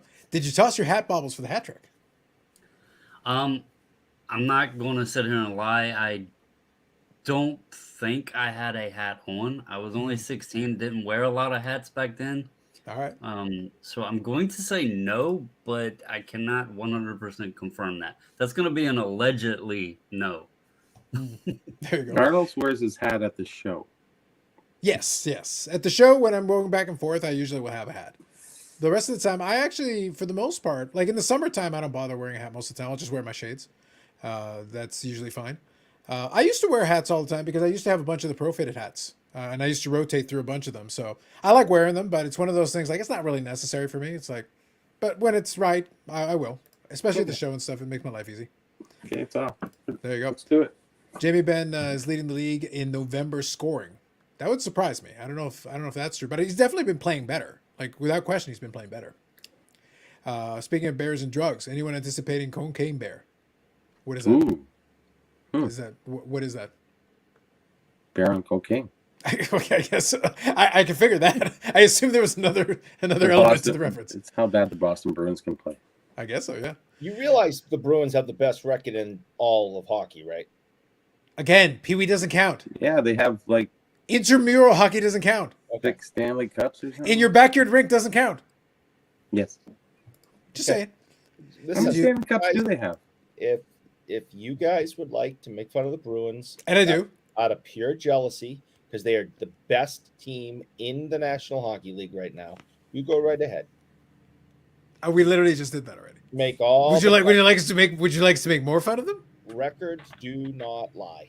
Records also don't matter in the regular season. We've proven this a million times. Show us something in the playoffs, and then we'll care. Leafs have the best player. Yeah, no, I'm actually being serious. Show us something in the playoffs, and then we'll care. Until then, irrelevant. You can go 82-0. Doesn't matter. We will. True. It's almost irrelevant having regular season. Yeah, like it's literally for it's for playoff seeding. It's for playoff seeding and positioning. That's all we're talking about. Until and a lot of teams make the playoffs in the NHL. So until you get to the playoffs, then we'll start talking about rounds, and we'll get where we get there. Yes, right. Then the predictions. That's right. But did you hashtag invest in Ben when he stack up the joint? That's specifically a lot of the stuff I bought of Ben. I've got some very low numbered and more limited stuff that I was able to buy super cheap because he sucked. It was great. Now, if he's going to play well, I got a bunch of rookie year stuff. So if he ever plays well enough that somebody wants it, look, I'll sell it to them. I'll take it. That's fine. Yeah, it's a 2023 release. It's going to be awesome. I guess that's what the Cocaine Bear is. Okay. Oh, it's a movie. Oh yeah, I heard about that. That's Okay. Is I haven't it seen like any trailers or cartoon? anything. It's like Yogi and Boo Boo start, The next logical step? doing I always some, felt like they were on the verge. doing some of the Devil Sugar or what? What's happening? I don't know. I'm curious now. So Michigan or Ohio State tomorrow. You guys can make some football predictions. I'll leave it to you. Cocaine Bear is a movie. Nah, Eric, Sharks are better. Is it like the Bad News Bears? Don't Bruins fans hate Tuca because he was amazing in the regular season. He stunk it up in the playoffs. Then you're here bragging about the regular season record right now. Ooh, Bob's making up, Bob. hashtag facts. Shut up, Paul. Oh. Yogi and Boo Boo find a special pick a Nick basket. Pick on Nick. That's a very special one. It is. I agree. I think that's valid. Fair point. But yeah, we'll have to see. But like, I'm being completely serious. Like, I love that Wes and Bobbles, you've seen this. I love that Wes has now dubbed it the Benaissance. And I love that he came up with a thing. I was like, all right, I'll give it to you. It does roll off the tongue nicely. The Renaissance. We're in the midst of the Renaissance right now. I think it's hilarious, but yet shows how the hobby in general can be so small that we all wound up in what legitimately is a very small Discord. Yeah. And we are like 3 of the only 4 people that even talk hockey. Mm. And all 3 of us kind of collect or follow Dallas Stars. It's just kind of hilarious how that all worked out. Yep. Thank God. It is hilarious because I didn't think people even knew. Hilarious how I didn't get into it. I don't know. What was that, Bobby? Are you It's so talking hilarious shit how I now, didn't Eric? get into it. But yes, I think it's going to be, like I said, I'm just enjoying it kind of from the distance. I get to enjoy it kind of casually, but I do kind of keep track on I will check out like the different box scores, and I just keep sitting there going like, Ben's at 10 goals. I'm perplexed. I'm vexed. I'm confused. And then I go like, yeah, and an assist as well. Like, geez, okay, interesting. I don't know what to think about this. Like, I'm deeply concerned. I'm torn with Ottinger. Because he's a talented young goalie. Yeah. And maybe I'm just still new in the way I'm evaluating when I'm watching him play. But sometimes his reaction seems like sometimes he's amazing, but then there's other times it seems like he has like where he almost gets lost or has a delayed reaction. Now, granted, I've never even attempted to play goalie. I'm not going to sit here and say it's an easy job, but just watching him sometimes I'm just like, he didn't even move and, the puck went right by him. It was like he was lost on the play or something. So hopefully, I know he had like a little injury earlier this year. Maybe he's still trying to recover from that. I don't know, but I hope he can turn out to be as good as he's looked. So I think part of it is going to be when it comes to goaltending. I haven't scouted Ottinger. I've seen moments of brilliance for him, which is very fun. But at the same time, certain goaltenders have certain styles, and what I mean by styles specifically is I mean certain ones who rely on reflexes, which means it either works or it doesn't. Some of them are good positionally. So if the goaltender is fundamentally sound and good positionally, it means they'll get away with certain things because they will be in the right position already. So they got a better shot at just blocking the puck simply by being in the right spot, even if they can't completely see what's going on. The guys that are reflex oriented need to see what's going on. Like they need a clear line of sight to whatever. They can probably stop it, but they got to see it. Basically be able to track it coming in, and because they're relying on that reflex.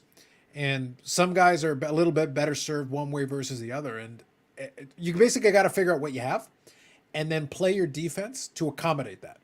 If he's a reflex goaltender, then you better make sure he's got a clean path to seeing whatever shot's coming in. The less obstruction, the better. If they're positionally sound, there's a good chance they may just block it because they happen to be in the right spot. Even if there's just a bunch of traffic going. That might be sometimes why it looks like he kind of got lost or, didn't react in time, is maybe he, lost track of it or whatever. I've just noticed little things just trying to watch him, and sometimes I'm just like, he looks amazing 1 minute, and then the next minute you're like, what the hell? Why didn't you move? So. Yeah, right now I think, again, I'm not going to base anything on one game, but right now just looking at, I think the Jets had 28 shots on goal. So 5 goals and 28 shots on goal is not great. You definitely want to clean that up. But again, I wasn't watching the game, so I'd have to see kind of what the defense was doing. So I'd kind of be curious to see because if the defense is leaving the guy hanging out to dry, that's not great. You don't want that. And I'm not going to blame him too much if they're getting, clean open shots on him when he might need a little bit of help. Hunter's game 7. That was an amazing game. Yeah, go to the OT despite the Stars not getting going. Yeah, during the playoffs, they just they couldn't generate anything, so the goaltender needed to play out of his mind. And sometimes that happens. The goaltender gets hot at the right time, and you just ride that as long as you can go. That's kind of why I mentioned the injury too. I really wonder if he's not he's good enough to play, but it's not nagging a little bit maybe. Mm-hmm. So let me pose a question here. We'll kind of wind her down on this one. If you guys want to put anything in the comments, you can put it down there, and we'll finish it off here. Let me ask a question. So Ovechkin scored again tonight. So that's 11 now. So now he's at 791. So he's slowly creeping up. So 800 should be coming, not long from now. And then 801, obviously a big deal. 802. So, we're basically right in range now. 802, I think, will be... Go ahead. Sell your cards now. Obviously. But I think what's going to be interesting, because my speculation earlier was that obviously, psychologically, 802 is a big deal because obviously it passes Howe, it gets you number 2 all time.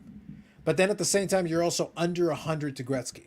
So you find yourself in this position where now the countdown, the shows, the highlight shows, can suddenly put on the countdown. Because once you're sub 100, you can be like, every goal can be like, click. It increases coverage is what it does, what I'm trying to get at. And then naturally, like already the cards have been appreciating as it's been going along. But now once you're passing the real milestone, it's like, guys, it's basically down to Ovechkin and Gretzky. And that's it. As soon as you pass Howe, it's like, guys, game on. Sell your cards when he needs about 40 goals. I don't think he has 100 plus goals left in him. I think he does. I was gonna say, like, did you see the goal he scored the other day? He literally got the puck off the skate, off the other skate, back on the stick, and shot it short on the short side. Yeah, he's an amazing player. And by the way, he barely has to move. He literally just finds a spot. This is why I say, he's like, in the same spot every time. Yeah, so Bubbles, this is where I made the joke forever ago, but I'm actually kind of serious. All he has to do, and I love that Bob Jackson's on my wavelength because this is what I was about to say. What Ovechkin should do is he should go to Master Yoda Brett Hull, who for the last section of his career basically scored all his goals from one spot and didn't move. Mm-hmm. He literally just scored, I swear, like the last 100 goals of his career from like one. Everybody's like, he's going to just stand right there until someone passes him the puck. And he's going to score. And he would score like 30 goals when it's like, you have no business scoring 30 goals, sir. What are you doing?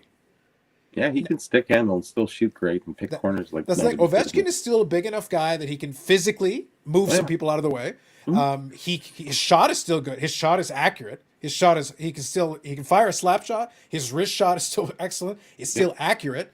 The fact he can bounce it off his skate and then shoot it short side with I find it very difficult. He's not relying on one type of goal scoring. He can switch it up. Counting this year. Yep. He's not gonna break it for I'd say 4 more years. He's not gonna have back-to-back 50 goal seasons. He's got 11 games in 22. He's got 11 goals in 22 games, right? Yeah. That's a goal every other game. That's about a 40 goal pace. For this year. But it's just not going to continue. He scored 50 last year. Yeah. And if I'm not mistaken, he picked up towards the later part of the season. He did. That's what I mean. Like, he's actually started slow, and he's on a 40-goal pace right now. That's about 30 more goals this year, which is 821. And isn't he signed for 4 years anyway? Yeah. Perfect. Yeah. And like right now, he stated his objective is to pass Gretzky. Yeah. Now, is it going to be difficult? Absolutely. One injury and the whole thing gets derailed. My point, though, is from a skill level and ability level at the moment, he's still scoring. And if he finds more efficient ways to score, meaning he stands in one spot and they set him up for one shot after shot after shot, and it's working, which it has been the last several seasons, he is not actually he's not doing end-to-end rushes. That's not really his style right now. Like, he doesn't need to do it. He can literally just, how much energy do you need to be in a spot and wait for the puck and then boom, fire it? Yeah, the work hard is over. Now it's the work smart. And you can score 35, 40 goals a year just doing that. If that's all you're doing. In 3 years, yeah, for sure. Yeah. And basically, injury is only the derailment that I'd be concerned about with him. Yeah. I don't think he's moving fast enough that he get hurt. So between Gretzky's back injury and the lockouts, I mean, I think he would have had over 1,000. And if he hadn't played in the 1980s, he would have lost about 200. What's your point? Yeah. Like Gretzky's the majority of his stats were done in the 1980s. It was a cheat code. In the 1980s, Ovechkin would have scored 1,400 goals. What's your point? See, I understand that there were no goaltending in the 1980s, Eric. It was outlawed. Goaltending was banned. I understand. If Bobby Orr only played 7 years. I was born in 1983, and I scored 147 goals in the NHL in 1984. They had the 3 lines. The 3-line rule. I mean, goalies could come out of their creases and Wayne Gretzky was not allowed to be touched for the entire decade. They could D'Amico said the goalies can come out anywhere they want behind the back of the net, you know, and control the puck and send it back up the ice. I mean, it's Eric, goal Make it scoring sound like was it- like double what it is today in the 1980s. Everybody scored goals. so, Everyone. yeah, easy. And it'll be decades until somebody else. The does it. referees scored 20, and they didn't have a stick. Yes. It was the 1980s, dude. That game doesn't even count. It's its own deal. Like Ty Domi got 20 goals one year. I think 14 of went off his shin pad. That's the thing. It's like Gretzky was great at what he did, but the 1980s was a cheat code for those guys. All the guys that got to play in that decade were the beneficiaries of an extremely easy era to score. And the team they had. And the team was phenomenal. stacked, just absurdly stacked. Stacked more than the Bruins almost. Yeah. In 70s. Yeah, it was frightening how it was. A lot of things went right for Wayne Gretzky in that era to maximize what he could do in addition to his great skills. It all came together beautifully for him. And that's fine. And that sometimes that's what happens. Okay. Gretzky also played in a team could get 4-on-4 whenever they wanted. Yeah. They literally changed the rules because of this team. Imagine if the Caps could have done that. Yeah. But I'm saying, like, that 1980s era, if you go back and watch some of the 1980s hockey, it was like, do you guys even play defense? Is that even allowed? Go Like, back what is to the defense? 70s. God. Like, what is this defense you speak of? We don't do this. You guys were scoring at will. Like, the goaltenders, if you could keep your goals against under 4, you were good. Because it was just a complete, goals were like candy. And also, I watched some video where some guys did some breakdowns, and Gretzky was getting some interesting secondary assists. Mm-hmm. There were a couple of fun ones there. It's like, yes, Gretzky scored a ton of points. The point record will never be touched. With the way the game is played, you can't do it. No. The goal record is possible. A lot of things still have to go right, but it's possible. For Ovechkin, nobody else really, because nobody else is on that scoring pace. No way. But the point record, untouchable. But Gretzky got some interesting secondary assists. Actually, I think tonight, Bobbles, I don't know if you know this. You might want to check NHL.com.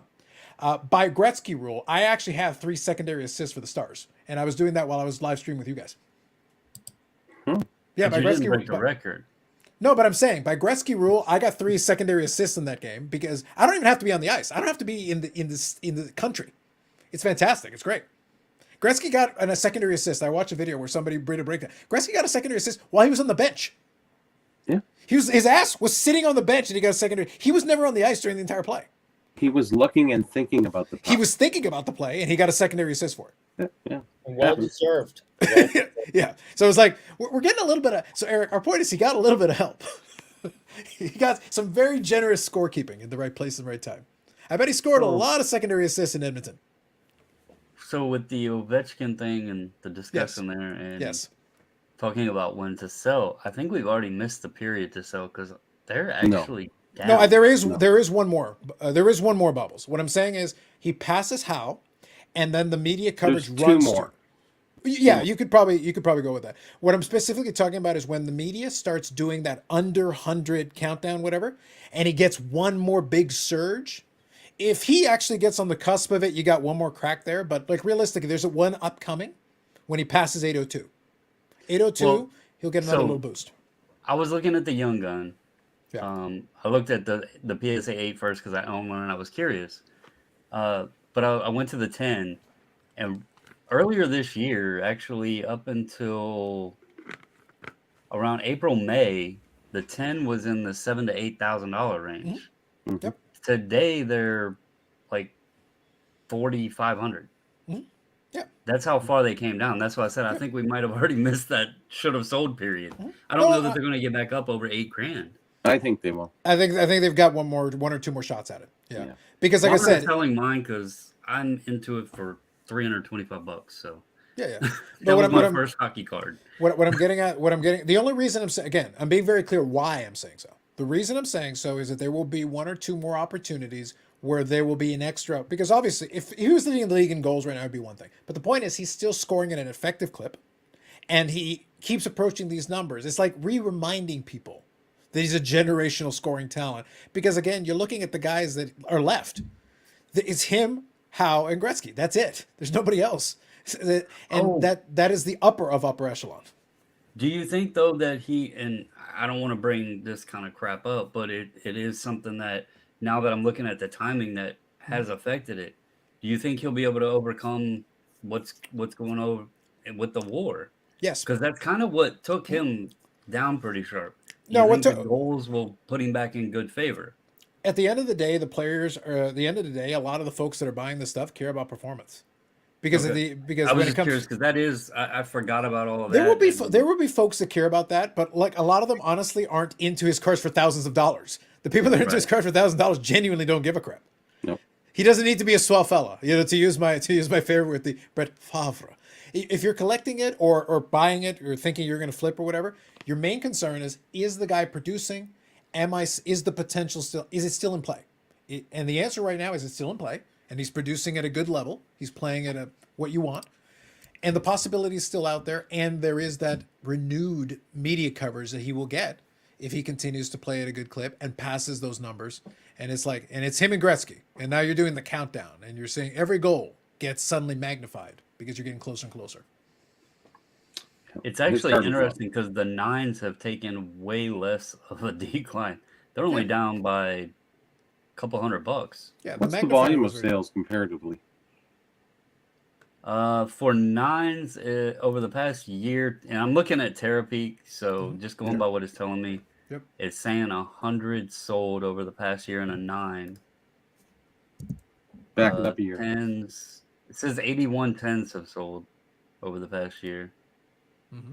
Right. It's a lot. Sounds good.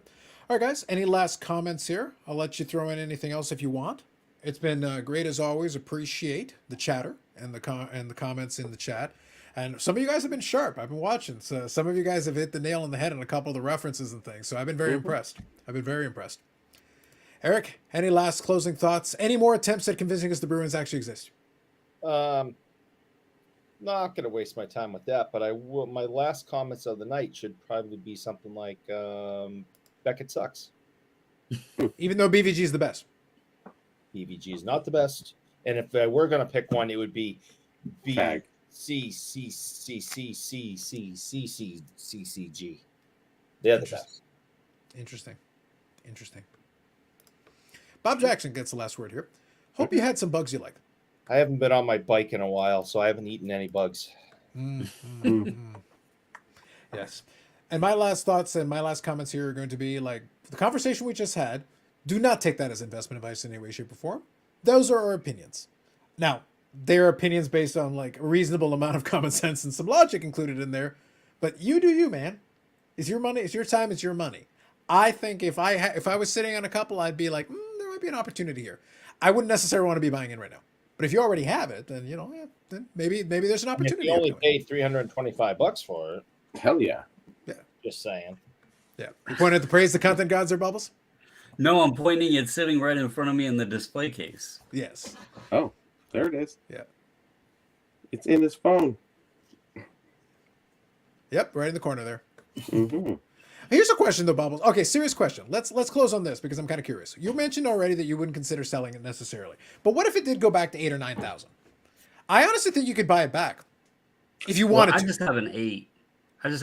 I still think it would appreciate though. In the scenario that we laid out though, an 8 would still appreciate. Nicely. An 8 will be more affordable for more people, so I think you'll do okay. Yeah, that's what I mean. Like, in my opinion, and this is I leave it to each their own. If I was sitting on a card like that, if I happen to have one, I wanted to buy the stupid thing. I should have bought it because I could have bought the stupid thing for $400, and there were a bunch at the expo all day long, and even a little bit lower than that prior to the last run up. But I was looking for them at that time, and I should have just pulled the trigger and gotten it over with. But if I was sitting on one and the price had appreciated enough, I would 100% sell it if we did get that additional boost, because in my opinion, after that hype cycle goes, I could buy back in and pocket the difference, and there would be a really nice. There'd be a nice little, a nice little play there built into it because he's playing well. The reason it's going up is because he's playing well, and the hype's going with that. Mm-hmm. I would have to think it over, but there could potentially be a play there because you could buy a 9 back cheaper later. Probably could, yeah. And honestly, you probably could. I could. Those are plentiful. They are, and that's what I mean. It's not irreplaceable. I'm using that as an example because they are available. It's not like you can't find another one. Well, if I moved it, I could also potentially take part of that to purchase a Robertson Future Watch or something. Hashtag not invest advice, y'all. Not invest advice. The that's kid's on fire. collector advice. That's why I said I could potentially. Yeah, well, like, look, but I'm saying I agree with Bobby. I think Bobby and I are aligned on this. We do believe there more than likely will be at least one or two more opportunities if Ovechkin just keeps chugging along doing what he's doing, and if he studies at the altar of Brett Hall and learns the no effort scoring technique, stand in a spot, do nothing, and score goals. Yeah. He could play another 7 years. He'll score 1,000 goals. And look down upon Wayne Gretzky, peasant. Down upon him. Just saying. And I don't think the Russian factor has anything to do with I don't think it'll matter where that you much. play. It doesn't matter. No, I don't think that'll be a major factor here. I think there are enough people that are actually fan of Ovi. It is fun also that he did have a physical element to his game. For many years, he unlike that weakling Wayne Gretzky, that pansy, at least Ovechkin could lay a hit. He actually knew how to do one. Somebody had to say, it's like hit. Is that like in music? No, you're playing a physical game. Hit somebody. Push him into somebody, Marty But I McSorley. get Semenko to do. Yeah, exactly. He's got a guy. He's got people. Mm-hmm. He had people. That's why he's the great one. There you go. Good stuff. All right. Bubbles, as always, thank you for joining us. Appreciate your contributions and your addition to the chatter. Thank you all to the folks in the chat. There you go. Carla was like, go dogs, beat tech. There you go. Have fun with that. All right. Enjoy the rest of your weekend, everybody. As always, back same time next week. Same bad time, same bad channel. Have yourselves a good one. We'll catch you in the next one. See you later.